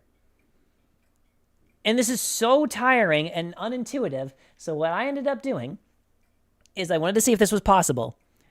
If I bind E2 and E1 to triangle and circle and have them mirror that, can I set auto fire to only do that for the E buttons, or is it also going to affect triangle and circle? I am very happy to report it does not affect the original buttons that it took the binding from. So what we have set up on this controller's like internal memory right now is that E2 and E1 are just another triangle and circle, except they spam the inputs. And it makes playing The Nightmare Before Christmas so fucking nice, and it actually legitimately feels like they're different moves. So it feels like there really are 6 buttons in this game. I even had a nasty idea for the auto fire thing, since it can do directions. You know the whole thing where it wants you to like rapidly wiggle the fucking stick in like Sonic Crossworlds to get that stupid goo off? I haven't actually played it, but go on. And this can bind stick directions? What if you bound left to E2 and right to E1 and then like kind of like pressed them out of sync and held them down? Would that make the stick clear the goo in like a second? I feel like you might trigger their anti-cheat doing that.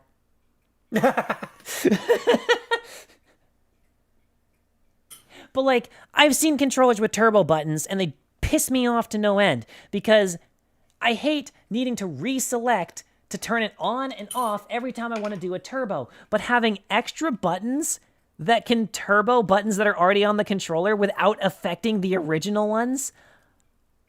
Huh. I might need to start looking into Interact controllers because, dude, this thing was $17. I think that was with shipping? Oh my god, yeah, I think that was with shipping. They're worthless, basically, right? And yeah, the buttons aren't as nice and they're kind of squishy up here, but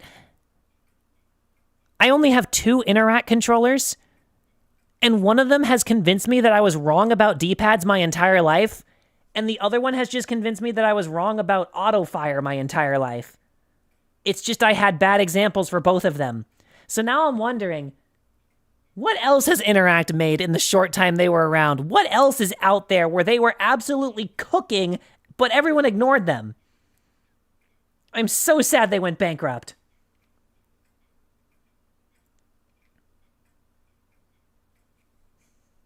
Boy, I'll tell you one thing they were cooking, though.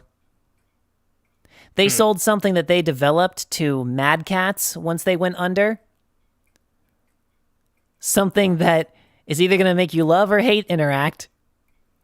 The thing that Interact sold to Mad Cats was the right to the Game Shark that they had developed. Oh. This third-party company had such a huge influence over the industry. Matter of fact,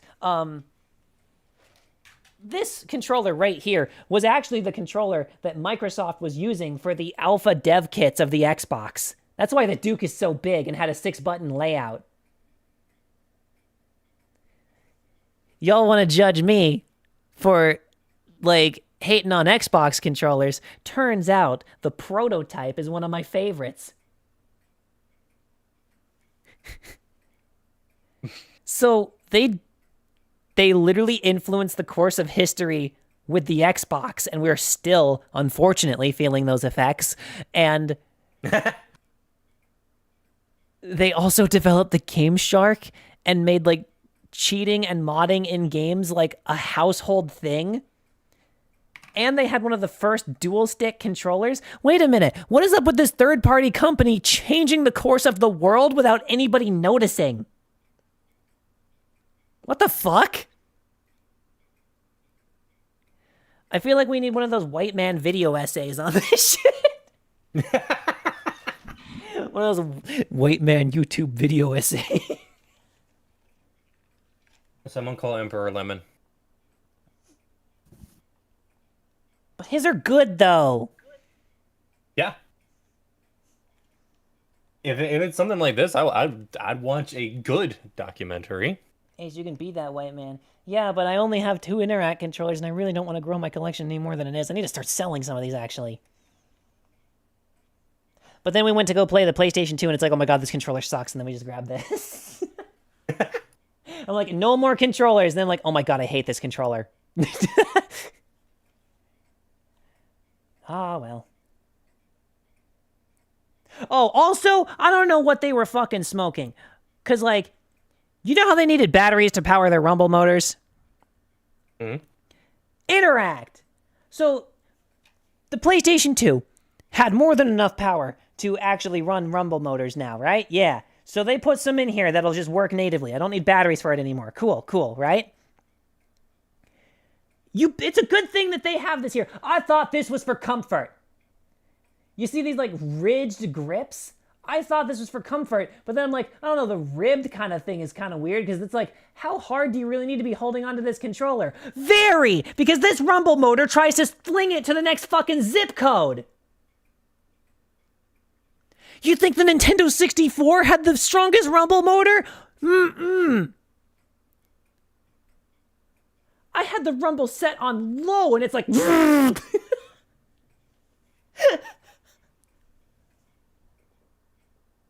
Jesus Christ.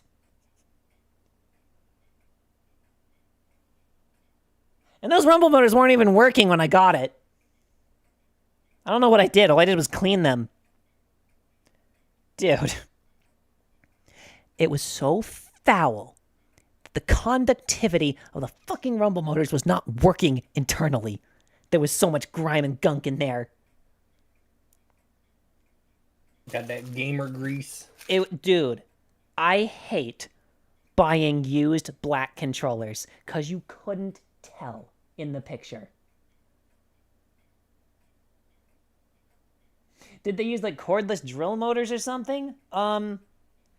So the motors are housed in like this massive fucking, and there's two of them. Actually, you know the rumble motor that was in the bottom of the GameCube controller? I think it's using the same one, but there's two of them. And that rumble motor was basically a 64 rumble motor. But there's two of them.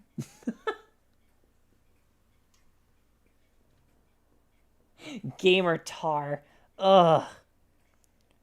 Honestly, I'm surprised I was able to even save the rubber grips on this thing with how gross they smell. How do they smell now? Like rubber, thank God.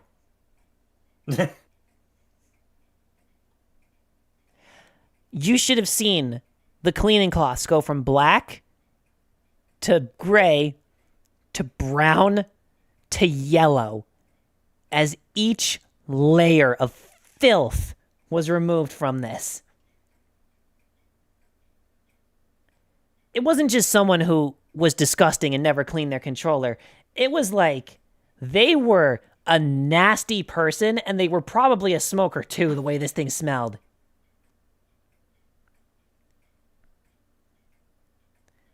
I mean, like, dude, to even get the mode button to even be transparent enough and not just be completely yellow, which it still kind of is. I did the best I could. These grips and this mode button, like, I'm not even kidding when I say they sat in vinegar for like 6 hours just to get the smell off.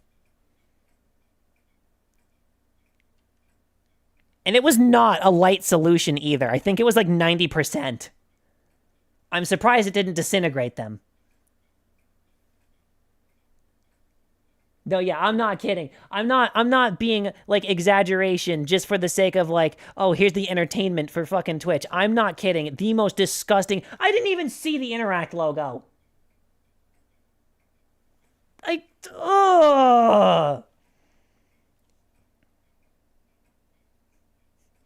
I literally just touched the stick just to see if like they were dead or anything out of the box, and my thumb was so black I had to wash it 5 times just from this little motion. That was all it took. God.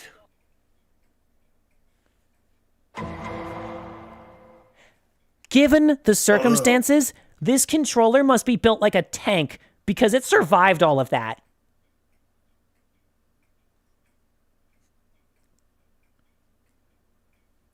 Jesus.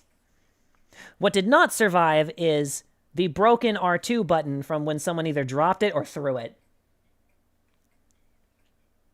So I, not too proud of this one because it looks terrible and there's a huge split in it now on the inside. But, I tried to glue it back together, the little peg that held it in place, but it just was not happening. And the peg almost glued itself inside the controller. So I'm just like, no, this is not going to work. There's too little surface area. Screw it. Literally, I took a tapping screw and screwed it through the bumper and had that be the new peg. And I feel exactly the same now. But if you look inside of this thing, it's going to look terrible.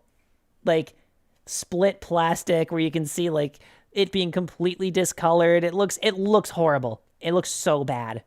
But If it works, I don't care. I was so mad at the controller at that point. I just needed it to work. Just needed it to work.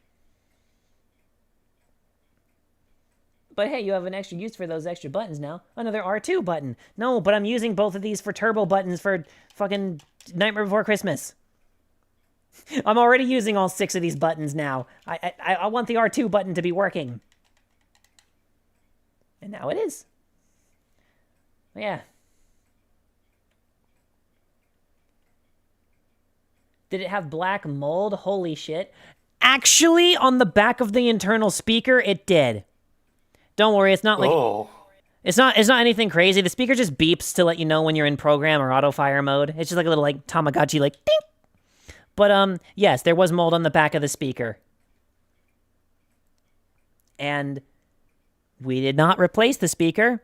We had to meticulously swab and clean it with alcohol and Q-tips and little tiny like swabs and little like pin things to like get the gunk out. We had to do that by hand because Interact, with as much credit as I'll give you, motherfucker, they hot glued the speaker into the shell. It doesn't come out.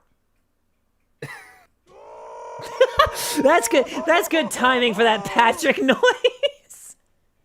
And can you guess the other funny they did? What?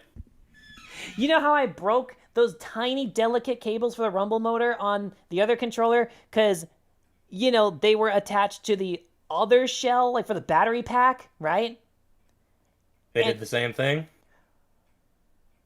So, the speaker it's like tiny, it's like hairs, the wires, right?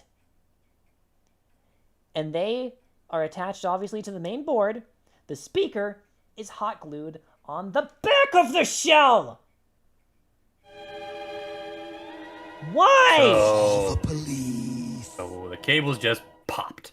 Got it. No, I very delicately, because of how gross it was, I was already being gentle, I kept them intact. The speaker still works. You can see, with the light shining through here, you can see the fucking perpetrator. See that? That is the little fucker that makes taking this thing apart a nightmare. That's glued in. And it isn't just around the rim. The whole thing. You couldn't pry it out. You'd have to melt it out, at which point you've killed the speaker. X-Acto knife? No, because A they very filled... long and slow process? No, because they filled the seams, dude. And the seams are like, you couldn't slip a business card through there. That speaker ain't coming out without destroying it. You what? On the plus side, how sealed that speaker is, look at it through the light. Look at it shining, right? We couldn't get to that to clean it. And the mold, it's so in there. It's so fucking vacuum sealed with hot glue, the mold couldn't get to it. So it was only on the backside we needed to clean anyway.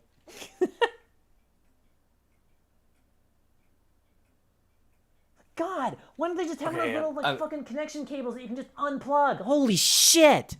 It drives me nuts. Okay, I'm being called off by a friend to help with something, so I have to get going. All right, you have a good one. This was yet another case of Ace with his weird old technology, and it somehow works. I didn't think it was going to be down this big rabbit hole. I literally just got this because I saw the grips and I'm like, that looks more comfy than the stock one. And I'd like, for fucking, including shipping and everything, for $17, I'm like, I'll take a gamble. God, I didn't know what I was getting into. Hell of a gamble. Well, now that it's clean and properly fully restored back to its like former glory, it's decent. All right, see ya. See ya, dude. Yeah, and I should probably end the stream here too. People are gonna be very confused when they watch the VOD and they're like, "Where the fuck is Sea of Thieves?" You know, the more I use these buttons, the better they feel, though. At least.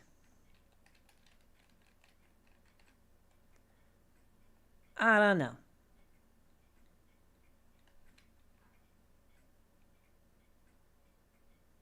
No, I'm not crazy. Look at this. That D-pad is actually tilted outwards. Do you see that? And look, it doesn't like wiggle in there. It actually tilts outwards, like the same way that the buttons tilt. So you can like. I don't think I've ever seen a tilted D-pad. Cool. It's kind of neat. Yeah.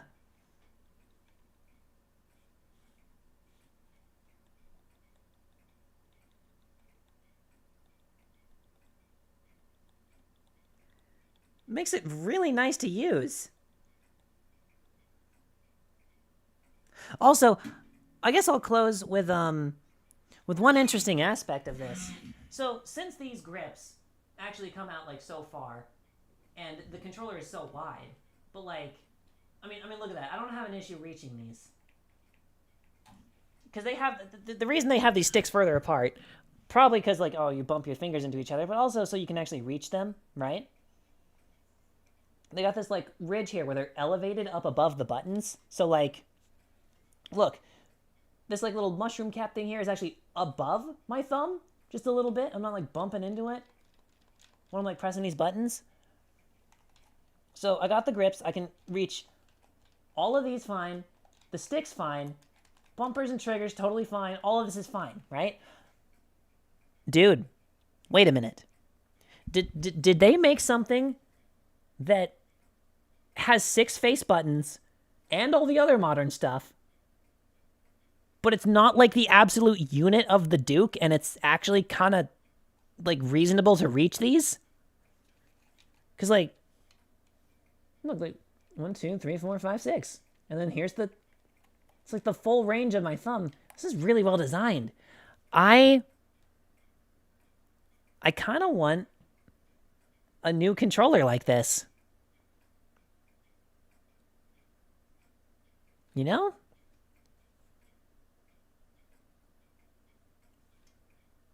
I don't know. 6 face buttons was a trend for a while, and we got rid of it, but like, this controller just showed me that even if it's like with an auto fire and reprogramming thing, it found a practical reason for 6 buttons, even though you don't technically need them. But like, God, it's so nice just to hold these down instead of spamming these two. I don't know. They've kind of convinced me. I would love to see a modern Storm Chaser. You know? Give it like the PlayStation touchpad that they have now. Give it a gyroscope. Like literally give me a DualSense controller in this form factor with these functions. And dang, that'd be so nice. Now that you mentioned, a wireless controller of that size should hold a sizable battery. Oh, yeah.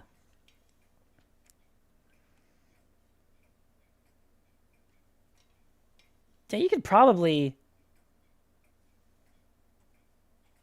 Dang, no, yeah, like with this flat back here, if you just spaced it a little bigger and had it like a little thicker down here, like you could have a monster in there.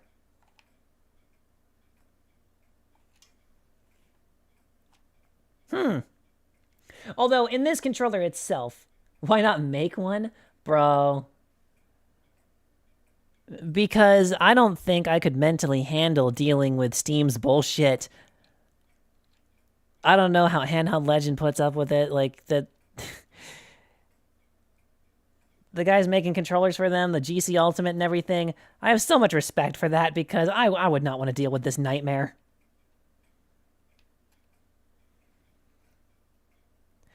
Although I guess if it was officially licensed by Sony, could just use their drivers. Problem is getting it officially licensed by Sony.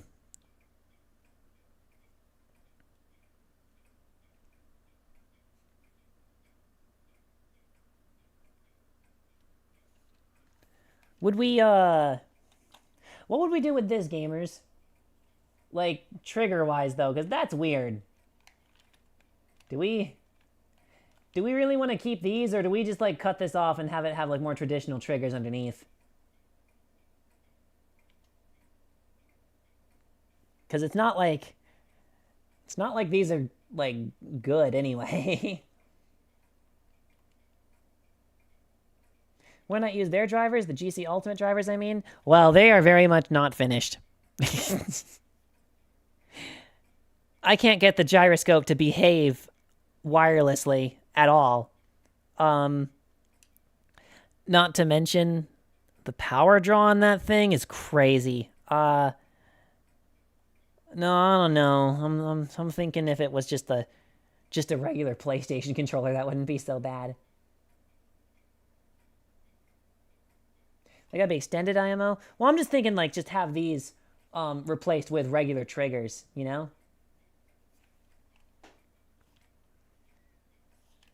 The shoulder buttons are... You know, I don't normally like this, but if they're gonna be this shape, I actually would replace these with, like, the tactile switch ones that are clicky. Because, I mean, like... they're really squishy because of, like, the membranes, yes, but also it's the angle we're coming at them with because of the way that, like, this is tilted. It's just, we're not pressing directly down on it to make it less so. Like, you'd have to have your fingers up here, and that's not very comfortable. Like, I wanna come at them from the side, and I think that's the way it's intended to be, the way this, like, pivots. So, I don't know. I'd make them tactile switches like the GameCube Z button, because it does the exact same thing.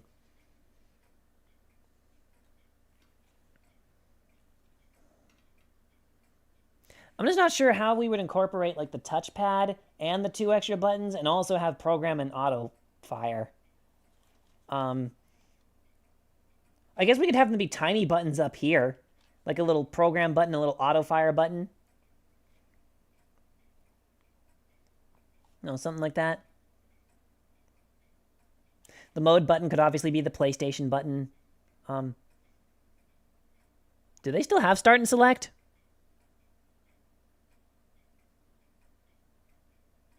Wait.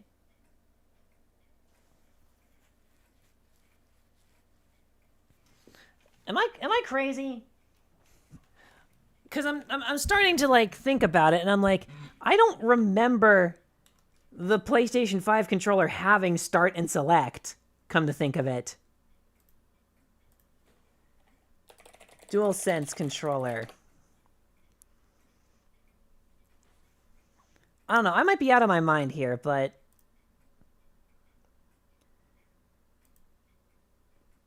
it's so hard to fucking tell. How about this white one?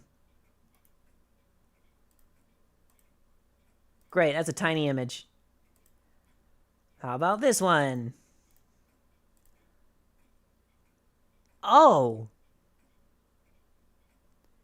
It actually doesn't!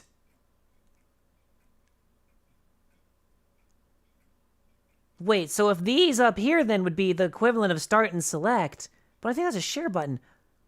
Wait, does it have the touchpad be start and select by default? Huh? What? Where is start and select on a DualSense controller? Whoops.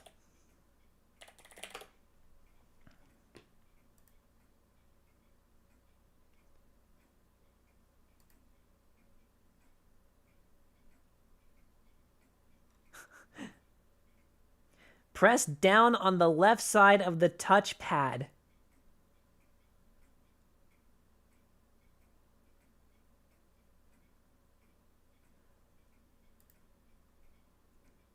Oh.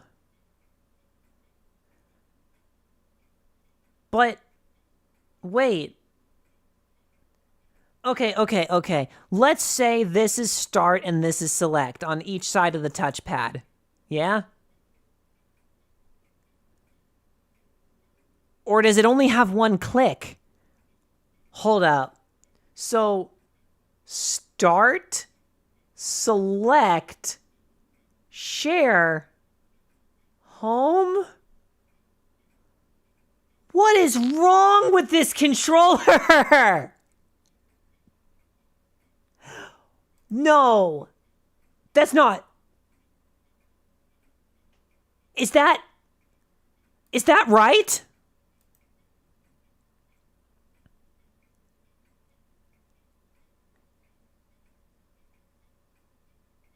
Is that...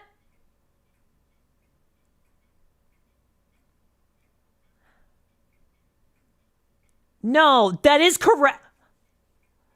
So select is clicking in the touchpad anywhere, or is it specifically the left? What does clicking in the right do? What? No.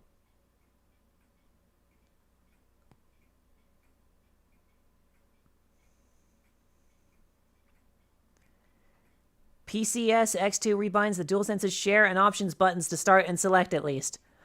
Okay, I thought so, but like, what do the other ones do then? How do you do share and options? Well, I guess you don't need the options button. What does that do?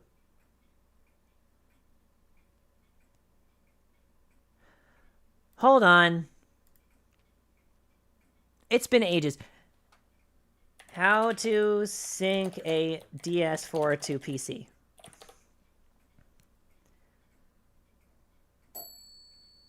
Don't give a fuck. Just tell me how to actually do it.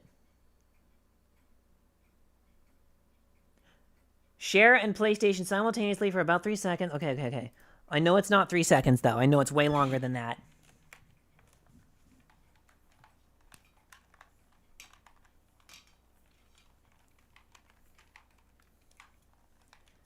No, hang on. I don't believe this. I think there's still a little bit of charge in my DualShock 4 controller. So like, all right.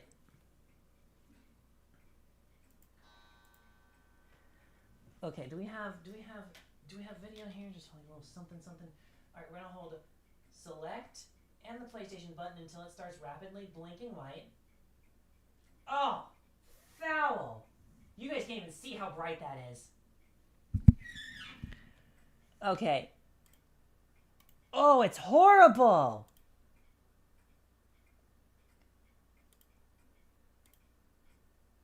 Let me see.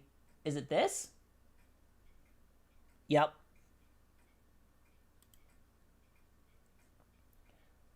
Okay, first time setup.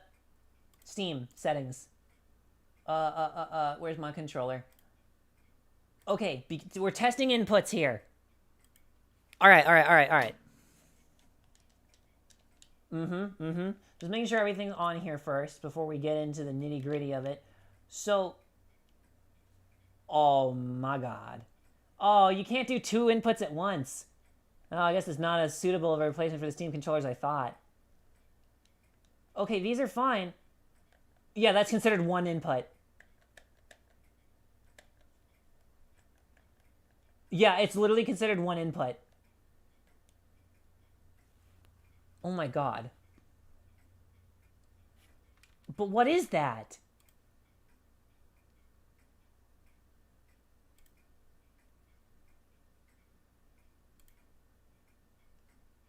Okay, bad example.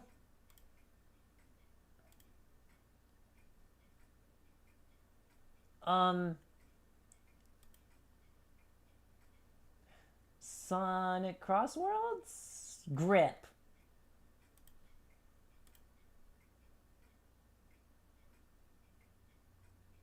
With gyro toggle and retarget. Oh my God, that's an old layout. Hang on. That ain't it. I need something that hasn't been set up before. What did I just do? Uh-oh. Oh. It's using a Nintendo layout. Okay. Or I guess I should say it's using its Japanese layout. A Hat in Time. Does it say jump or shit? I never played this with this controller. Okay. Share is select. Options is start. Okay. And then PlayStation button is home. So what's the touchpad? Start and select also. So there is no share.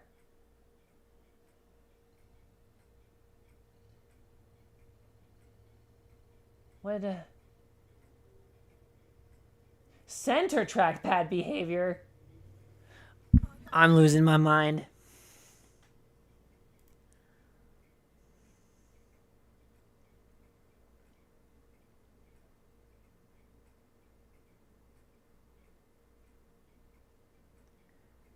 They're both start and select.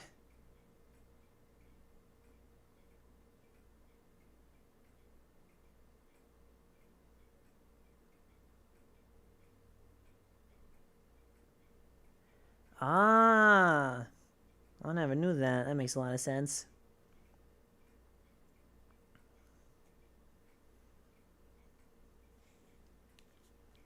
Man, this controller used to be... This used to be my everything controller until it just got drift so bad I couldn't stand using it anymore. Don't like the sticks either.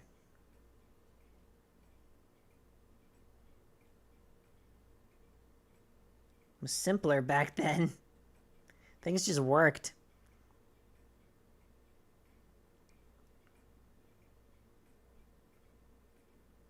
Yeah, I guess you could, but I was just wondering what it's bound to by default, and I'm getting more confused as we go on. All I'm learning is that it's just weird.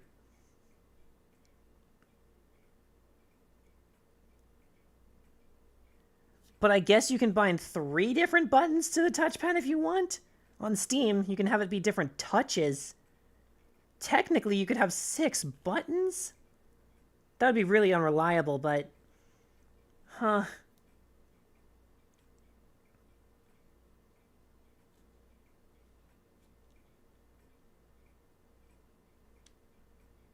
Jeez.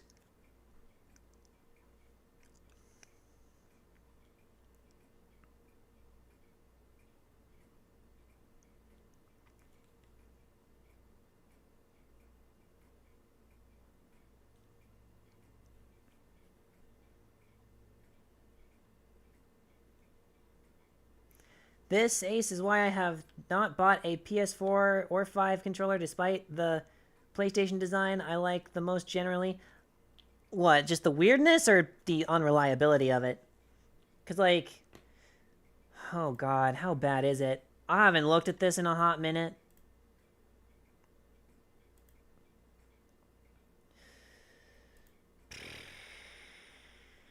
Oh god, let's see. Oh god.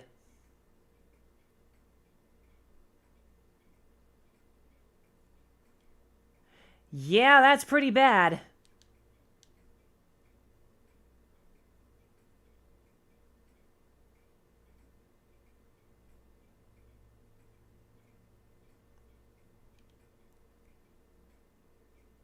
Oh no, I can push it back up and then it just like... Oh no! I can feel it. It's a physical problem. Oh god.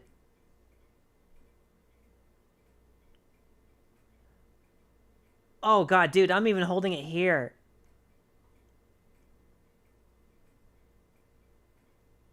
Oh, it's going outside the ring! Oh no!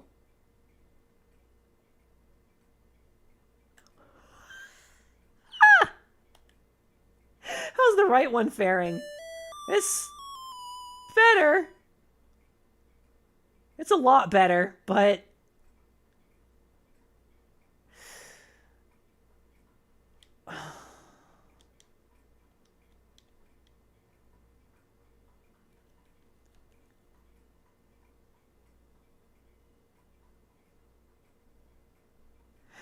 Yeah. Oh god, I forgot it takes like 15 seconds to turn it off. Okay. Well... You know...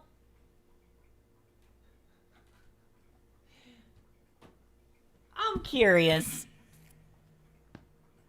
I'd like to see how the rest of the controllers fare that we were looking at. And that is why I use the PS2 controller.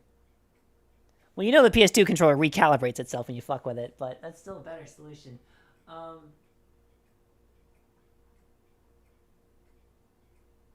Drifting to the edge. Yeah, well, I take care of my stuff. That's the thing.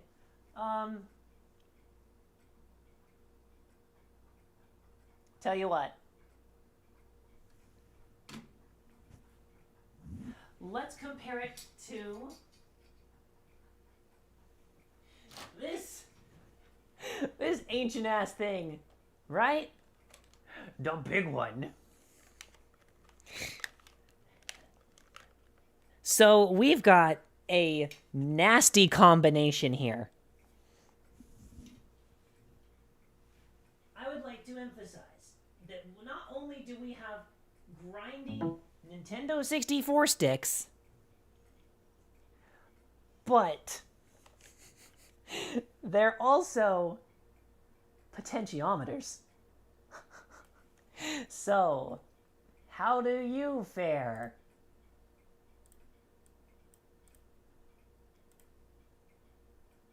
Oh, begin setup. What? Why does it say interact gaming device instead of STD interact gaming device? Hang on, is one of the pins not set properly? Come on.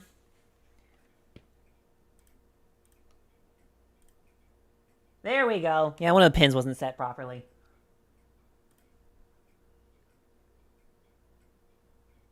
Wait, I think we exit here. Hold up. I forgot.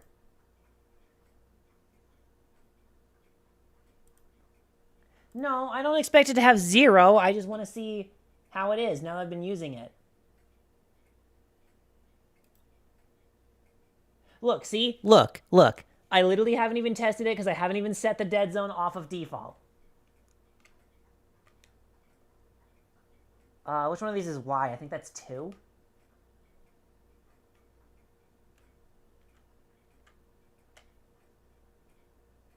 You're not serious.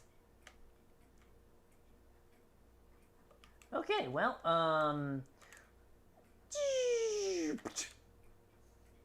it'll turn red if that's a problem. Oh, look! There's a little bit of drift. Do you see it? Do you see it? Look, I'm the guy from The Incredibles. Right there! He moved! Right there! Well, you don't see it? Right there! Look, all I know is before I pressed Y, it was center, and after, it's like a pixel. Driftless? I think not!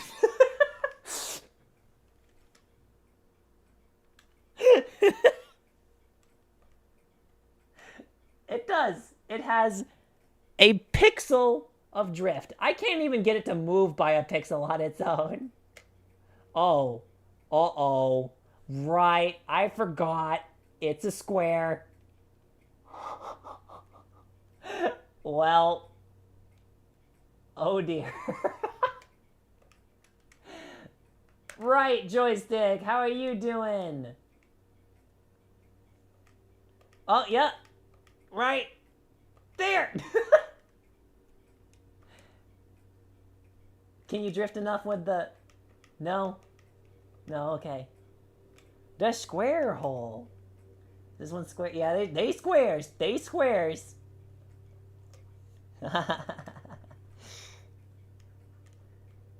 Hey, why'd you reset it? Did I accidentally bump the button?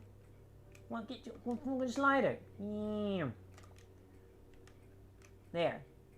Okay, B is back. I think that's 1.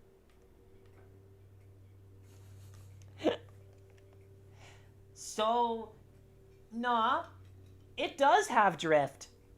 It's just literally so small I can't get it to show up on Steam even if I set the dead zone as small as it'll physically go. Although it can jump outside of the rings, that's for sure. Alright. How about... Oh, I'm actually going to have to get up there and press the fucking button, though.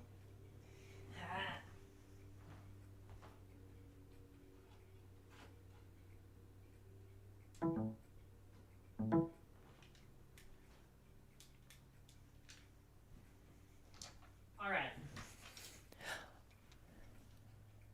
All of my recent hours in grip half of my hours in Sonic Crossworlds. Motherfucker, it's the Wave Bird. Got hundreds of hours on this as just me.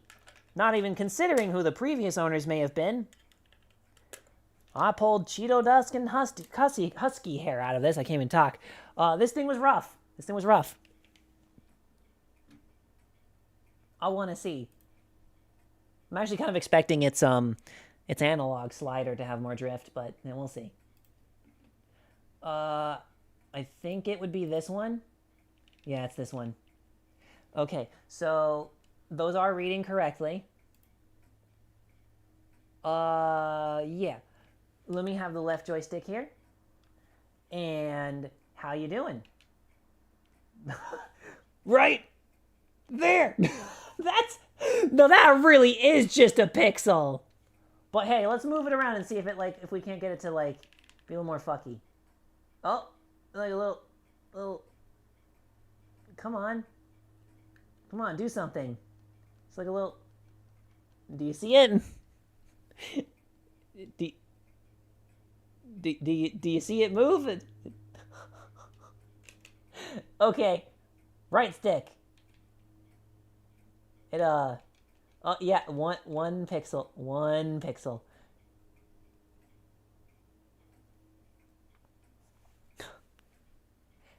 You know, yeah, one singular pixel, both sticks. This controller, this one in particular is from 2005? 2005. So this controller is exactly 20 years old. One pixel over the course of 20 years. And I know the guy used it because there wouldn't be that many hairs and junk and stuff and gamer grease in it. There was a lot of gamer grease I had to clean out the sides. No, he definitely used it. And I definitely used the crap out of it. It don't drift. Well, other than one pixel, that's completely inconsequential.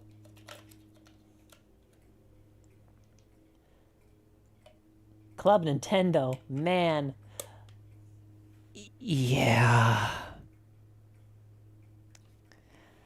I saw one quick selling on eBay the other day for $520. So anyway, back on your delicate pedestal you go.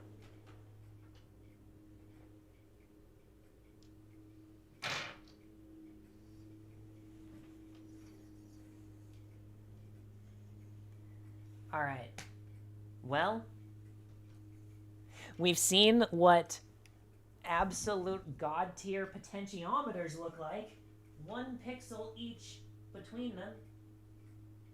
Both those controllers got 20 plus years of use on them. Now, what does Hall Effect look like? Because I didn't even bother actually looking.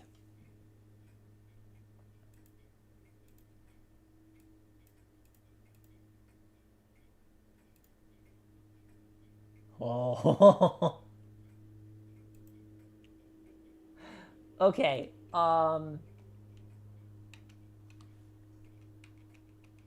So, oh my God, look at the precision.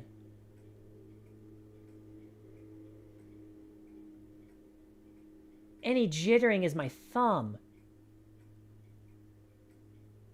Oh my God, why are we not using these in everything?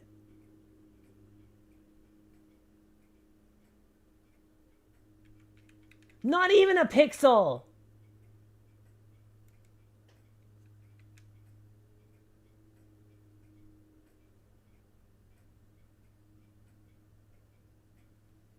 Not as accurate because this is a little stick, not as much travel, but like, fuck.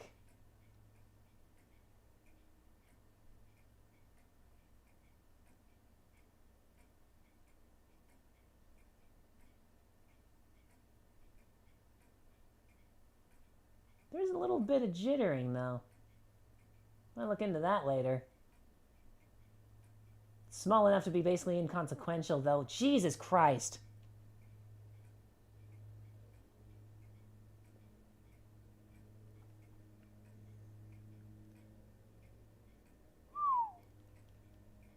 That's,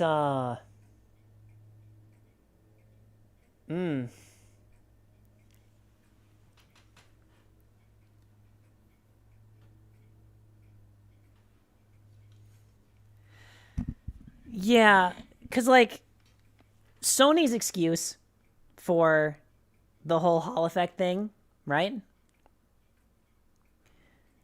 Their issue was that it is more expensive. And everyone's like, oh, that's total bullshit. You're literally talking, like, 60 cents versus 84 cents a piece, right? And then they're like, okay, but 84 cents a piece times the multi-millions of controllers that we send out, adding Hall effect sticks would literally cost us tens of millions of dollars. And it's like, okay, sure. Why the fuck do your triggers have rumble motors? That can't have been cheap. Like, was anyone asking for that? And it's cool that the trigger's tension, the tighter that, like, you pull it, make it feel like it's more immersive. Like, you pull the trigger back and it's tighter, and then when you're, like, pulling a bow, you can feel it vibrate, like the string vibrating. I don't fucking care. I want the controller to not die. There's no way that those special triggers they have in the new controller are less expensive than just putting some Hall effect sticks in. I don't believe it. I don't believe it.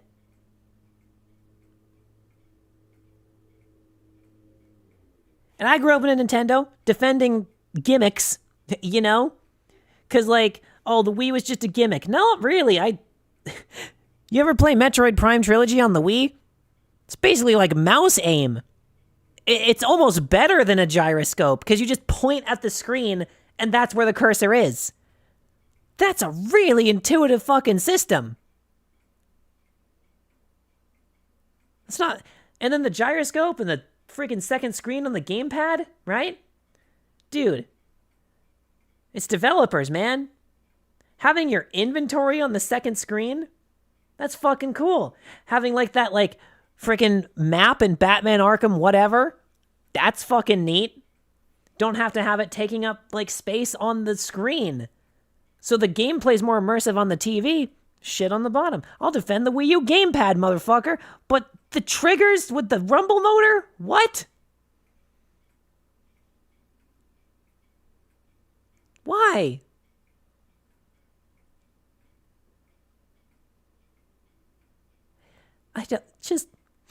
Sony, just make your controllers better. I could have been content just grabbing a PlayStation controller forever, Like, why would I have a controller collection if I could just have analog triggers and a gyroscope? Look at you. Maybe that's why. Because I'm sitting here being like, well, they're the only ones. They could have a freaking monopoly on good controllers. Thing is, they already do have a monopoly on that kind of use case, which means they don't have any competition. Nintendo won't do it, and Lord knows Xbox is never going to add a freaking gyroscope.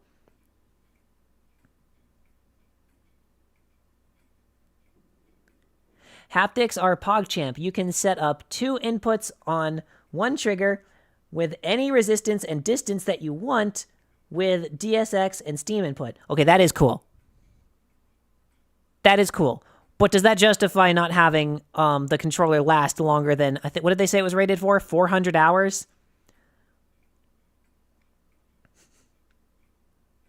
I think at that point, I do actually prefer the low-tech solution of literally have a physical membrane in here that is your other trigger stop thing. Yes, 400 hours is the expected lifespan of those stick modules. I remember looking this up because I was looking into getting a DualSense Edge at some point back when I was stupider. Stupider. Because I'm like, okay, well, if they're replaceable, how long can I expect these replacements to last? 400 hours. Yes, Sony themselves say 400 hours.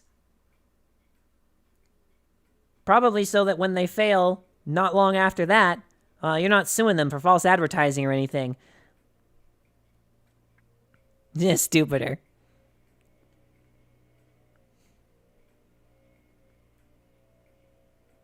Although I am kind of stuck on that trigger thing, because that actually is a really cool idea.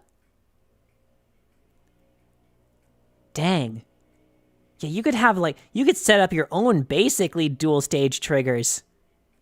No, that is cool. That is cool. I concede that is cool. I don't know why you'd have the rumble in it. I guess you could have the rumble to indicate more clearly when you're actuating the second stage. Then you wouldn't need trigger stops. Okay, it's cool. Okay, the more I think about it, the more that's cool. But I'm just saying, expensive ass shit like that is no excuse to not have the Hall effect sticks. You know?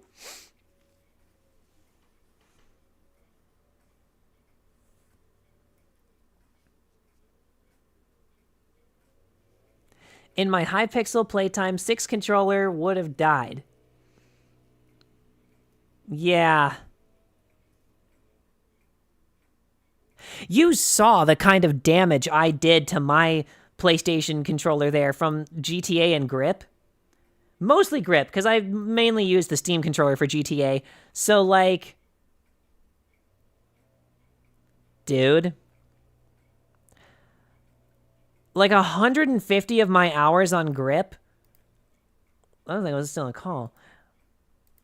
150 hours. I'll show it here on the fucking. I have almost 500 hours in grip. And like 150 of that is on the Wavebird. And then I want to say I probably had maybe 50 hours in GTA with the PlayStation 4 controller. So, yeah, that checks out. That is 400 hours. Almost on the dot. 400 hours and the controller got fucked.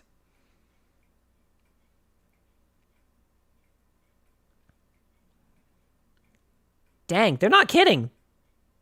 They're not lying. It really is only 400. Dang, man.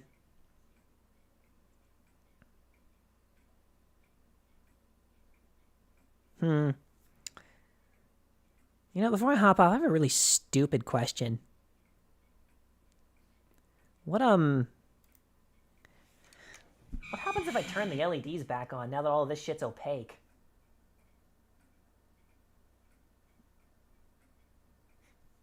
You guys get to see what this looks like to actually customize it. Hold the A button, plug her in. It should not flash. Yeah, it flashed only white. That means that it's in switch mode, which means we can connect it. There you are. Oh, there's an update.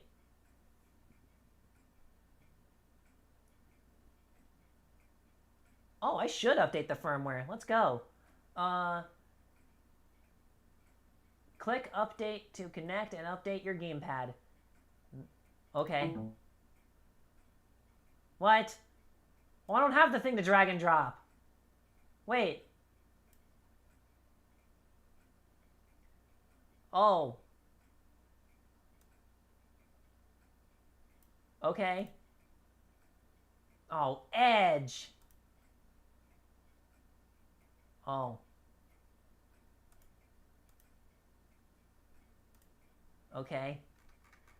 Hang on, this is a little different. I was gonna have that Ragath in the profile picture. Now it gets spoiled. Great. Okay, so I just like, I already had one downloaded apparently. Do I just drag this in here and do I...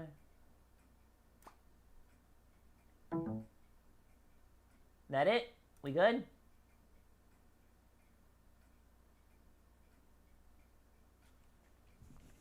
But did that do it? Are you okay?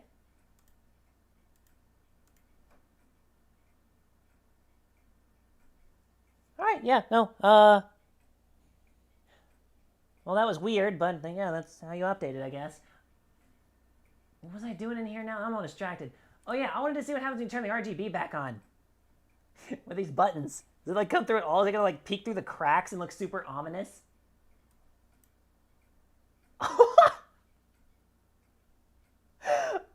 Oh no! Wow, that's really bright. I have tape over that.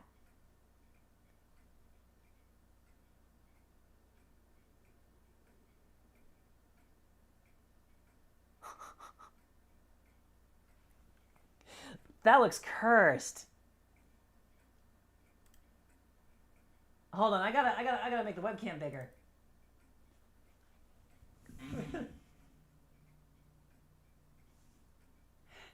Do you see a little shade on it or something? Yeah, look, there is like a little ominous glow around them.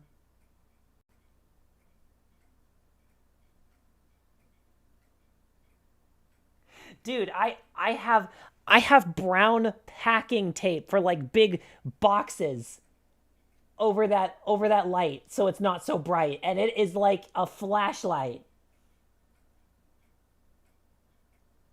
I gotta turn the room's light off. That's a good idea. That's a good idea. Yeah. This is so goofy. Oh no! It's a GameCube controller. It'll live.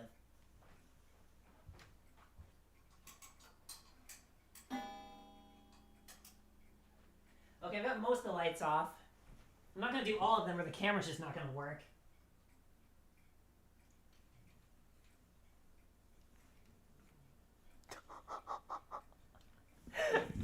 Look at... Boy, that LED under the B button must be so bright. You can't even see them through X and Y. You know,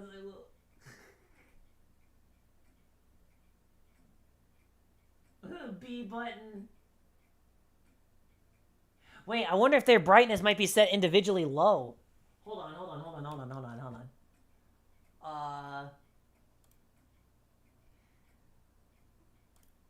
Okay,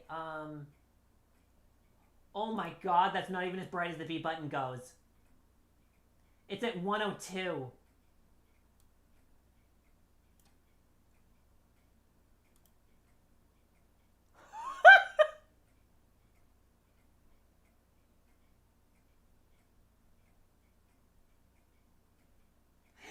Holy shit!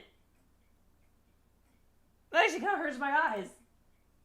Through an opaque button. Why did these get this bright?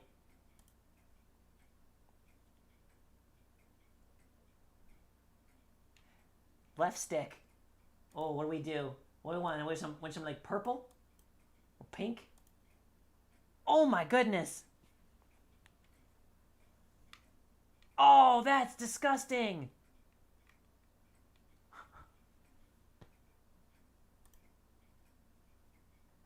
Oh my god, it's so bright it looks blue on the camera. I swear it's pink. Wow. Woo! Hang on, let's make it even brighter. Let's make it even brighter. Bam. Why does that look better? Holy crap.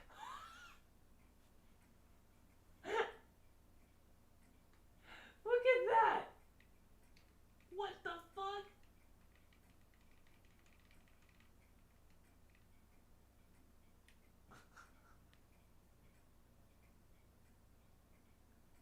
Oh god, you need to remove the tape even just for a second, please?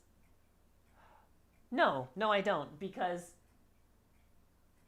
that little thing there, it's like even kind of like brownish, right? That's with the tape on.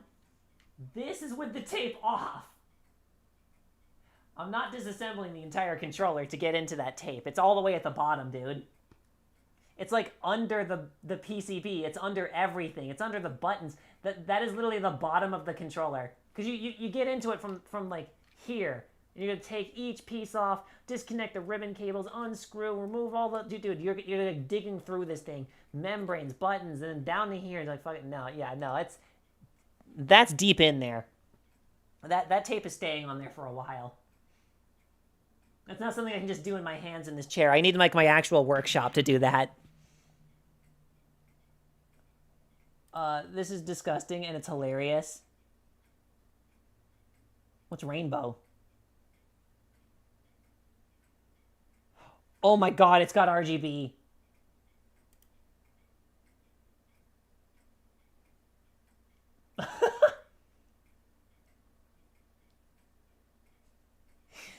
No offense, but who asked for this?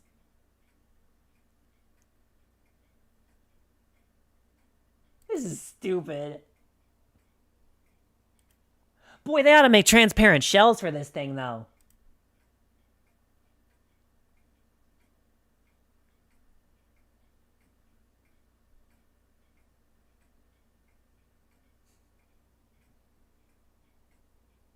What is what? Oh, no. Oh, that's the wrong thing. Oh, you can adjust the power light here. Wait a minute. Am I... B4. Am I stupid? Did I not need to put the tape on here? Can I make the power light orange? Oh, what?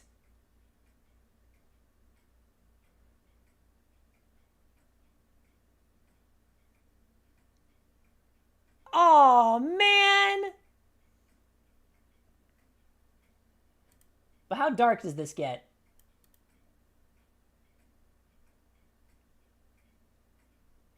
I can make it orange like the wave bird. Oh, that's with the tape. That is still stupid bright. Holy shit. Here, 10. No, it needs the tape. That's as low as it goes. Oh my god.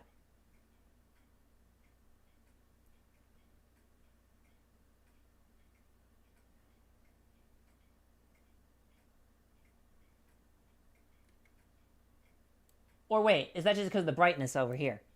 Oh! Oh, no, I'm dumb. No, I'm dumb. Hang on.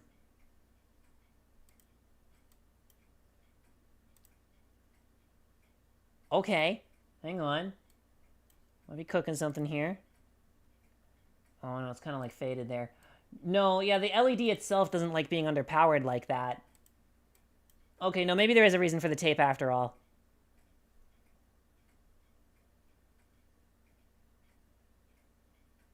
Oh, what? I can make it orange just like the wave bird. That's so nice. What? That's so cool.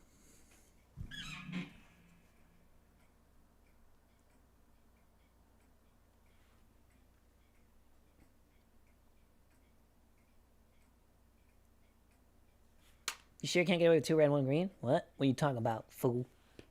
What you talking about, fool?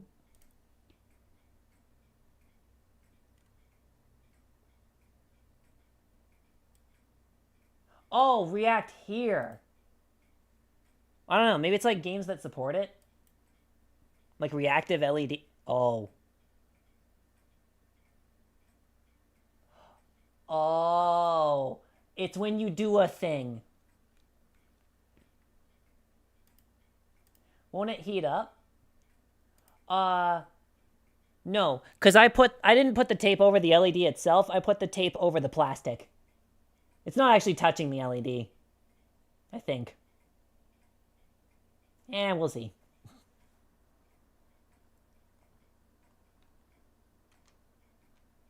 Well,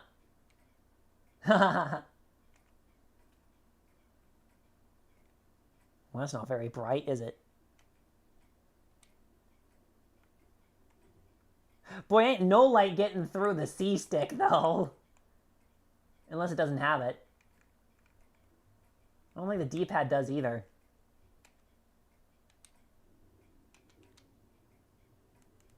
No, these don't either.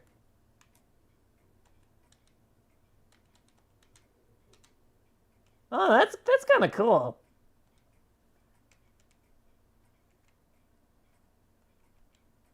Oh, that's kind of neat.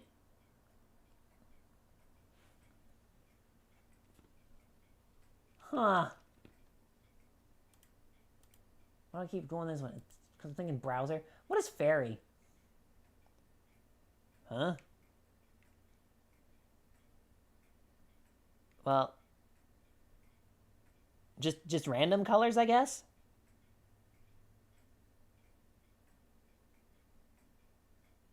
God, no. With the tape on, it's that bright? That's insane.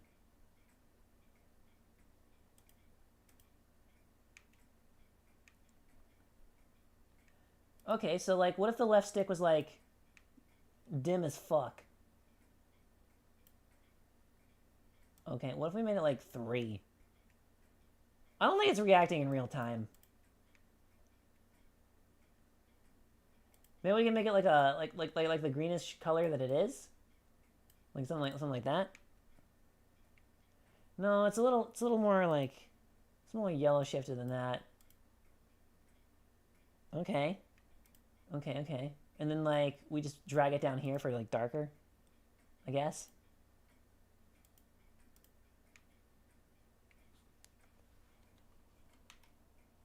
Huh.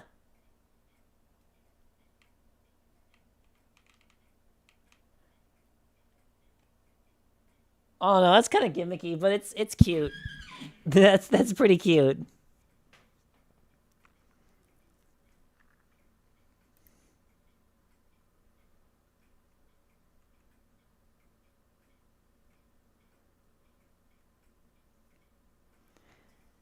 Damn, that gets bright though.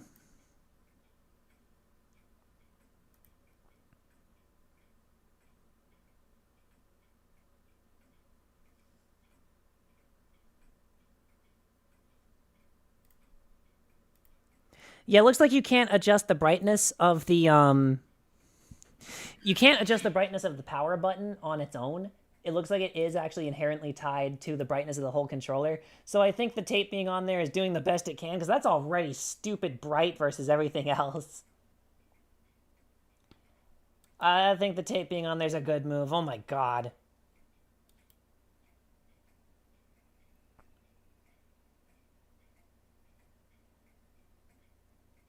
The orange for the power light, though.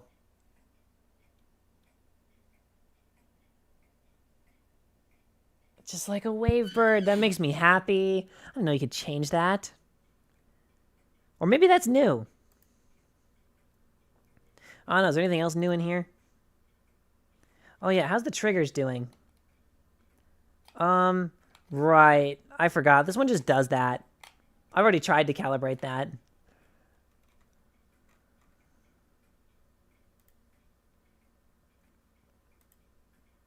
Anything special in here? Anything new?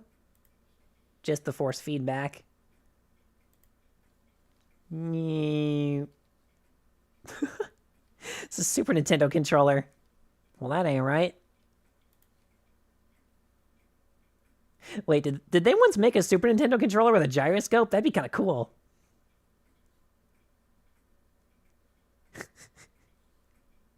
You know, that wouldn't be so bad on basically any game, because like, well, you're going to be moving with the D-pad. You can have it bound to WASD, and then the gyroscope can be a mouse. That wait, that's kind of a good idea. Huh. Because it's like pocket-sized. Oh, you can remap buttons.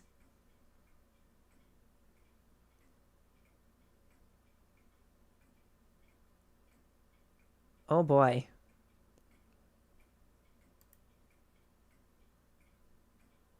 So this is for the different inputs. Gotcha.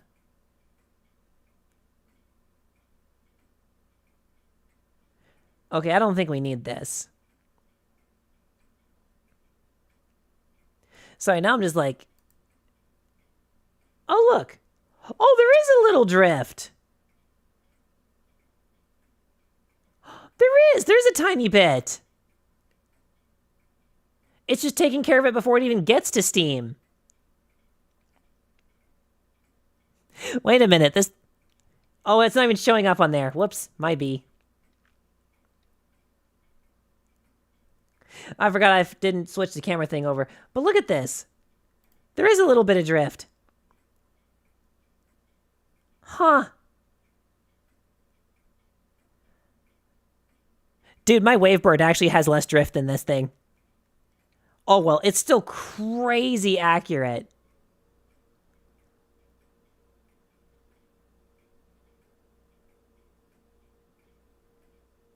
Oh, I think the stick needs recalibrated.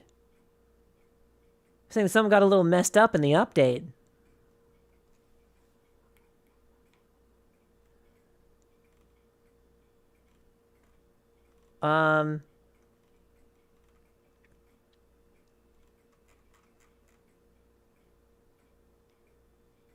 Need to calibrate both analog sticks at once. Okay.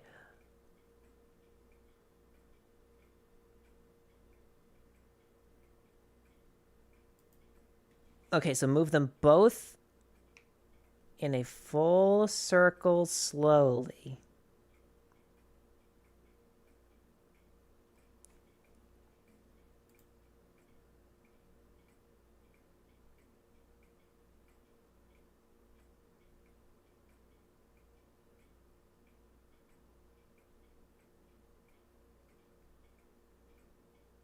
Oh, there we go. Oh, there's a little bump there. A little bump there. Hang on. Let's try that again, but do it like even slower.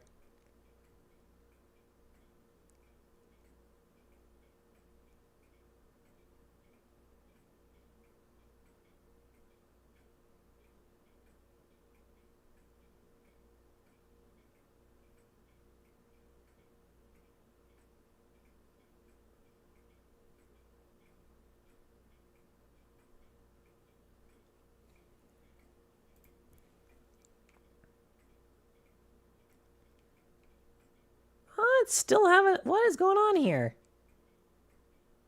This little corner here. What's up with you? How about this one?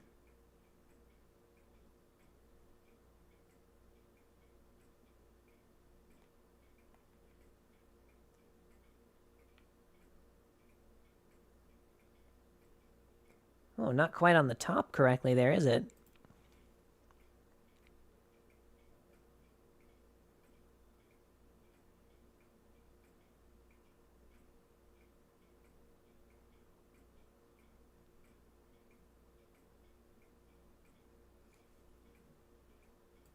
Okay, it says it's fully calibrated now. Let's take a look. Well, that's kind of better. Sorry, now I'm all distracted with this. It had an update, now I'm testing all the settings and everything.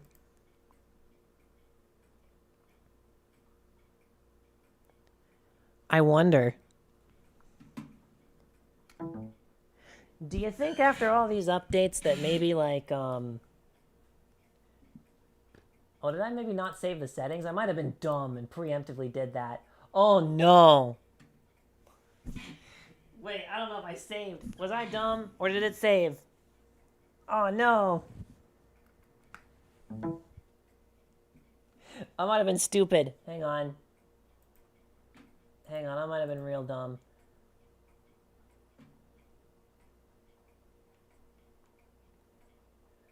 RGB. God dang it.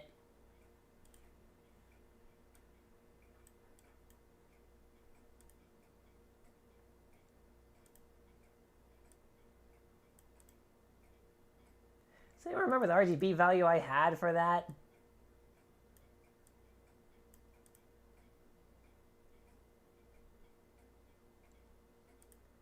That's almost right.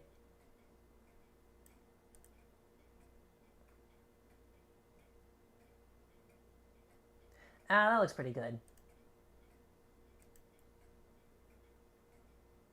Save. God, that, yeah, I was dumb. I should not have unplugged it. Oh, and that's way off. And ah.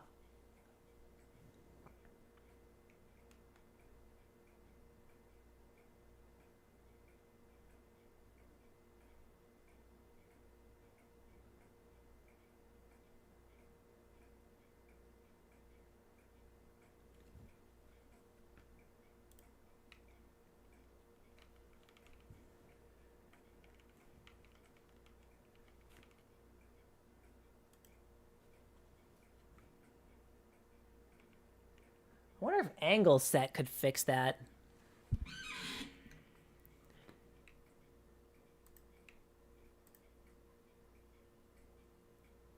Oh.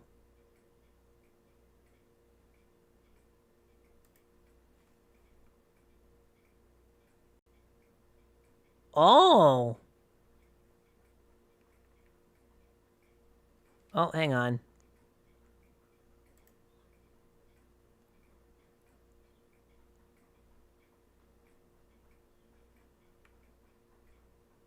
Aha!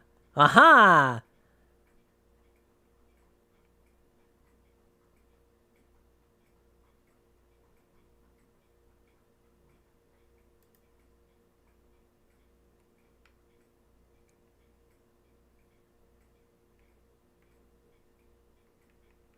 Hmm.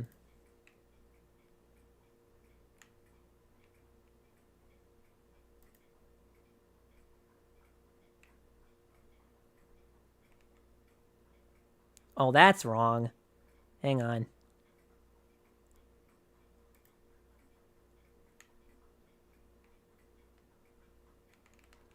Okay, good enough.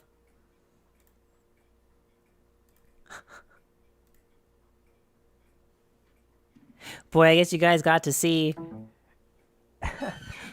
what it's like setting this thing up, huh? But now the real question.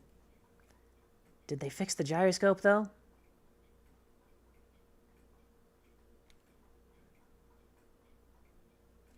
What is in the software update?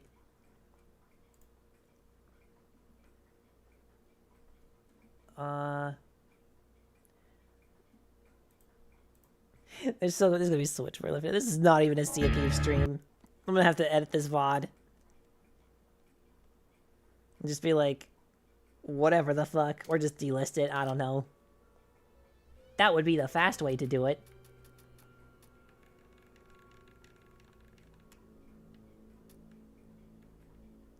Waiting on the add-ons, don't want shit to break. Waiting on the add-ons, don't want shit to break. Waiting on the add-ons, don't fucking break. Waiting on the add-ons, don't you fucking break.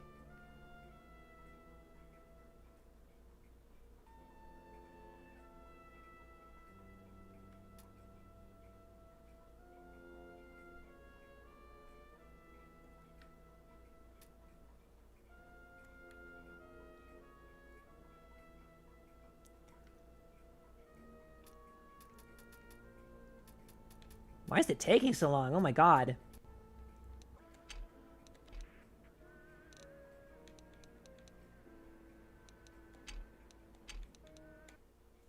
Alright, simple test.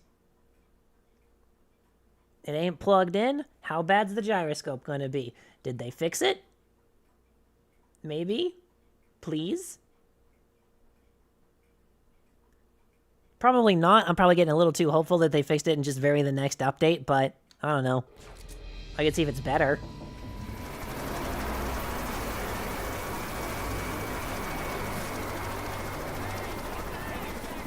Hey! Come back! Come back! Because if I could just use this thing wirelessly, that would fix a lot of my problems. Damn it, man, we just missed. I think the gyro needs to be recalibrated. It's drifting. Still evacuating people. Hang on.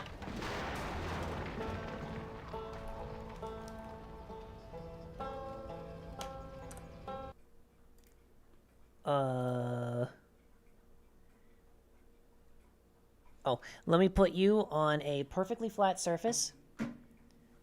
Go ahead and calibrate for me.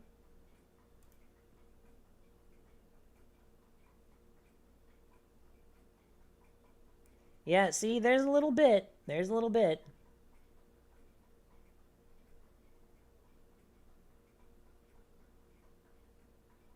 There you go. 2 gyroscopes and you're both wrong.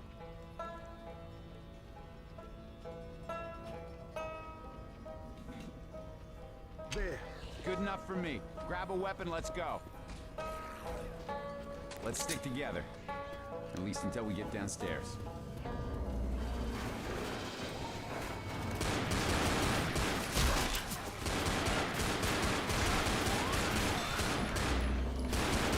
You know, bots, you shooting through me is gonna make it really fucking hard to tell. Oh, no, no, it's doing it again. Oh, yeah, they did not fix it. I love doing that. Feel right working property like this.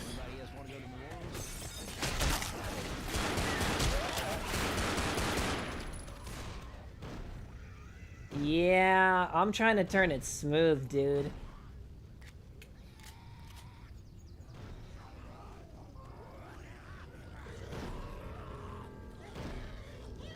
You hear Why that? does it feel like there's acceleration?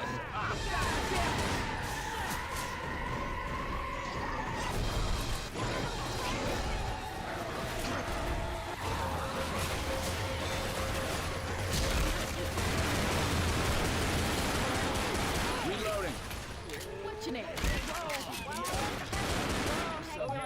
What? I got you. I wish Why? Oh, you won. Let me get you up. hanging on a ledge. I mean, thanks. I owe you one. You're welcome. Did they know this was coming? And I hope not. Ah, well. I could have hoped. Wonder what the firmware update was even for then.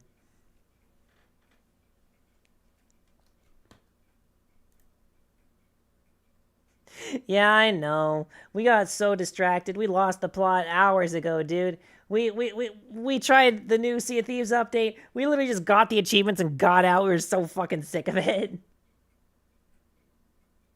I'm sick of the fact that Sea of Thieves wouldn't let me use a gyroscope the way I wanted to anymore. No. Can't have multiple inputs.